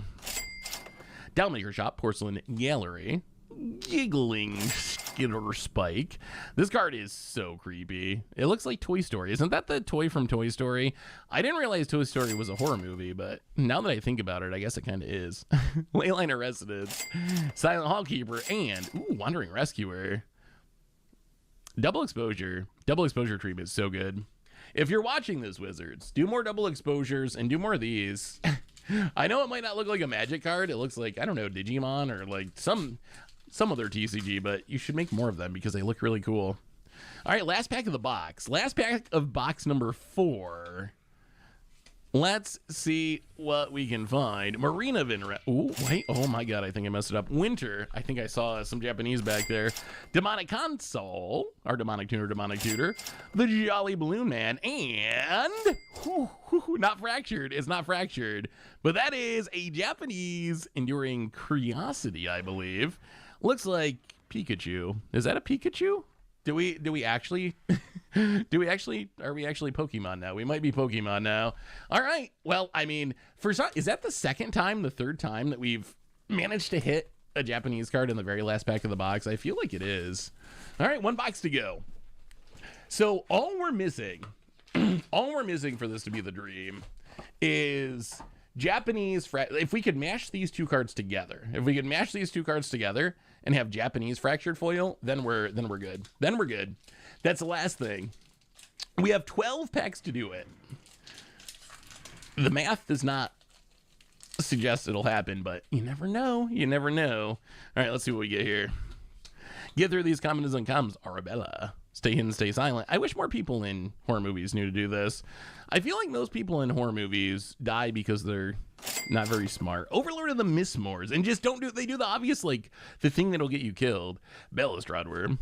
Enduring Vitality, and my God, how have we got Would You Rather so many times? Razorkin Needlehead. The good news is, because of its ability to combo in Commander, and because people sometimes like punishing card draw, it's actually pretty valuable for a rare. So even though it's awkward that we keep opening the same card over and over, at least it's a card that has some value. That helps. Tunnel Hate. Oh, Tunnel of Hate. I was like, who hates tunnels? It's a weird thing to hate.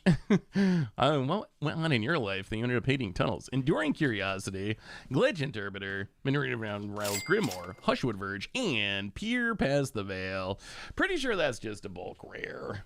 4 mana, discard your hand, draw X cards, where X is the number of card types among cards in your graveyard.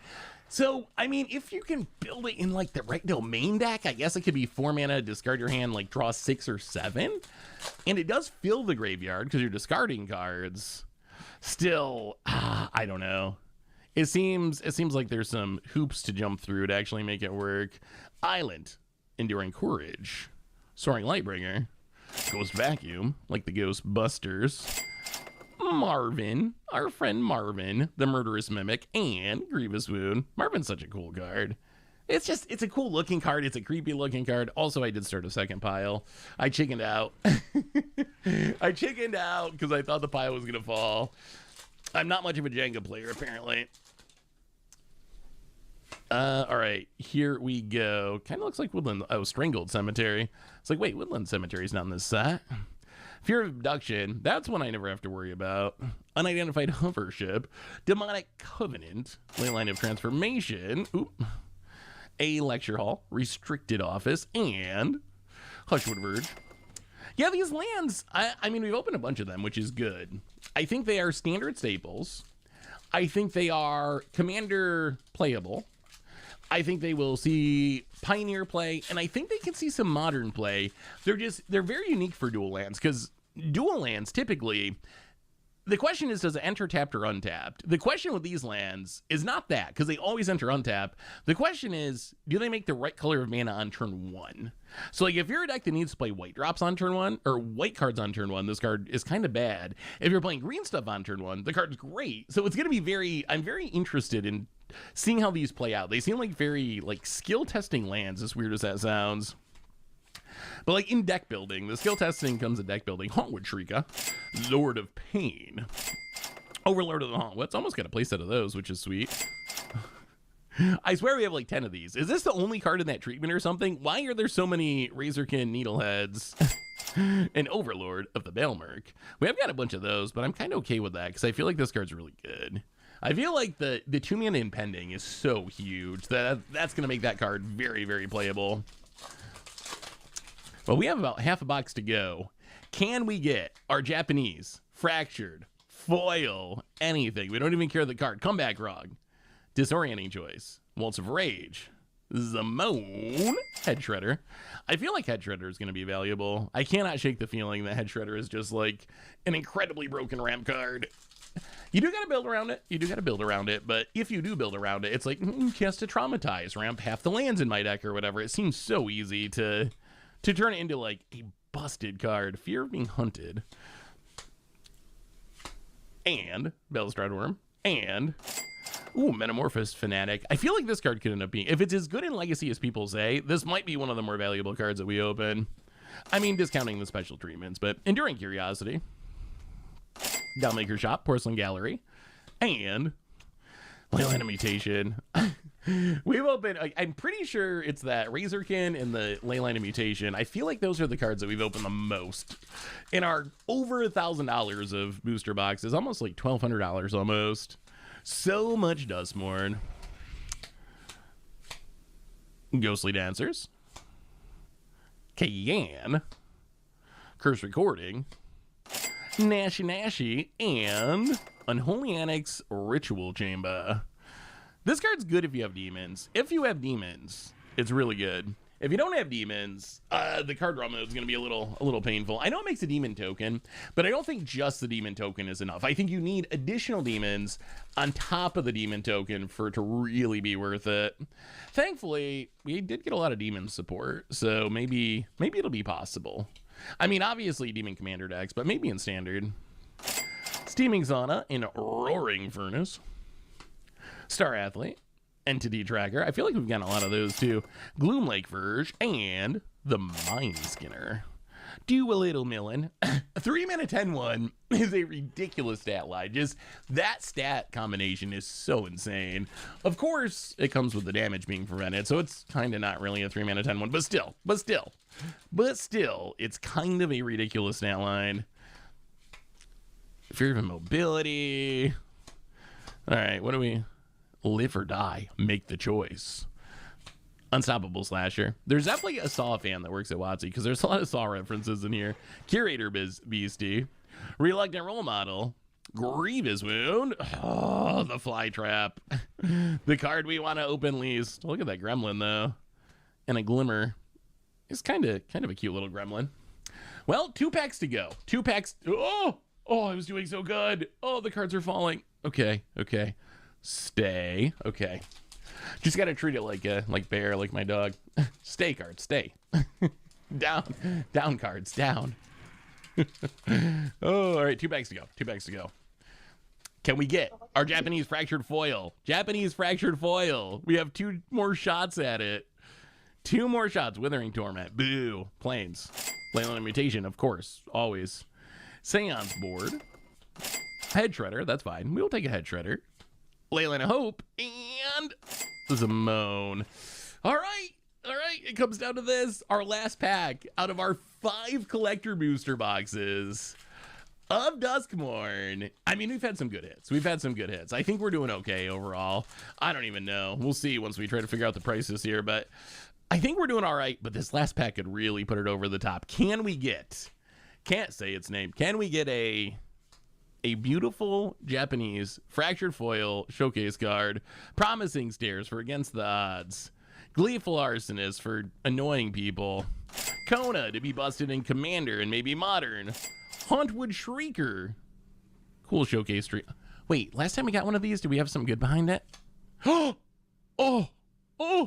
okay, well, okay, we'll take it. I mean, it is not Japanese. It's also not fractured foil, but that's still super rare. Like, this treatment is so rare that even though it's not the rarest treatment, that is still a hit. Overlord of the Mistmords, Elkin Around, Oko's favorite Avatar horror. Well, I gotta say, these treatments are sweet. These treatments are so sweet. We've never seen Magic cards like these before. This is something brand new, and I gotta say, seeing them online does not do them justice, especially for this fractured foil. Like, until you see it in person, it's not gonna be the same. But once you see it, it's like, oh, it's spectacular. It is spectacular. Wow. Okay, so that's 5 booster boxes of Duskmourn. I'm gonna go do some pricing, try to figure out what these cards are actually worth. You probably know by now because I added it in, but yeah, those are the boxes. I'll be back in a bit for the wrap up. The future set theory. You can tell because I have a dog now, panting in the background. Can you say hi, Barbie? Can you say hi to everyone? You good boy. Yeah, you good boy. And we're here to wrap up this Duskmourn collector booster box opening. So overall, we opened 5 collector booster boxes, nearly $1,200 of sealed products, and overall we ended up plus $58. We had 3 boxes that were winners, 2 that were losers, and in the end we essentially broke even, although here it's worth reminding everyone that this is using a slightly different pricing system than in the past. I mentioned this super briefly at the beginning of the video, but one of the biggest pieces of feedback I've heard from you all from previous openings is prices were just way too high. And you're right, because we're opening the boxes a week or 2 before the set even releases. The prices I was using are just pre-sale prices, and pre-sale prices are always jacked through the roof. So what I did this time is I took the pre-sale prices and then I knocked like 40-ish%, 50% in some cases off the cards to try to estimate what the cards are actually going to be priced at in like a week or 2 after this set actually drops, because we know that a typical Magic set usually loses like 50-ish%, 40 to 50% of its value from pre-sales through set release. So hopefully this is a little bit more realistic of a pricing method. So this time, rather than just putting up the pre-sale prices and being like, yeah, here's the current price, but we know it's going to drop, 40 or 50%, this time I just baked that price change into the card. So So for a rare or a mythic, I just looked at the current pre-sale price and then knocked 40 to 50% off. Typically lower end for mythics, higher end for rares. So those are the prices you're seeing to hopefully roughly give us a reasonable estimate of what the prices are actually going to look like once the set's fully on sale and you can buy the cards. So I think it worked pretty well, but I'm curious what you think about this pricing system. Better than the old way? You got any other ideas? Let me know in the comments. Before we get going today, there's two things I got to say about this set. One is, I mean, first, this is a bonus thing. The set's awesome. I absolutely love Dustmorn. Honestly, I love Bloomburrow, and I think I like Dustmorn even more than Bloomburrow. The set's just so cool looking. Outside of the humans, which I don't know, we'll talk about that later. But the two things I want to mention about this set, first, the special treatments in the set, like the fractured foil and the double exposure cards, they look like 10 times better in person than they do on the internet. When I saw them on the internet, I was kind of like, okay, they look fine. But once you actually hold them in your hands and see them shimmering in the light, they look super, super cool. So well done on the special treatments, Wizards. If you've seen them on whatever, Twitter or Facebook or Instagram or something, it really doesn't do them justice. They look way, way better in real life. The other thing I want to mention is I'm not super confident on the pricing of what I think was probably our best open, the Fractured Foil Overlord of the Bale Merc. So that's a card that you only get one of these Fractured Foils in less than 1% of collector booster packs. So they're super, super scarce. The scarcest treatment in the entire box. These are the closest thing we have to serialized cards in the set. The Japanese ones even scarcer than the English ones. I think 0.3% of the time you get a Japanese one, 0.6 you'll get an English one, so it's just under 1% altogether. So when I tried to price the card, I looked all over the internet and I could not find an actual copy of this card for sale anywhere. My guess is it's actually going to be a lot more expensive than the $30 price tag we gave it. That's a price based on a price from a vendor that didn't actually have any copies in stock. But I think based on other previous special treatments like that, I gotta think that card's worth more than 30 bucks. So I don't know, I'm not super confident with that pricing, but like I said, there's just no copies listed for sale anywhere on the internet, so it was really hard to actually get a fair price on that card, but good lord does it look cool. So anyway, that's been our Dustmorn box opening. Of course, if you need any of the cards we opened today, you can snag them from our sponsor Card Kingdom over at cardkingdom.com/mtggoldfish, and if you need to sell some cards, you should head over to cardconduit.com/mtggoldfish. Super easy to just ship out your cards, get a payment in a couple weeks. You don't gotta sort them and do all the hassles of buy listing. Thanks for watching, everyone. Again, let me know in the comments what you think of this new pricing system, and what do you think of this set? Let me know that too. Thanks for watching. I hope you enjoyed it, and I will talk to you soon. Looking for even more magic? Well, check out the video where I pop magic packs from a dollar store, or maybe our Bloomburrow collector booster box opening right over here. I just got back from MagicCon Vegas, and I managed to snag a festival in a box. So today we're gonna crack open the new Booster 2 and see if we can find a $400 or something sweet like that. So yeah, we were out in Vegas over the past weekend at the MagicCon. It was awesome. If you were there and said hello, thank you. It was awesome to meet so many of you. But I managed to get a festival in a box, and pretty hyped for this because inside there's a bunch of stuff, but most importantly, a Mystery Booster 2 box. Let's see what else we get. All right, so we get some promos. We'll go through those, which are glued to this Flibblefip. All right, hey Flibblefip. Flibblefip's one of the main characters of MagicCon, which is sweet because I do love Flibblefip. We get a Rainbow Foil Little Legend Secret Lair drop. We get 1, 2, 3 random collector boosters, Commander Masters, Lost Caverns of Ixalan, Wilds of Eldraine, and then the big payoff, Mystery Booster 2 full box. Wait, what is this?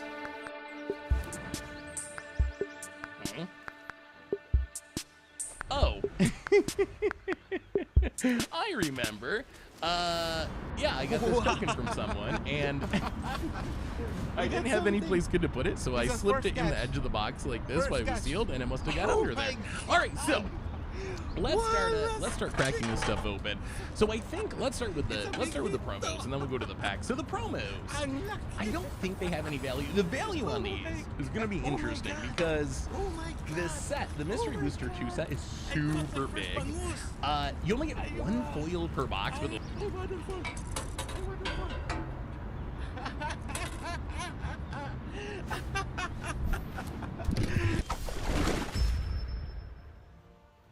we do have our extra belts with us. Yeah, I bought it from Team. And yeah, our weapons, the 3 sword style like Zorro. Yeah boy, we do have single hooks, and we have one setup that has tiny hooks, and we will try to catch it right on that spot. Yeah, where the water moves. See that spot where the water moves? I do think there's small fish, and that's we're gonna throw for the small setup, for the small hook setup, this one. And for the 2 setup with a single hook, this one for the bad boy sea bream. Alright, let's try to catch it if we're lucky today, and hope we can catch something. It's too much hot. I'm prepared. No, the sun will gonna go be here, and I don't have a choice just to move and move. But see, fishing is fun. I hope you understand. Voila, let's go. Alright, it's too much hot. Take some little break from the ride. We already put some bait, and let's cast. Make sure you have your safety gears like hat, shades, and whatever it is. Sunblock, but I don't do sunblock. Casting.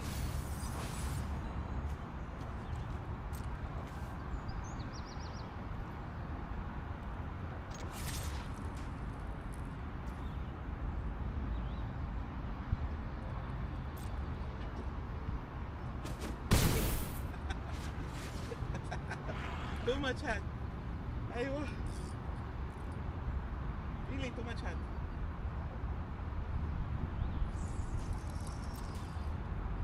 Perfect.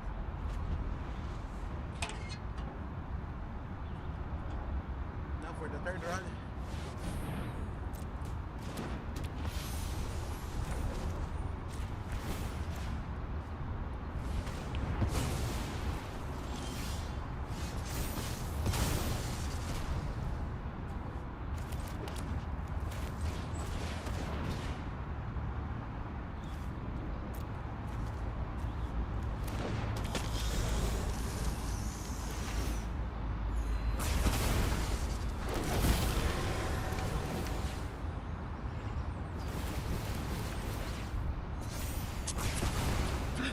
Too much hot.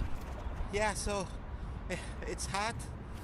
Even though we are protected with everything that we got, it's still hot. So yeah, we went there to that spot, and the sun was, on that spot right now. So I need to move from here, so it's a little bit warmer. I mean, like not that hot, not like that much spot because of the sun, and the Burj Khalifa is right in front of us.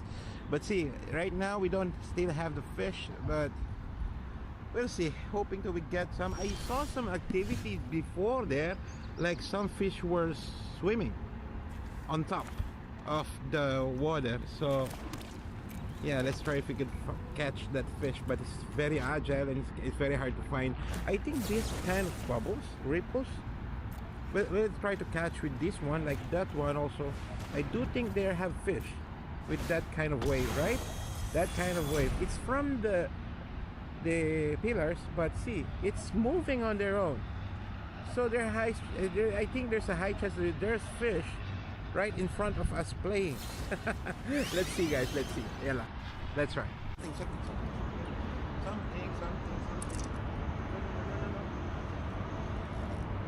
Something. We got something. It's there? Really? We got something, but I'm not sure. It's not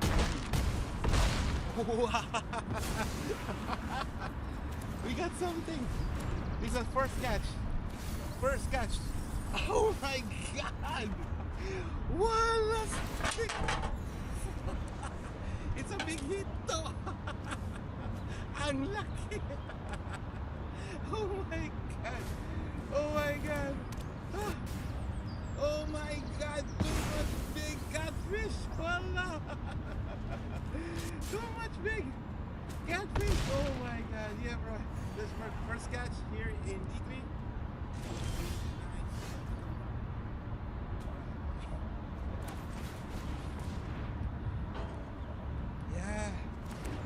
thing is huge, man. Very huge. Oh my god. Yeah, let's try to remove it. But first I need to bait. The whole bait setup was gone. I mean, like, he just literally throw everything. And let me just cast first before anything else.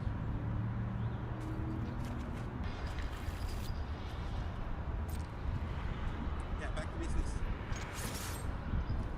Where's my pliers? Hey, boss.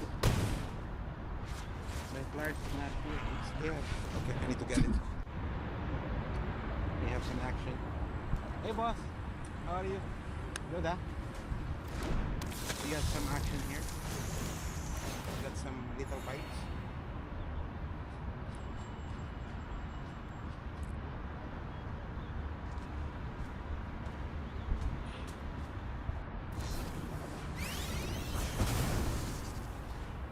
Catfish.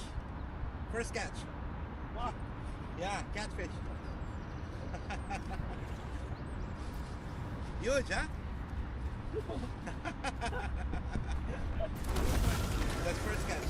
Yeah. Yeah. See you, man. You okay? Yeah. Bye bye. No, it's a false alarm. Oh. Let me just rebait this one.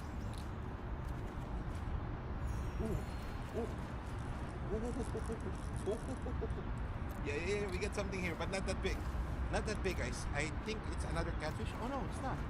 Ah, it's a small one. It's small. Malakapas. Oh my god, it's a nice small fish. Aywa. Oh my god, we need this one. This is very nice for a soup. Yes, soup. Very nice. Aywa.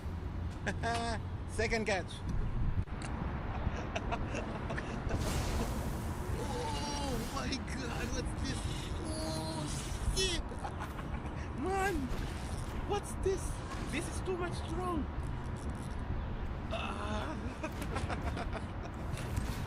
We lost it. No. We lost it. No, we lost it. Oh my god. Oh my god. Oh my god. I caught my first bangus. Aywa. I waterfall.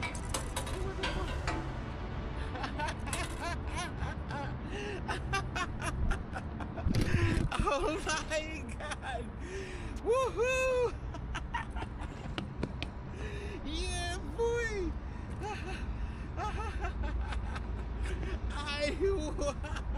First milkfish. Woohoo! Ang galing! I love this one. Oh my god, it's too much big. MashaAllah! And it's moving too fast. Very nice. Love you. Woo! Yeah. Oh my god, big one. Oh my god, big one. Yeah. Yeah, boy. Yeah. Yeah, boy. Yeah, boy. Wow, it's too much strong. Don't destroy my line. Don't destroy my line. Okay. Aywa. Milkfish is real. Bangus is real.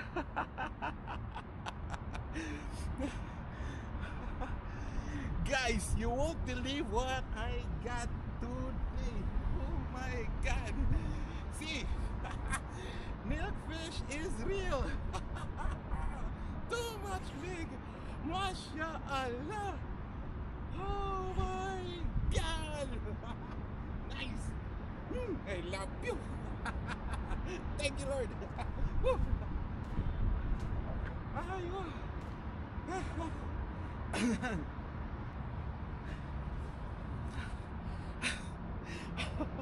Pagod ako. Let's catch more. Oh my god, the fish destroyed my setup. Wala, bro. It's destroyed now. We need to do more. I want to do more. Let's catch more. Whew, I'm so happy. We got some small bites. No, big bites actually. Let's see how it's this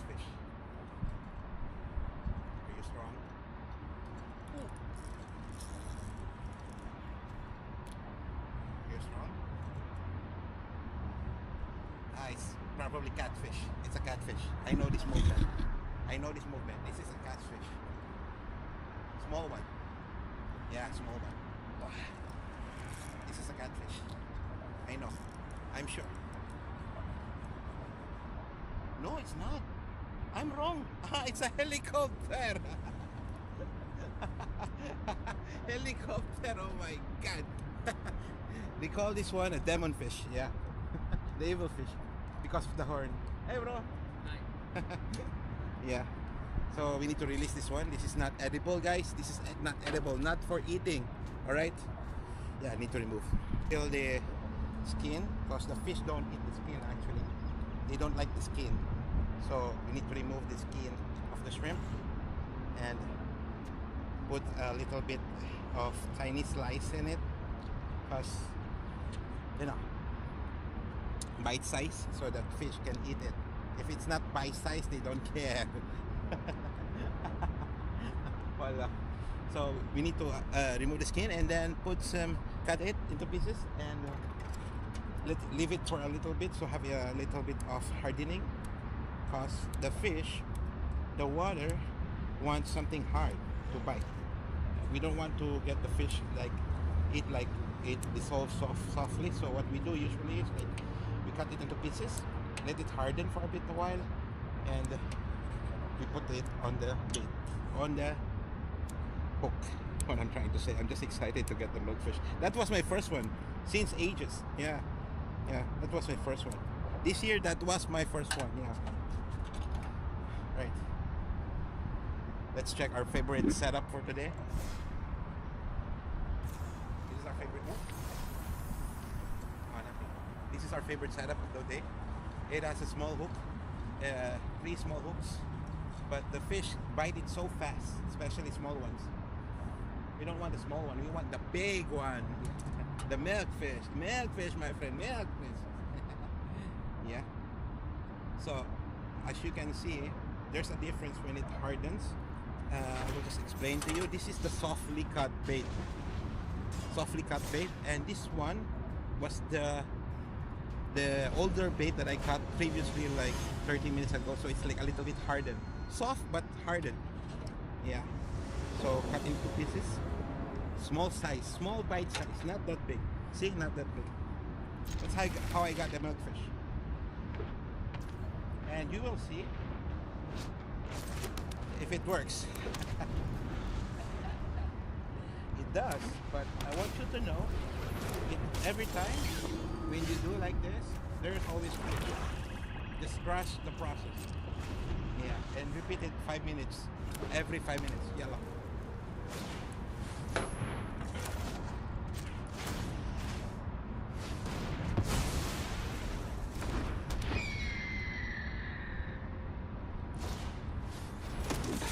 Forgot to fix my hair. It's broken. Thank you.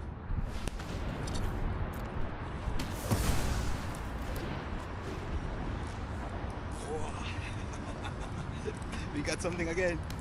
I hope it's a milkfish. It's a small fish. Ah, no. No. Another helicopter. Oh my god. No. This time it's a big one. This is the biggest helicopter fish that I got. Oh my god.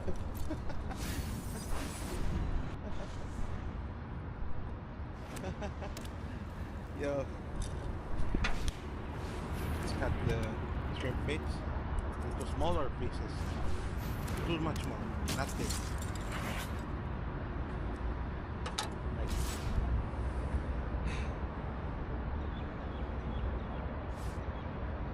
This one's moving. Ooh. Big.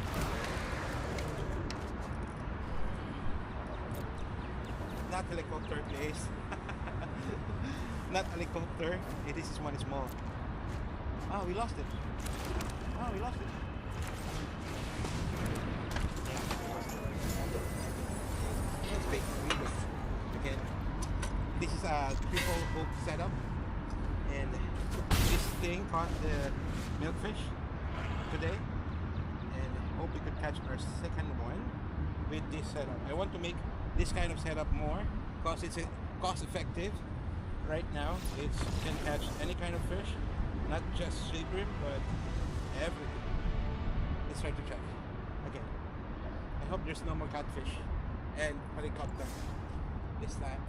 Let's try to roll farther. Some more. Yeah. Like that. And let me just try to check on the other rod and cast again. Can you watch it for me? Sun is here. It's near us, so we need to move. I don't want to cut with a sunburn.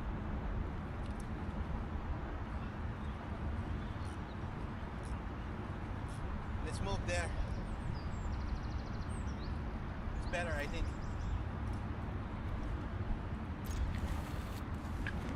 Yeah. So let's just put some bait and go move to the other side. It's too much hot. I can feel the burn. My body is heating up. We do have water. I drank Coca-Cola. I have my sugar. Let's try to cast here. That's my scooter.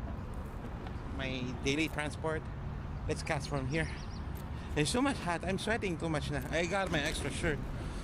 But see, it should be fun. Let's cast here. It's better.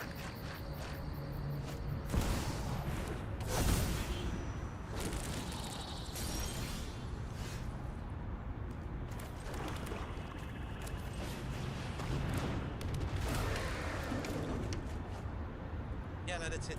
Let's move my scooter.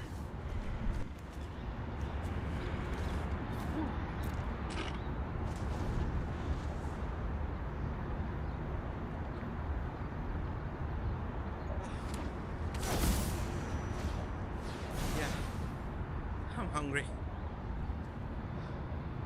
Too much hot. Let's eat. Let's eat something. Celebrate. Yeah, you need to celebrate something. I bought some 2 dirham pakura. You know what's pakura, right? Ooh. It's moving not that. I can wait. No, I cannot. Big. Are you a milkfish? What are you? Oh, so I'm gonna take my break. I need a break, man. Ah, it's a small fish. Small one. Let's try to pull it fast. Oi! It's heavy. Oh my god, it's heavy, man. It's heavy. You really. It's not moving. Maybe probably it's a sea bream because sea bream don't move that much. Oh my god! It's a prank. It's a trash. Oh my god! I got pranked. Guys, when you try to get this something, don't just throw it back. Put it in the proper trash. Right here.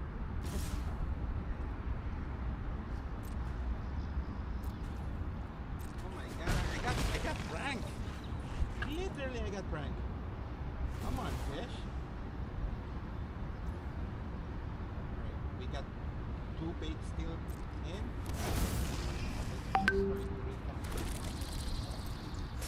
I was excited. I thought it was a milkfish there. So we could get it.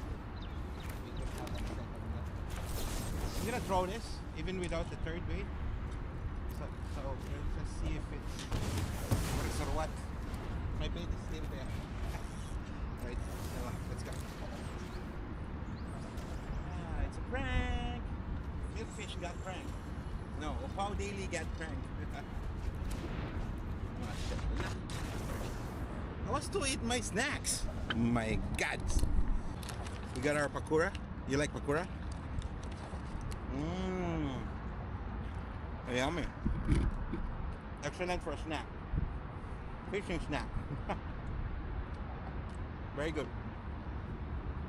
Just make sure you don't. Is it moving? Oh my god. I'm itching.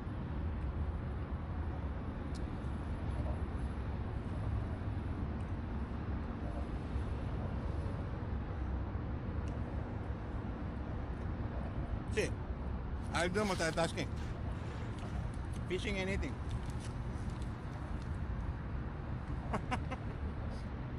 I'm so much hungry.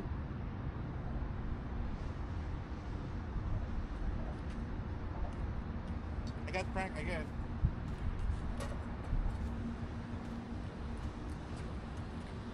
This costs like 2 dirham only. It's nice. Cheap.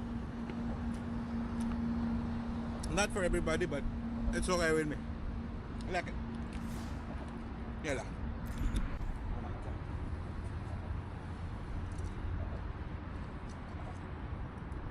Haha, it's a big one. It's heavy. But it's not fighting. I hope it's not a helicopter again. Okay. Aha. Oh, it's a small bakoko.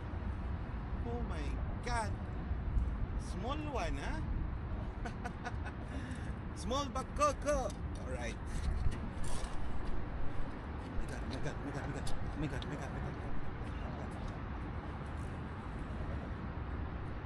Oh, we lost it. Oh my god.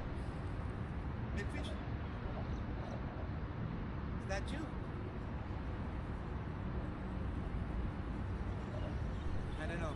The rod slides and this is not fighting. No, it's a false alarm. It's a false alarm. I thought we got a fish, but no. We don't got any. Yeah, it's a false alarm. Let's try to cast it.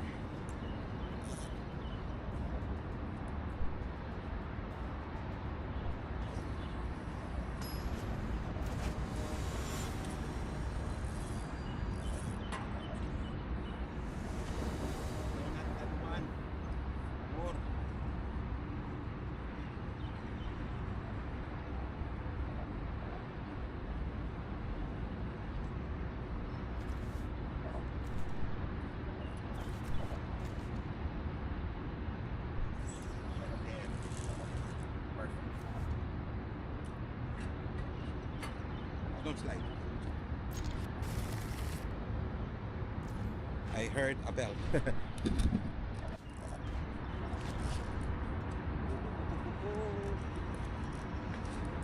boy. I hope you're a big one. Are you a big boy? I hope not small. It's a little bit heavy. Ayun mo. It's a big catfish. Oh my god. Another catfish. Second one. Oh my god, guys. Too much catfish. Why like this? It's a small one. I think it's a small one, but it's still good. Oh, oh my god. It's a stripe. We got a stripe, man. It's a big stripe. Iowa. Oh my god. Nice. Fuck you. Nice one. Oh yeah. Oh yeah.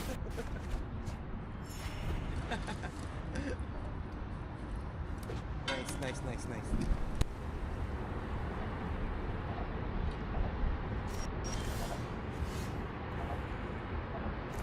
You got something? No. Maybe small fish. Oh, we got something. Small one. It's moving, but small. Kick. Kick. Like this. Not kick.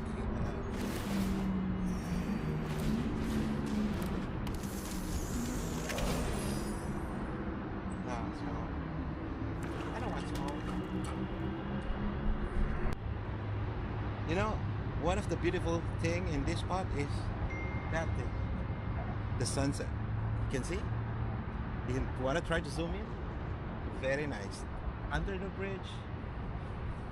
And beside the building. Let's take a photo. Yeah. See that? Let's pause for a minute. See that? Let's zoom in. Wow. That thing. That thing is nice. Very nice. I love it. The rod is moving. I love it. Nice, no? Let's show it again. Wow. Oh my god. My hand. Oh, nice. I love it. I want to stare all day with that. That's very nice. Perfect. See, let's just try to record it there. Just record it. With a fishing rod.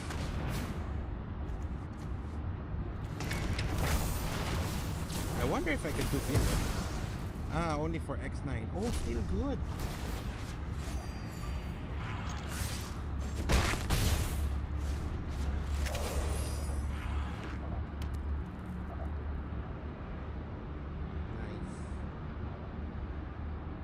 Nice.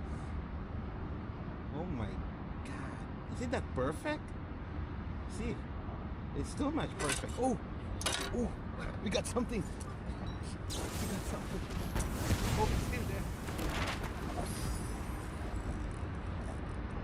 Wait, no. You there? Or we lost it? We lost it? We lost it? We lost it? Come on. Are you still there? What's this? Who kicks?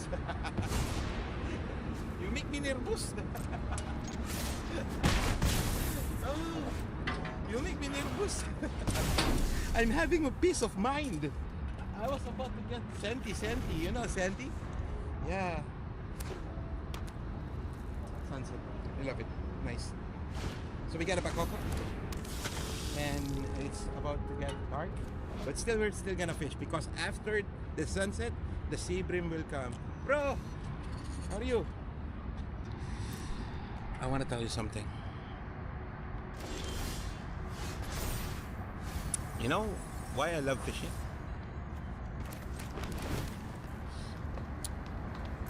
Because it's anti-stress, relaxing,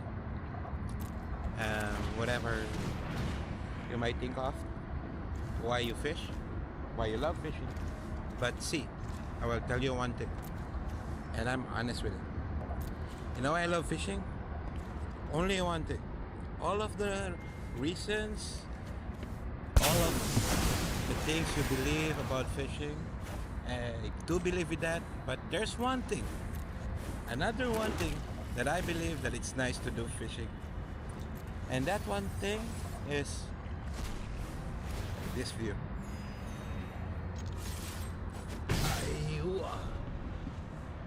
Habibi, come to Dubai. Very nice, no?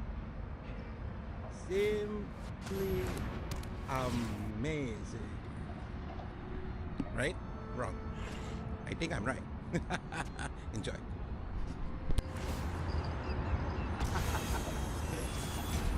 Small. It's small, but it's okay. Food. Aywa. Yalla. Let's continue our fishing, even the night. At the very tasty fish. It's Nora time. Aywa. Guys, we're done. We cannot extend more, so we overuse our bait. We're class, and it's good. We got some fish, small one, big ones, and our best one is the bangus. Very nice fish, and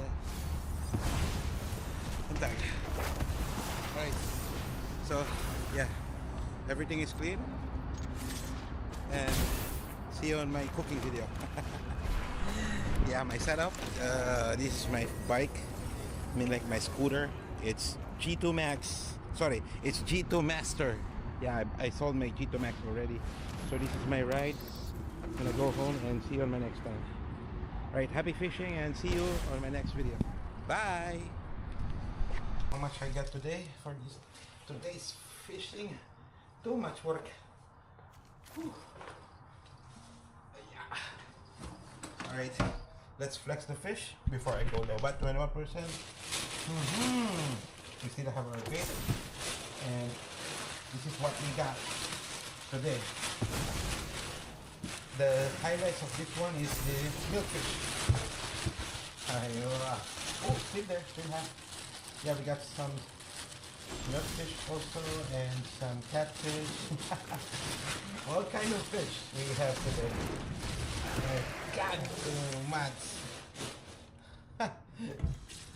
Alright, I wanna flex you the milkfish. I'm gonna try to cook it today or tomorrow, but tonight we're gonna clean it.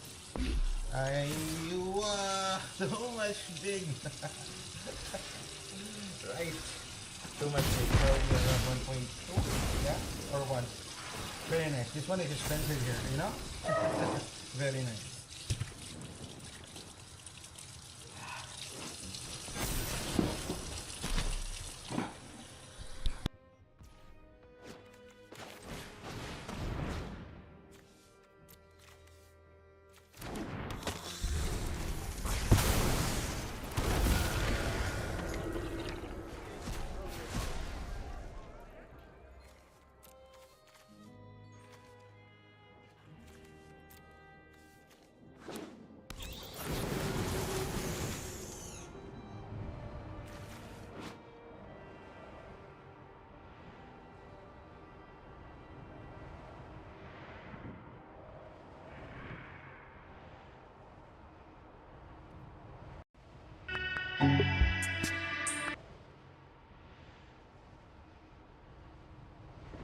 Expensive, going to be interesting, but let's see our promos. So we get a ponder non-foil with a turtle. Looks pretty sweet. We get a Swords to Plowshares. This I will probably play in a commander deck now that I'm back on the Swords plan. And ooh, look at that Plains. Not foil, but still nice. And Convention Meru. I don't know. I'll have to look up in the prices on this. I'm imagining, since everyone who got a festival in a box got these promos, I imagine they're not especially valuable, but we'll see. The Secret Lair drop is another one that I don't think, I mean, we'll get some value out of it, right? Just because Secret Lairs are, what, 40 bucks or something? So even though the cards I don't think are super high-end in this one, they should be worth something. And we get a bonus card. So let's see, this is the foil Little Legends drop. So it's just, there was no way to get what I really wanted with this booster box, a mystery booster 2, there was no way to get it without getting this other stuff. So kind of bonus stuff. It was $250 for everything. So what do we get here? Ray it on Bringer. Ray is a cool card. It's just not an especially playable card anymore. So I don't know what I'm gonna do with it. Orvar, very annoying commander to play against. Looking sweet in foil. Drana, the Last Blood Chief. The art is pretty sweet. Lavinia, Zurius Renegade. Good for comboing with Knowledge Pool. And our bonus card. Oh, wait. No, that's not a bonus card. Omnath Locus of Creation. Probably the strongest card of the bunch as far as commander. And then our bonus card. Ooh, Paradise Druid. All right. I mean, Paradise Druid, sort of playable. I kind of wish when they did these bonus cards, I kind of wish they all had new art. Because this is just like Paradise Druid, but extended border. But I don't know. I don't know what I'm going to do with that. So, Secret Lair drop, fine. Let's crack open our random boosters here. So we have Wilds of Eldraine. We have Lost Caverns of Ixalan. Oh, these are the... Hilariously, I just realized. So Wilds of Eldraine, whatever. That's the standard set. Lost Caverns of Ixalan Commander Masters. Those are the sets where we can get the really expensive cards they just banned in Commander. This was the set. LCI was the set with the Mana Crypts, and then Commander Masters is the Jewel Lotus set. Well, let's crack open Wilds of Eldraine. Not expecting much. What can we get out of Wilds? I mean, I guess, so the biggest hit is like the special guest type stuff, where we could get like a doubling season. That would be nice. All right, what does Wilds of Eldraine have in store for us? A food token, a Far Sight Ritual does see a bit of standard play, not valuable or anything. Let me see if I can move this mic slightly closer. There we go. Does see a bit of standard play, but not expensive. A Fiery Emancipation. I mean, triple damage is sweet. This is at least playable. Cruel Somnophage, good for the Urborg Lurgoyf deck. A Rotisserie Elemental. A little bit of a chicken card there. Talion, the Kindly Lord. Apparently this is a CDH card. I remember when this was spoiled, there was a big debate. Oh, it looks good, but is it better than Shieldred? No, it's not. We found out rather quickly. Intangible Virtue Foil, Vampiric Rites, Forest, Full Art. I mean, at least Full Art Forest, I'll use him in Commander decks. Ruby Daring Tracker, pretty good for Bard class. Good Bard class card. Lure Skitter's Butcher, Evolving Wilds. And, alright, so, I don't know, maybe Foil Talion's worth a couple bucks, but not a ton there. Well, let's move on to LCI. So the big hit here, even despite the bannings, is one of the special mana crypts. The special mana crypts can be very pricey. Plus, they might unban them. Personally, if I was gonna bet on this, I would bet that Mana Crypt and Jewel Lotus end up getting unbanned, and they're like bracket 4 cards or whatever. So I think there's, I mean, I don't think it's anywhere near 100%, but I think the odds, I would say, my personal opinion, slightly in favor of those cards getting unbanned at some point. So what do we get out of LCI? Island, Full Art. Not bad. A Belligerent Yearling. Little dino action. Cutzel's Flanker, at least that's a playable card in Standard. Good, decent sideboard card. Bedrock Tortoise, it's got a big butt. And again, I lie. No other turtle can deny. Wave Goodbye. Return each creature without a +1/+1 counter on it to its owner's hand. It could be good for a +1/+1 counter commander deck. Abulio, Ancestral Echo. Echo? What is the word under his head? I don't know. The blink guy. The blink dude. Jurassic Park Mountain. Wait, is Jurassic Park Mountain worth something? It might be worth something. I don't know. Maybe they were in all the collector boosters. I can't remember. And Amelia. Speaking of bannings, so maybe no Mana Crypt, but we did get a ban card. Amelia Bedelia, Bandit Pioneer, and Treasure Token. Okay. Well, not a especially valuable LCI pack. Not that it matters. We're not here for LCI. We're not here for Commander Masters. We're here for Mystery Booster too, but we might as well open these. All right, Commander Masters, show us Jewel Lotus. Jewel Lotus is still the big winner from this set. I think there's other stuff in Commander. There's got to be other high-end stuff in Commander Masters. Let's see what we can find. Commander Masters was a sweet set. That set was so good. All right, so we get Feed the Swarm. My favorite, going to be in Standard forever now, thanks to Foundations. Thriving Isle, Haunted Cloak, Beanstalk Giant. Ooh, look at that. Look at the old border. I know it's not real old border. It's like new old border, but still, it looks nice in foil. I love my old border basics. Ooh, Commander Sphere. That's a nice looking Commander Sphere. It's not foil. I still play Commander Sphere. For 3-mana rocks, I like Commander Sphere since I can draw a card. Kadama's Reach. Also a playable card. Shirel, Shizo's Caretaker. Interesting commander. Yodo, Bandit Warlord. Combo piece. Little Helm of the Host action. A Corridor, Ghost Chieftain. Oh, man. This is like old school Commander, Precon Commander. I remember when I first started playing Commander, this was actually a card people played quite a bit. Like, it was a pretty popular Commander, but it's just kind of been power crept at this point. Calamity of the Titans. As an additional cost to cast this, reveal a colors card from your hand, accidentally use creature planeswalker mana value less than, okay. So it's just like a Wrath for Eldrazi deck. Reveal your big Eldrazi, Wrath the board. A Treasure Nabber. Whenever opponent taps an artifact from mana, gain control of it until the end of your next turn. I wonder if I don't play this card more.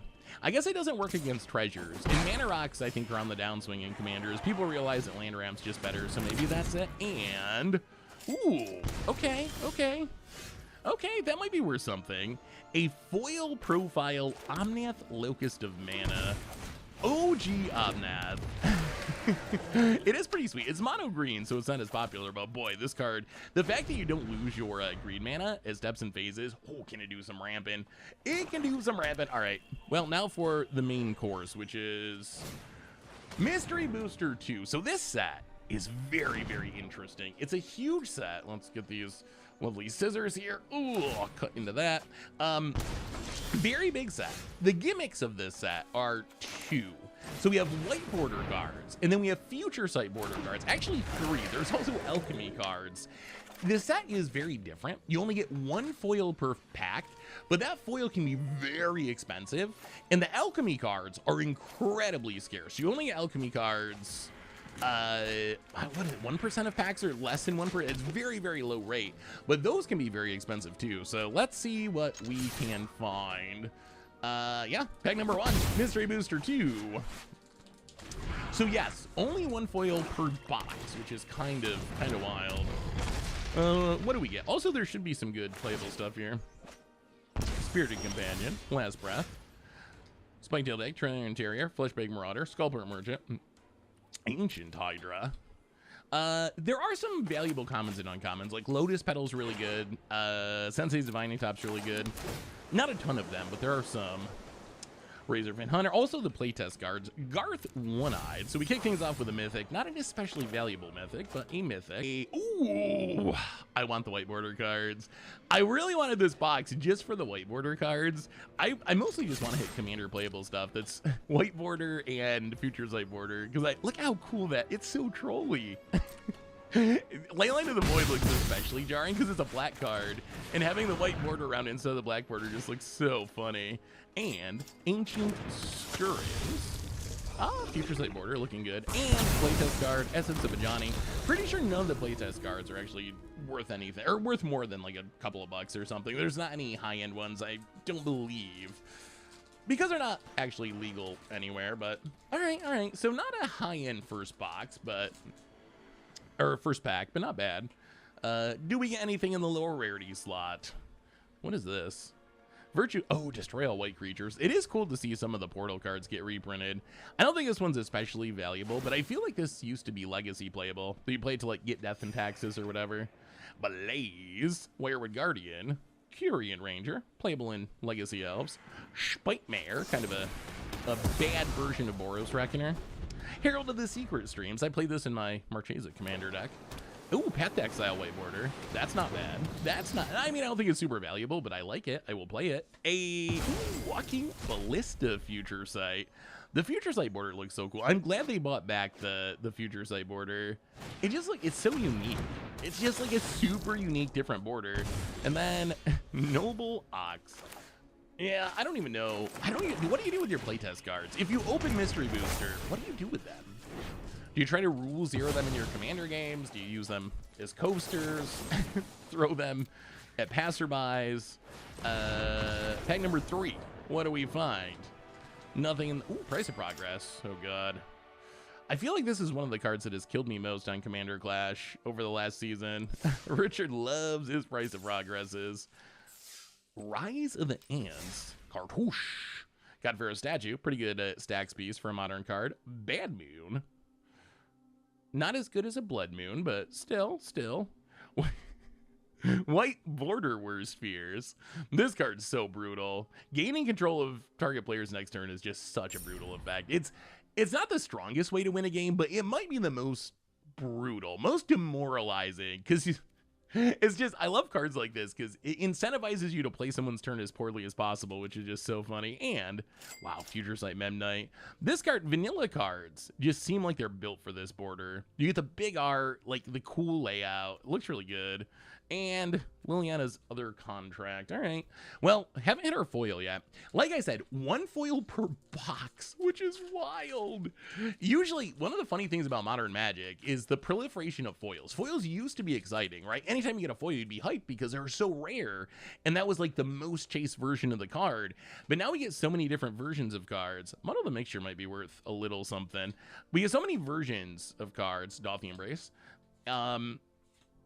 that foils just aren't worth much anymore. But in this set, foils are actually worth a ton because they are actually super rare. Good Recross Pass, good Belcher combo piece, Counter Squall, Shared Summons. Ugh, all right, not a great rare. Transcendent Master. I used to have a deck built around this. Doesn't see much play anymore. The level up, I hope they bring back the level up mechanic someday, because I feel like It would be cool if it was good. It just ended up not being good enough. And life tap. I had someone at MagicCon Vegas play a life tap deck. Life tap Yavmaya to give everyone forest and just try to gain life off of it. I don't think it won, but it was cute. It was a cute idea. All right, pack number 4-ish, I believe. Let's see what we get here. So far, I feel like we have not hit much value. Jungle Lion. Mobilize. Untap all your creatures for 1 mana. Huh, that could be useful. Jordan Flail. Yoshi. No Mario, but good enough. Lavinia Zurius Renegade. Oath of Druids Future Sight. And Catch of the Day. Oath of Druids is a cool card. The problem with Oath of Druids is it really only sees Vintage play, and not enough people play Vintage, especially in paper, for it to really do much of anything. Well, all right. Come on, we need some value. Oubliette. Remember when this was like a $40 card? This was one of the big complaints. Oubliette being $40 pauper staple. But then they started reprinting it, and it still is pretty brutal. Phasing out something is so good against commanders. Like, this is one of the best ways to remove your opponent's commander in specific. Just because it's gone forever. Blight Mamba. Ooh, wow. That's cool. I don't even know what language that is, but original Memnite. Phyrexian Walker, I believe it is, just a 0 mana 0/3. Plague Engineer. This card was really good right after First Modern Horizons, but not really anymore. Noxious Revival, white border, and Equilibrium. Oh, and it's foil. Oh no. Oh, I'm pretty sure you only get exactly 1 foil per box, and Equilibrium's not exactly the foil we were hoping. Whenever you cast a creature spell, you can pay 1. We need to return target creature to its owner's hand. Not that Equilibrium is horrible or anything, but value-wise, it is not great. Okay, well, maybe, let's see. My understanding is you only get 1 foil per box. I don't know if that's a hard rule. Is it possible to get 2 per box? The foils are the big money cards. Outside of the foils, I think the most expensive card in the set's like $30 or something. But the foils can be very expensive. What? Why are we putting conspiracies in this product? This set is so weird. I mean, I guess it's designed to draft at festivals, so I guess that makes sense. The first creature spell you cast each turn costs 1 less to cast. You can't cast instant or sorcery spells. Huh. I mean, they're not legal to play anywhere, right? Another Rule 0 kind of card. Rat Colony. I mean, that's probably worth something. Anytime you play any number of something, they always have value. Okagachi Vengeful Kami, and a Defender of the Queue. Defender of the Queue. Those playtest cards. All right, we need some value. We need some value. I think so. I believe the most valuable non-foil card is White Border Urza Saga, followed by Sensei's Divining Top Lotus Petal. I'm pretty sure. But White Border Cabal Coffers. Oh, I want that for my decks. That would be an open I'd be happy about. Stormcrow, caca. Right of Consumption. People always forget about this card, but this is essentially a Black Fling. If you ever need a Black Fling, keep Right of Consumption in mind. It's like the only mono Black Fling, I believe. Terrain Generator. Not the worst commander card. Path of Discovery. Really sweet with Bolus's Citadel and Standard. We had such a cool deck built around this. Oh, yes. Okay. That is a White Border Urza Saga. Speak of the saga. I mean, this is exactly what we wanted. Okay, best open of the deck so far. Nomads or, well, also Indicate. I love this card. Indicate. 0 mana. Target permanent. You. All you do is target a permanent. Nadu staple. Well, that's a hit. White Border Urza Saga, pretty good one. We could use more of that, please. But yes, that's pretty good. I wonder why they made it this way. I wonder why they decided to go with only 1 foil per box. Ooh, Mom. Mom's still a good card. I play Mom in Commander. Youthful Valkyrie, Probe, Wizard Class on Burial Rites, Grab the Reins, Keldon Champion. Desert, yes. Ooh, Grist. Okay, Grist is good. That's a good mythic. A Goblin Guide.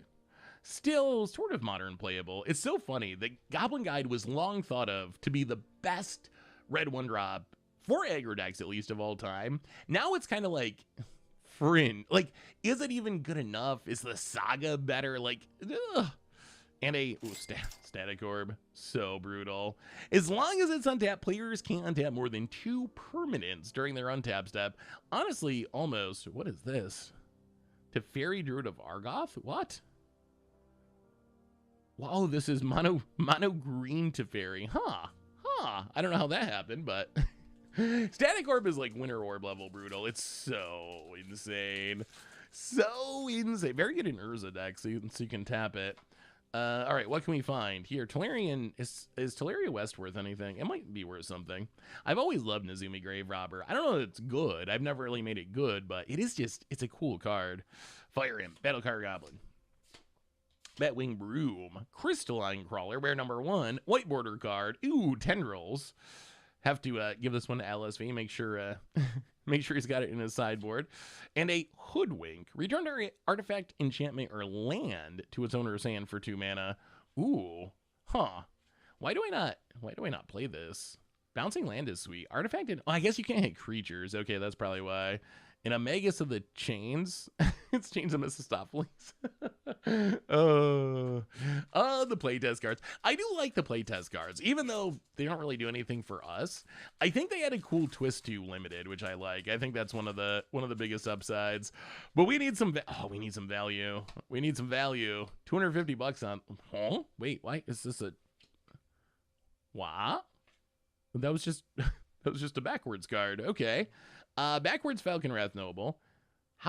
I don't know if I've ever had that before. Okay, just weird print run things. Oh god. Lizards. Some of the weirdest cards ever made. Fireclap Bits. I feel like we've gotten like no duplicates because the set's so huge. Wake Thrasher. Darksteel Citadel white border. And Ensnaring Bridge. Ensnaring Bridge. Looking good in the future side border. Mono Red Prison staple. I miss when Mono Red Prison was good.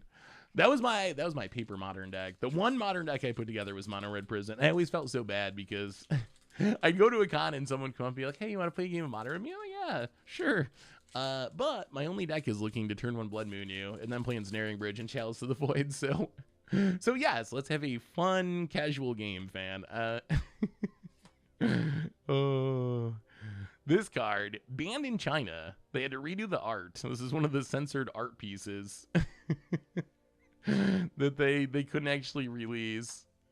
Or I believe this is the uncensored version. No, this is the censored version. I believe this is the censored version.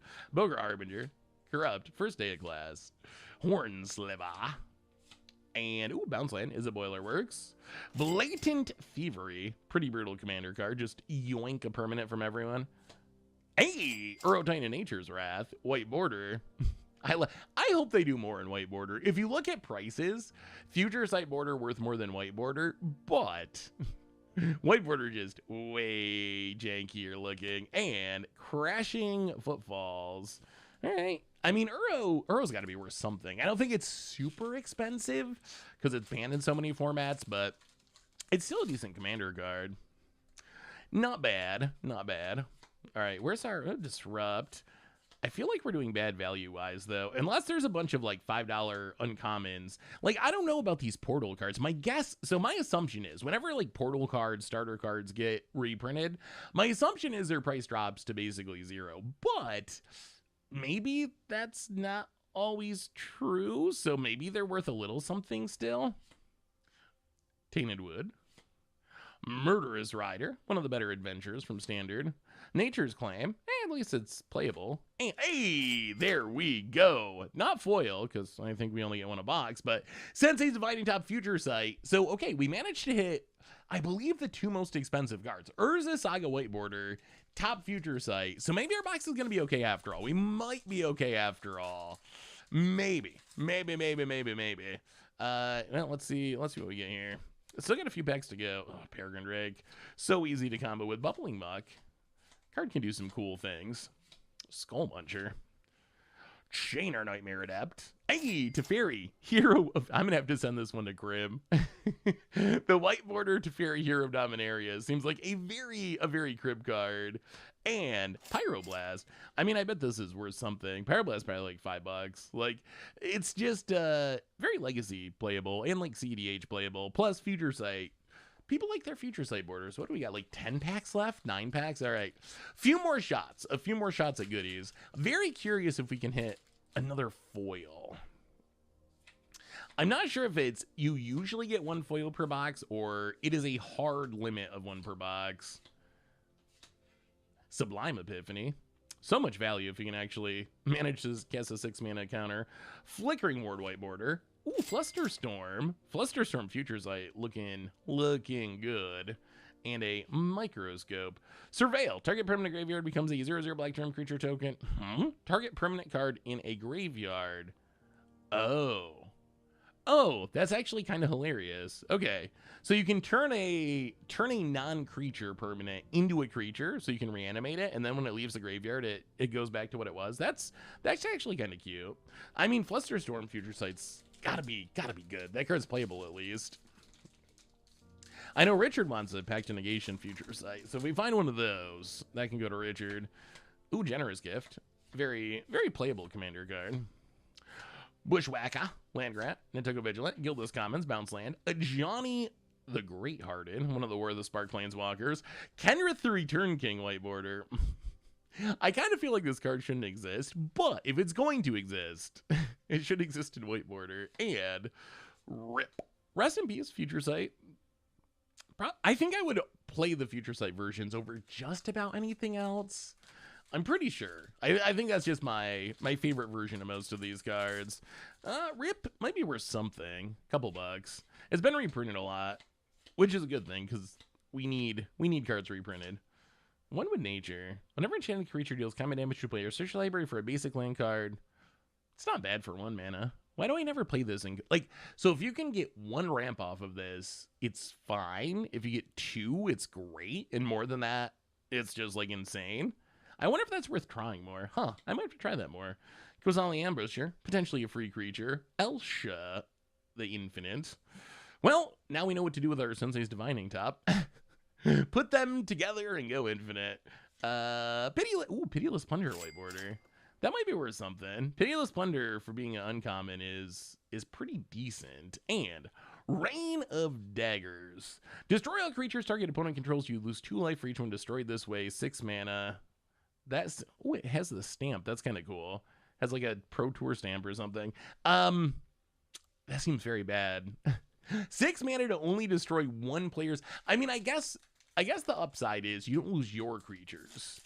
So I guess that's the upside, but you lose a bunch of life, and you can only you're not going to play it in Legacy or whatever. So you're going to play in Commander, and Commander, I think you want to blow up all your opponent's creatures, most likely. So I would be surprised if that actually saw much play. Jaya, Torgo. Hey, Wiremite.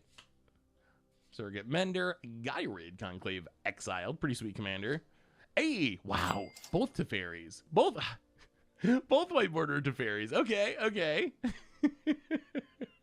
We can build the trolliest blue-white control deck and the top. Maybe we build like Troll Miracles for Legacy. Winterishan Import. This card, there was a time, not that long ago, where this never got reprinted. It was like a $200 card. It was the card that would make Legacy Death and Taxes not budget-friendly just because it existed. However, they've reprinted it many times since then, and I think it's worth kind of nothing. That's a card I feel like, when they keep doing these Modern Horizon sets, I would like to see, I don't know. You're gonna print all this busted new stuff. Just give us ports, give us wastelands, give us some busted old stuff from Legacy. I think that would actually be pretty sweet. I'd be down for that. I don't think you can make Modern worse at this point. Classic. Orcish Settlers. I love that art. Shredded Sails, Wirewitch Channeler, Thunder Red Elite, Mercy Killing, Snoop. Wow, there was a brief window when this first came out where combo goblins were like a thing in Modern. Don't see goblins much anymore. Oh, White Border Wasteland. Okay, that's gotta be good. White Border Wasteland has gotta be good. Legacy staple. I feel like this card should be more played in Commander too. I was just talking to people. We were talking about our MagicCon Vegas experience, and one of the big takeaways, cards like this, Strip Mine and Wasteland, way up in value in Commander because so many people playing Glacial Chasm, playing Field of the Dead. So I feel like you kind of have to put some of these cards in your deck now. Like every deck needs a way to blow up a land. So Wasteland, I feel like improving, and Swords to Plowshares Future Sight. I wonder if that's better. Is that better than the promo? Which one would you play? Where's our promo here? Uh-oh, where'd I put? There's the Planeswalker or the Littlest Legends. What did I do with the promos? Hey, there we go. Which one's better? I feel like let me know in the comments. Are you playing Future Sight or Bird Biker? I do like the black and white look of this, but that Future Sight border, so nostalgic. All right, we'll take the Wasteland. What do we got? Five packs left. 5 more chances for something awesome out of our Festival in a Box.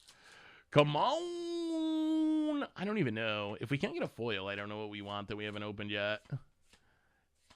Maybe Thassa's Oracle, Lotus Petal. We haven't got a Lotus Petal yet.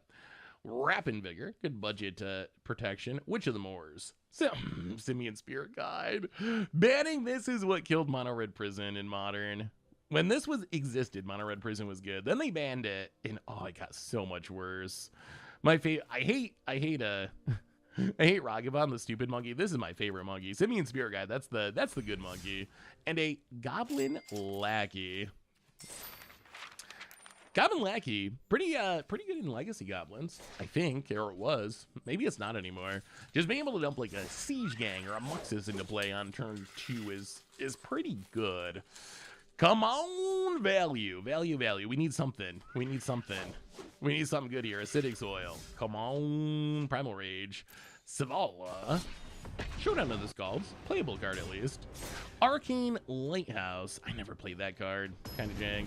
Hey, Brainstorm Future Sight. I'm pretty sure Brainstorm Future Sight. So the weird thing about these Future Sight cards is, yes, Brainstorm's only a common, but they're in a special slot. So the rarity is like kind of equal. So even though Brainstorm is a common, typically not very valuable, I'm pretty sure this is like close to a $20 card just because it's Brainstorm, and Brainstorm's really, really good.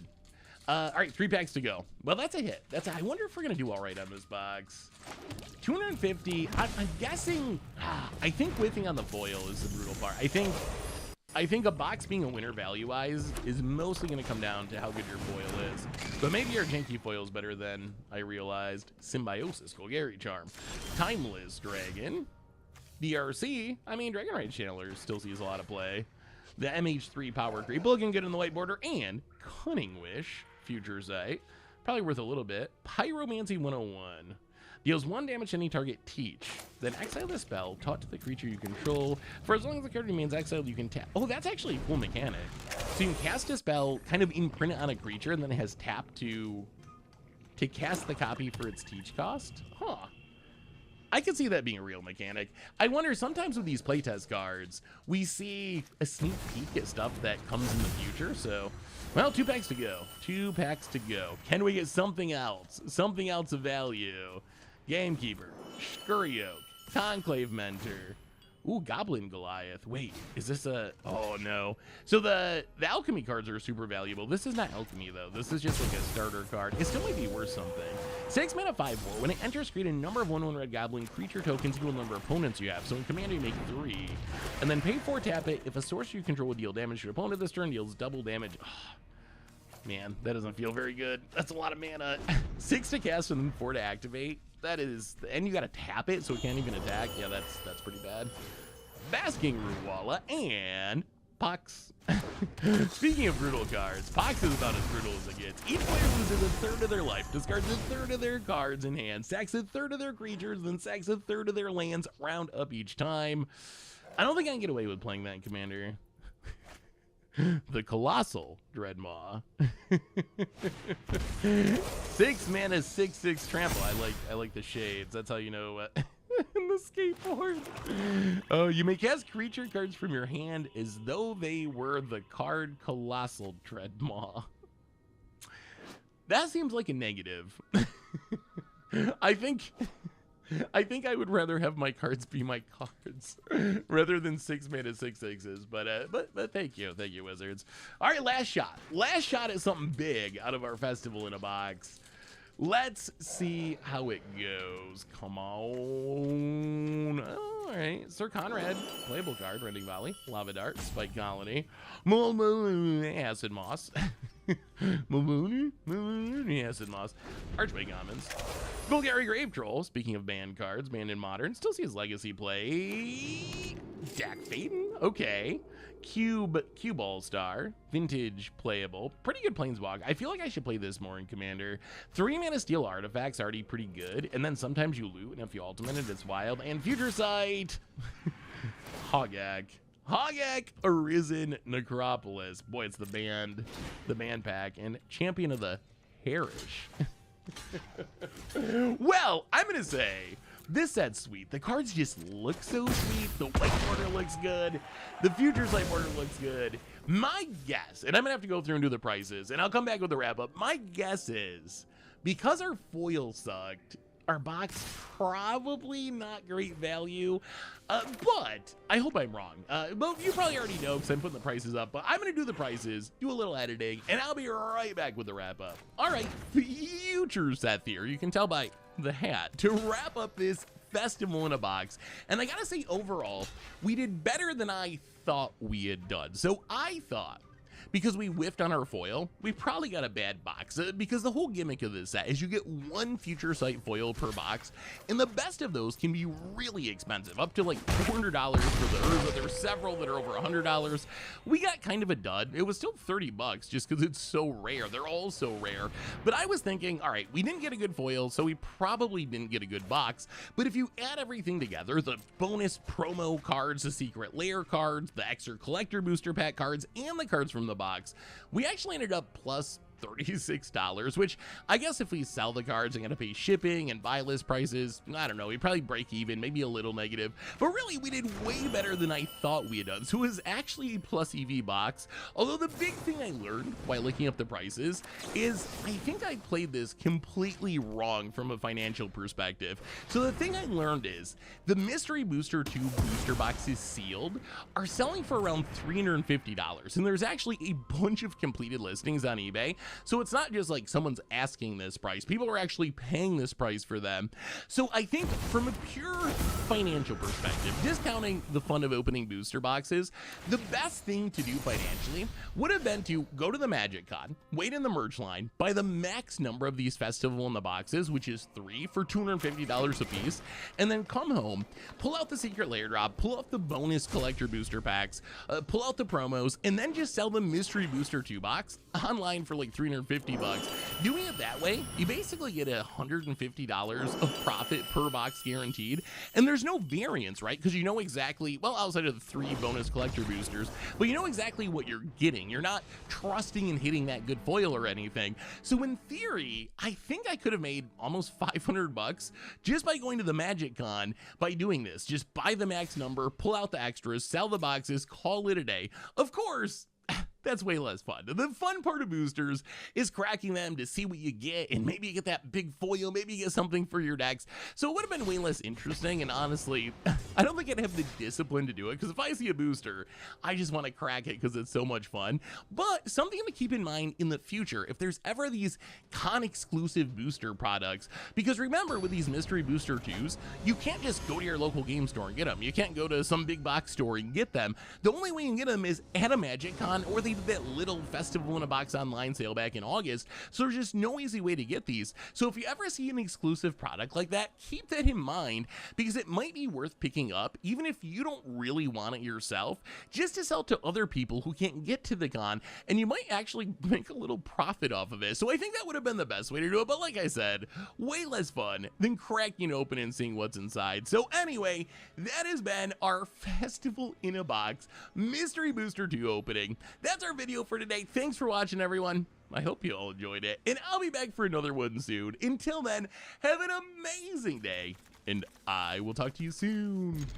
Oh yeah, and if you need any of the cards we opened today, you should head over to cardkingdom.com/mtggoldfish. And if you're looking to sell your cards, head to cardconduit.com/mtggoldfish. Looking for even more magic? Well, check out our dollar store opening video here, or maybe the one where we cracked a whole bunch of Duskmourn.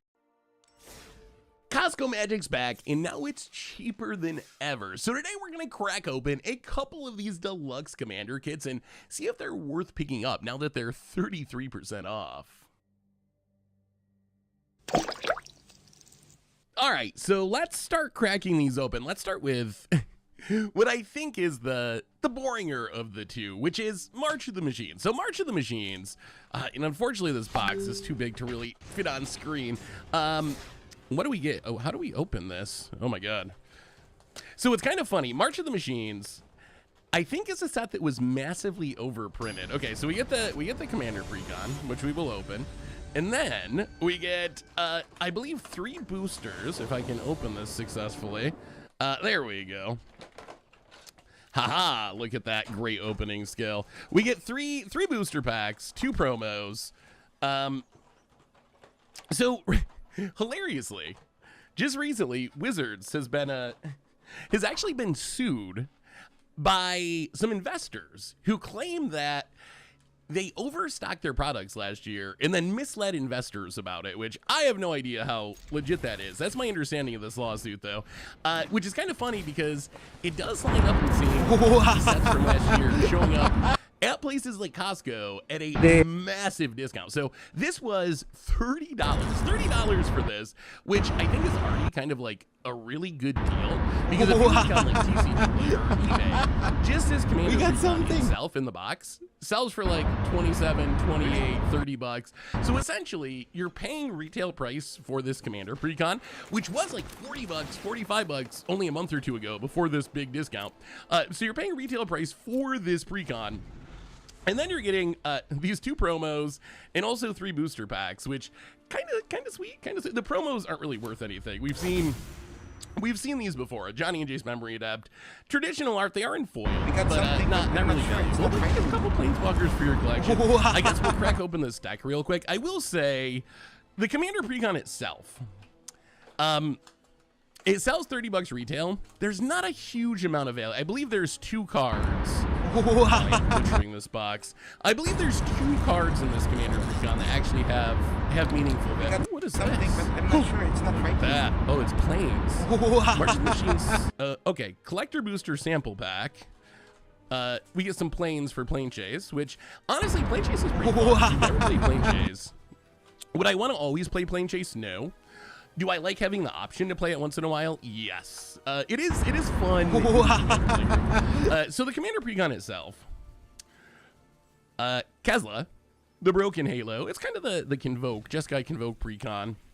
Let's open this up real quick. There's 2 cards of note in this deck. So I would say, if you're buying this, you're probably buying it because you like the Precon itself and you want to play with cards from the Precon. But there are 2 cards. I mean, obviously you get like Commander Spheres, some stuff that's actually just like playable in Commander, even though it's not expensive. Spirited Companion, Impact Tremors. Suitor Priest, I think, is like maybe almost $2, which is pretty good for a common. Arcane Signet, playable, obviously. The big winners, though, are, let's see if we can find them. I believe there's a Skull Clamp in here, which, there we go. Skull Clamp. It gets reprinted all the time, but it's still like $6 or something, just because it's so good. It's such a busted card. So that's a win. And then there's also a new Wand of the World. So I wonder, is this card worth playing? It seems like it could be. It does enter tap, but giving your next spell Convoke can be pretty powerful in some sort of like go wide deck. There it is. No, destroying the good card. Nesting Dovehawk. So I did not actually realize this until I was doing a little research for this video. Nesting Dovehawk is like 16 bucks. Good for token decks, populating each turn and growing. So those are the 2 cards of value. Otherwise, I believe, even though there's some good cards in here, Steward Command, Elspeth Sun's Champion, stuff that you'll play with, and a super janky mana base, of course, because it's a Commander Precon. Nothing else that's worth over like $1 or $2. So you're pretty much getting these two cards, I think, as far as singles out of the pre-con.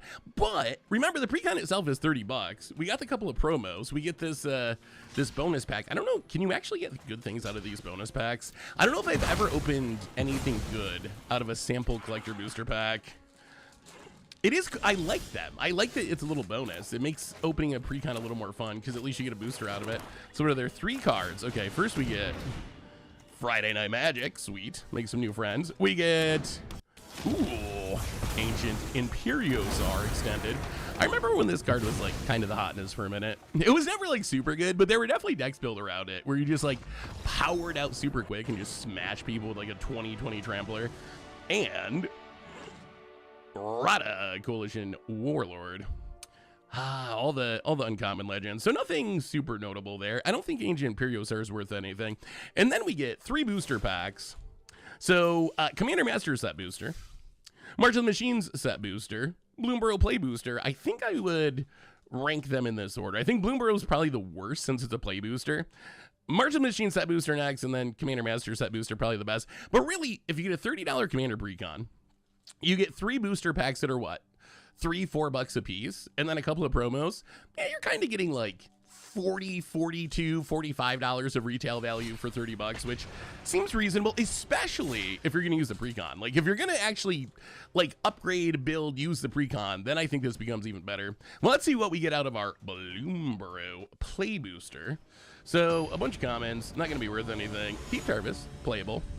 Into the Flood Moth, actually very good. Plus, look at that art. Look at that art. Look at that frog.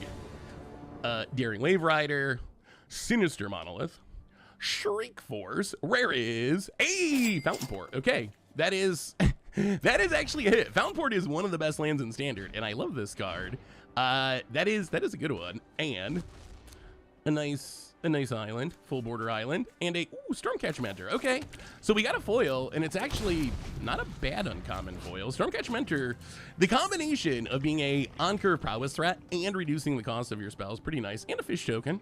Can never have too many of those. Okay, that's actually, for being a play booster, hitting a Fountain Port's kind of a win. That is not a bad pack. All right, let's see what we get out of March of the Machines. March of the Machines, this is a set booster. We start with an art card, and upside down, Schwamp. That is a good looking swamp though. Cybia Cryptomancer. All right, bunch of, wait, is that uncommon? Wait, how do these packs work?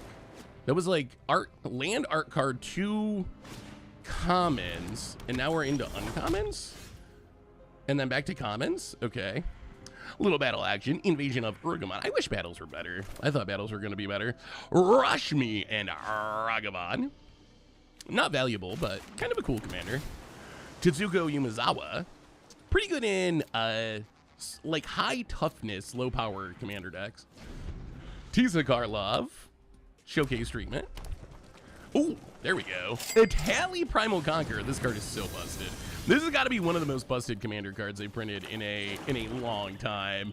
Like, 7 mana get to cast a spell for free off of everyone's deck is already wild, and then you can flip it into a one-shot kill Blightsteel Colossus. That card's so insane. I think it's actually worth something too. Honestly, I think we're running well in these packs. Just hitting Fountain Port and Itali.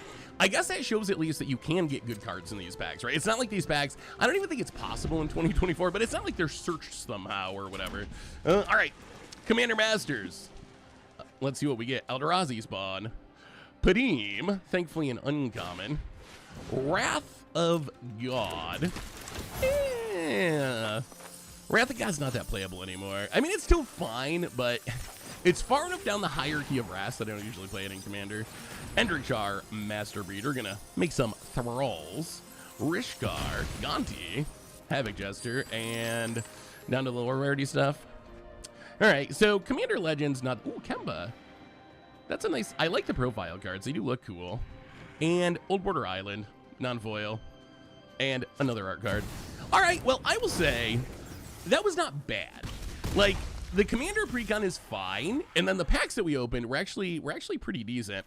But let's move on to product number 2. This one is interesting to me. So this is the Lord of the Rings Commander Precon.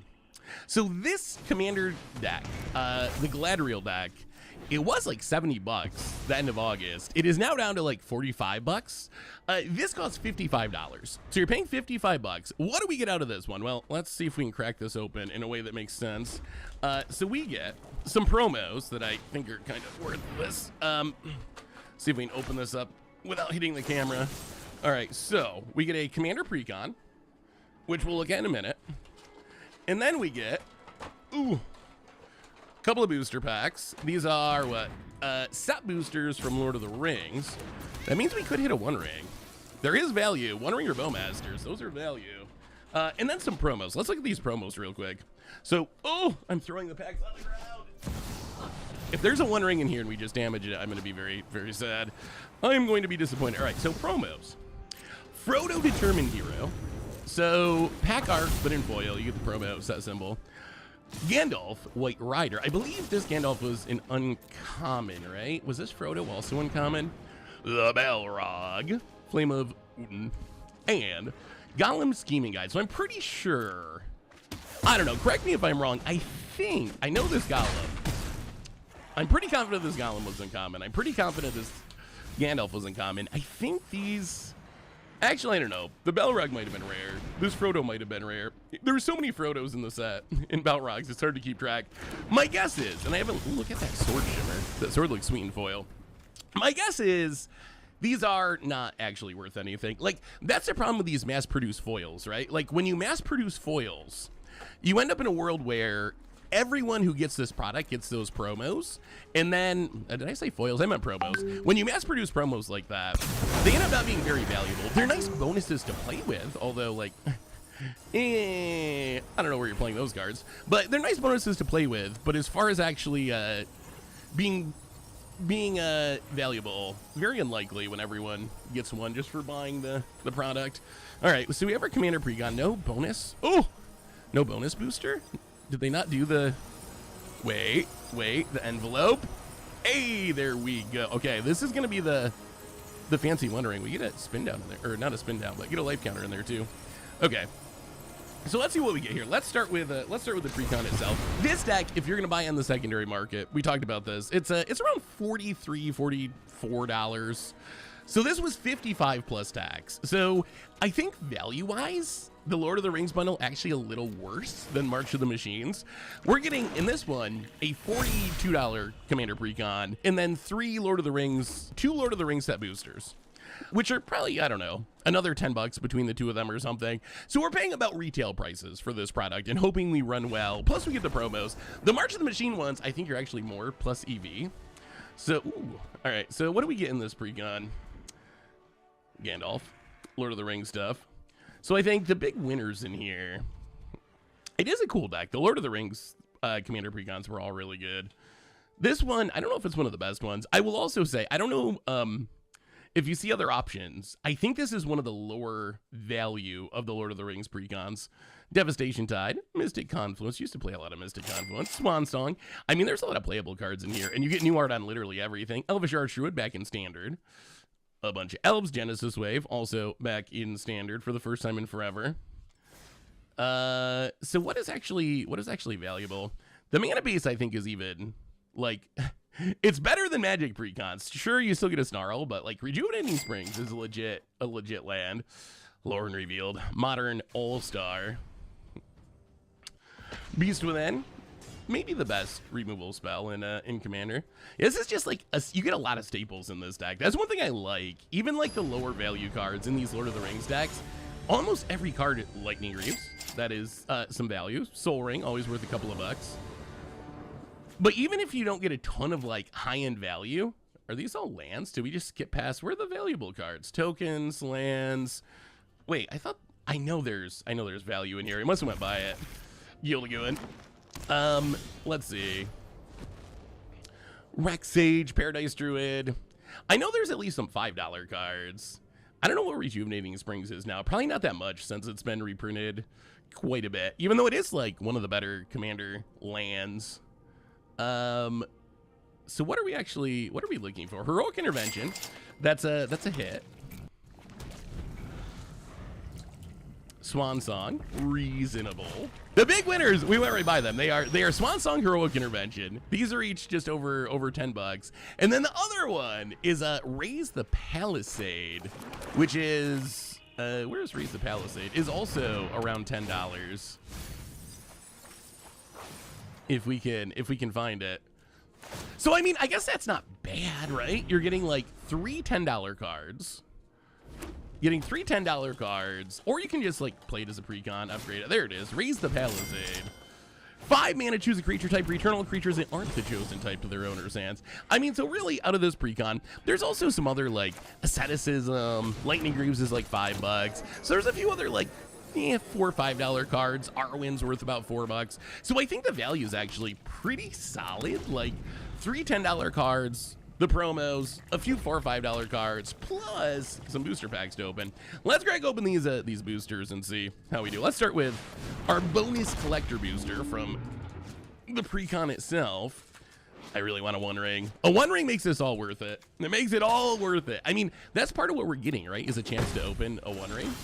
So let's see, what do we get here? Yep, add card and One Ring. Lotho, Corrupt Sheriff. Actually a very good card. Not a valuable card, but a very good card. And One Ring. Quick Beam, Upstart Ent. I don't even know what this card is. 6 mana, 5/6. Whenever another Tree Folk enters, up to 2 target creatures get +2/+2 and trample. All right. I guess that could be okay in like a casual Tree Folk deck, maybe. Well, let's see what's in our Lord of the Rings set boosters. The other difference between these, so March of the Machines, you get 3 boosters. This one, you'll get 2 boosters. So little light on the boosters, and you're paying like $20 some more. All right, what do we get in here? Mountain and the Lord of the Rings set was so good. This set's just so good. Samwise, decent card. Not valuable, but decent. Olipont. Also, all the land cyclers go. Ooh, Sauron, the Dark Lord. Not foil or anything, but I feel like this Sauron might be worth a few bucks at least. It's a mythic. It's got a sweet treatment on it. It's got to be worth a few bucks. And Darren back again. I am fighting the urge to say that this is like a commander staple. This is one of my commander sleepers that I'm going to start playing more. 5 mana. The first mode doesn't really do much. You make it so one creature can't block and you get tempted by the rig. The big modes are level 2, ramp a mountain, which ramping a land to the battlefield, pretty rare in mono red. And then level 3, create a smog, a 6/6 dragon with flying and haste, and when it dies, you make 14 treasures. I feel like those last 2 modes might just make this good enough to play in a lot of red commander decks. I'm going to start trying to play it in more decks and see what happens. And Fog of the Baronowns. And an Orc army. We need a Bowmasters to go with it. All right, not a high value pack, but we got one more to go. We need Bowmasters or the One Ring. Those are the two wins. Can we get the one of One Ring somehow? I don't even think that's possible anymore. Swamp and all right, let's Mirkwood Bats. That's a playable common. Should have been Bandit Commander. Too good. All right, rares. We get. Oh no, that's not a rare. That's Gimli. Also an uncommon. All right, rare. Labella Sackbill Baggins, not a great rare. And, ooh, Boromir, foil. That is a nice looking Magic card. That just looks very nice. Boromir, also kind of playable. Like, 3-drop the Insect to make your team indestructible. Actually, like, kind of reasonable, and you get tempted by the ring. Not very valuable. Another Orc army. So, I will say that these seem like a reasonable buy. It turns out that Wizards apparently overstocking like crazy over the past year is now kind of paying off for players. Like now we're getting these products at a very, very cheap price compared to what they usually are because Wizards printed way too many of them. At least that's what what seems to be going on. That's the best I can tell from what I've seen and from the lawsuits and all that. The good news is that means cheap products for us. Like if you want one of these commander precons, it seems like the best way to do it. Like we looked at the actual prices of the commander precons, you're essentially paying close to retail price, plus you're getting promos, plus you're getting some booster packs. So I feel like if you want the commander precon, it's a very good deal.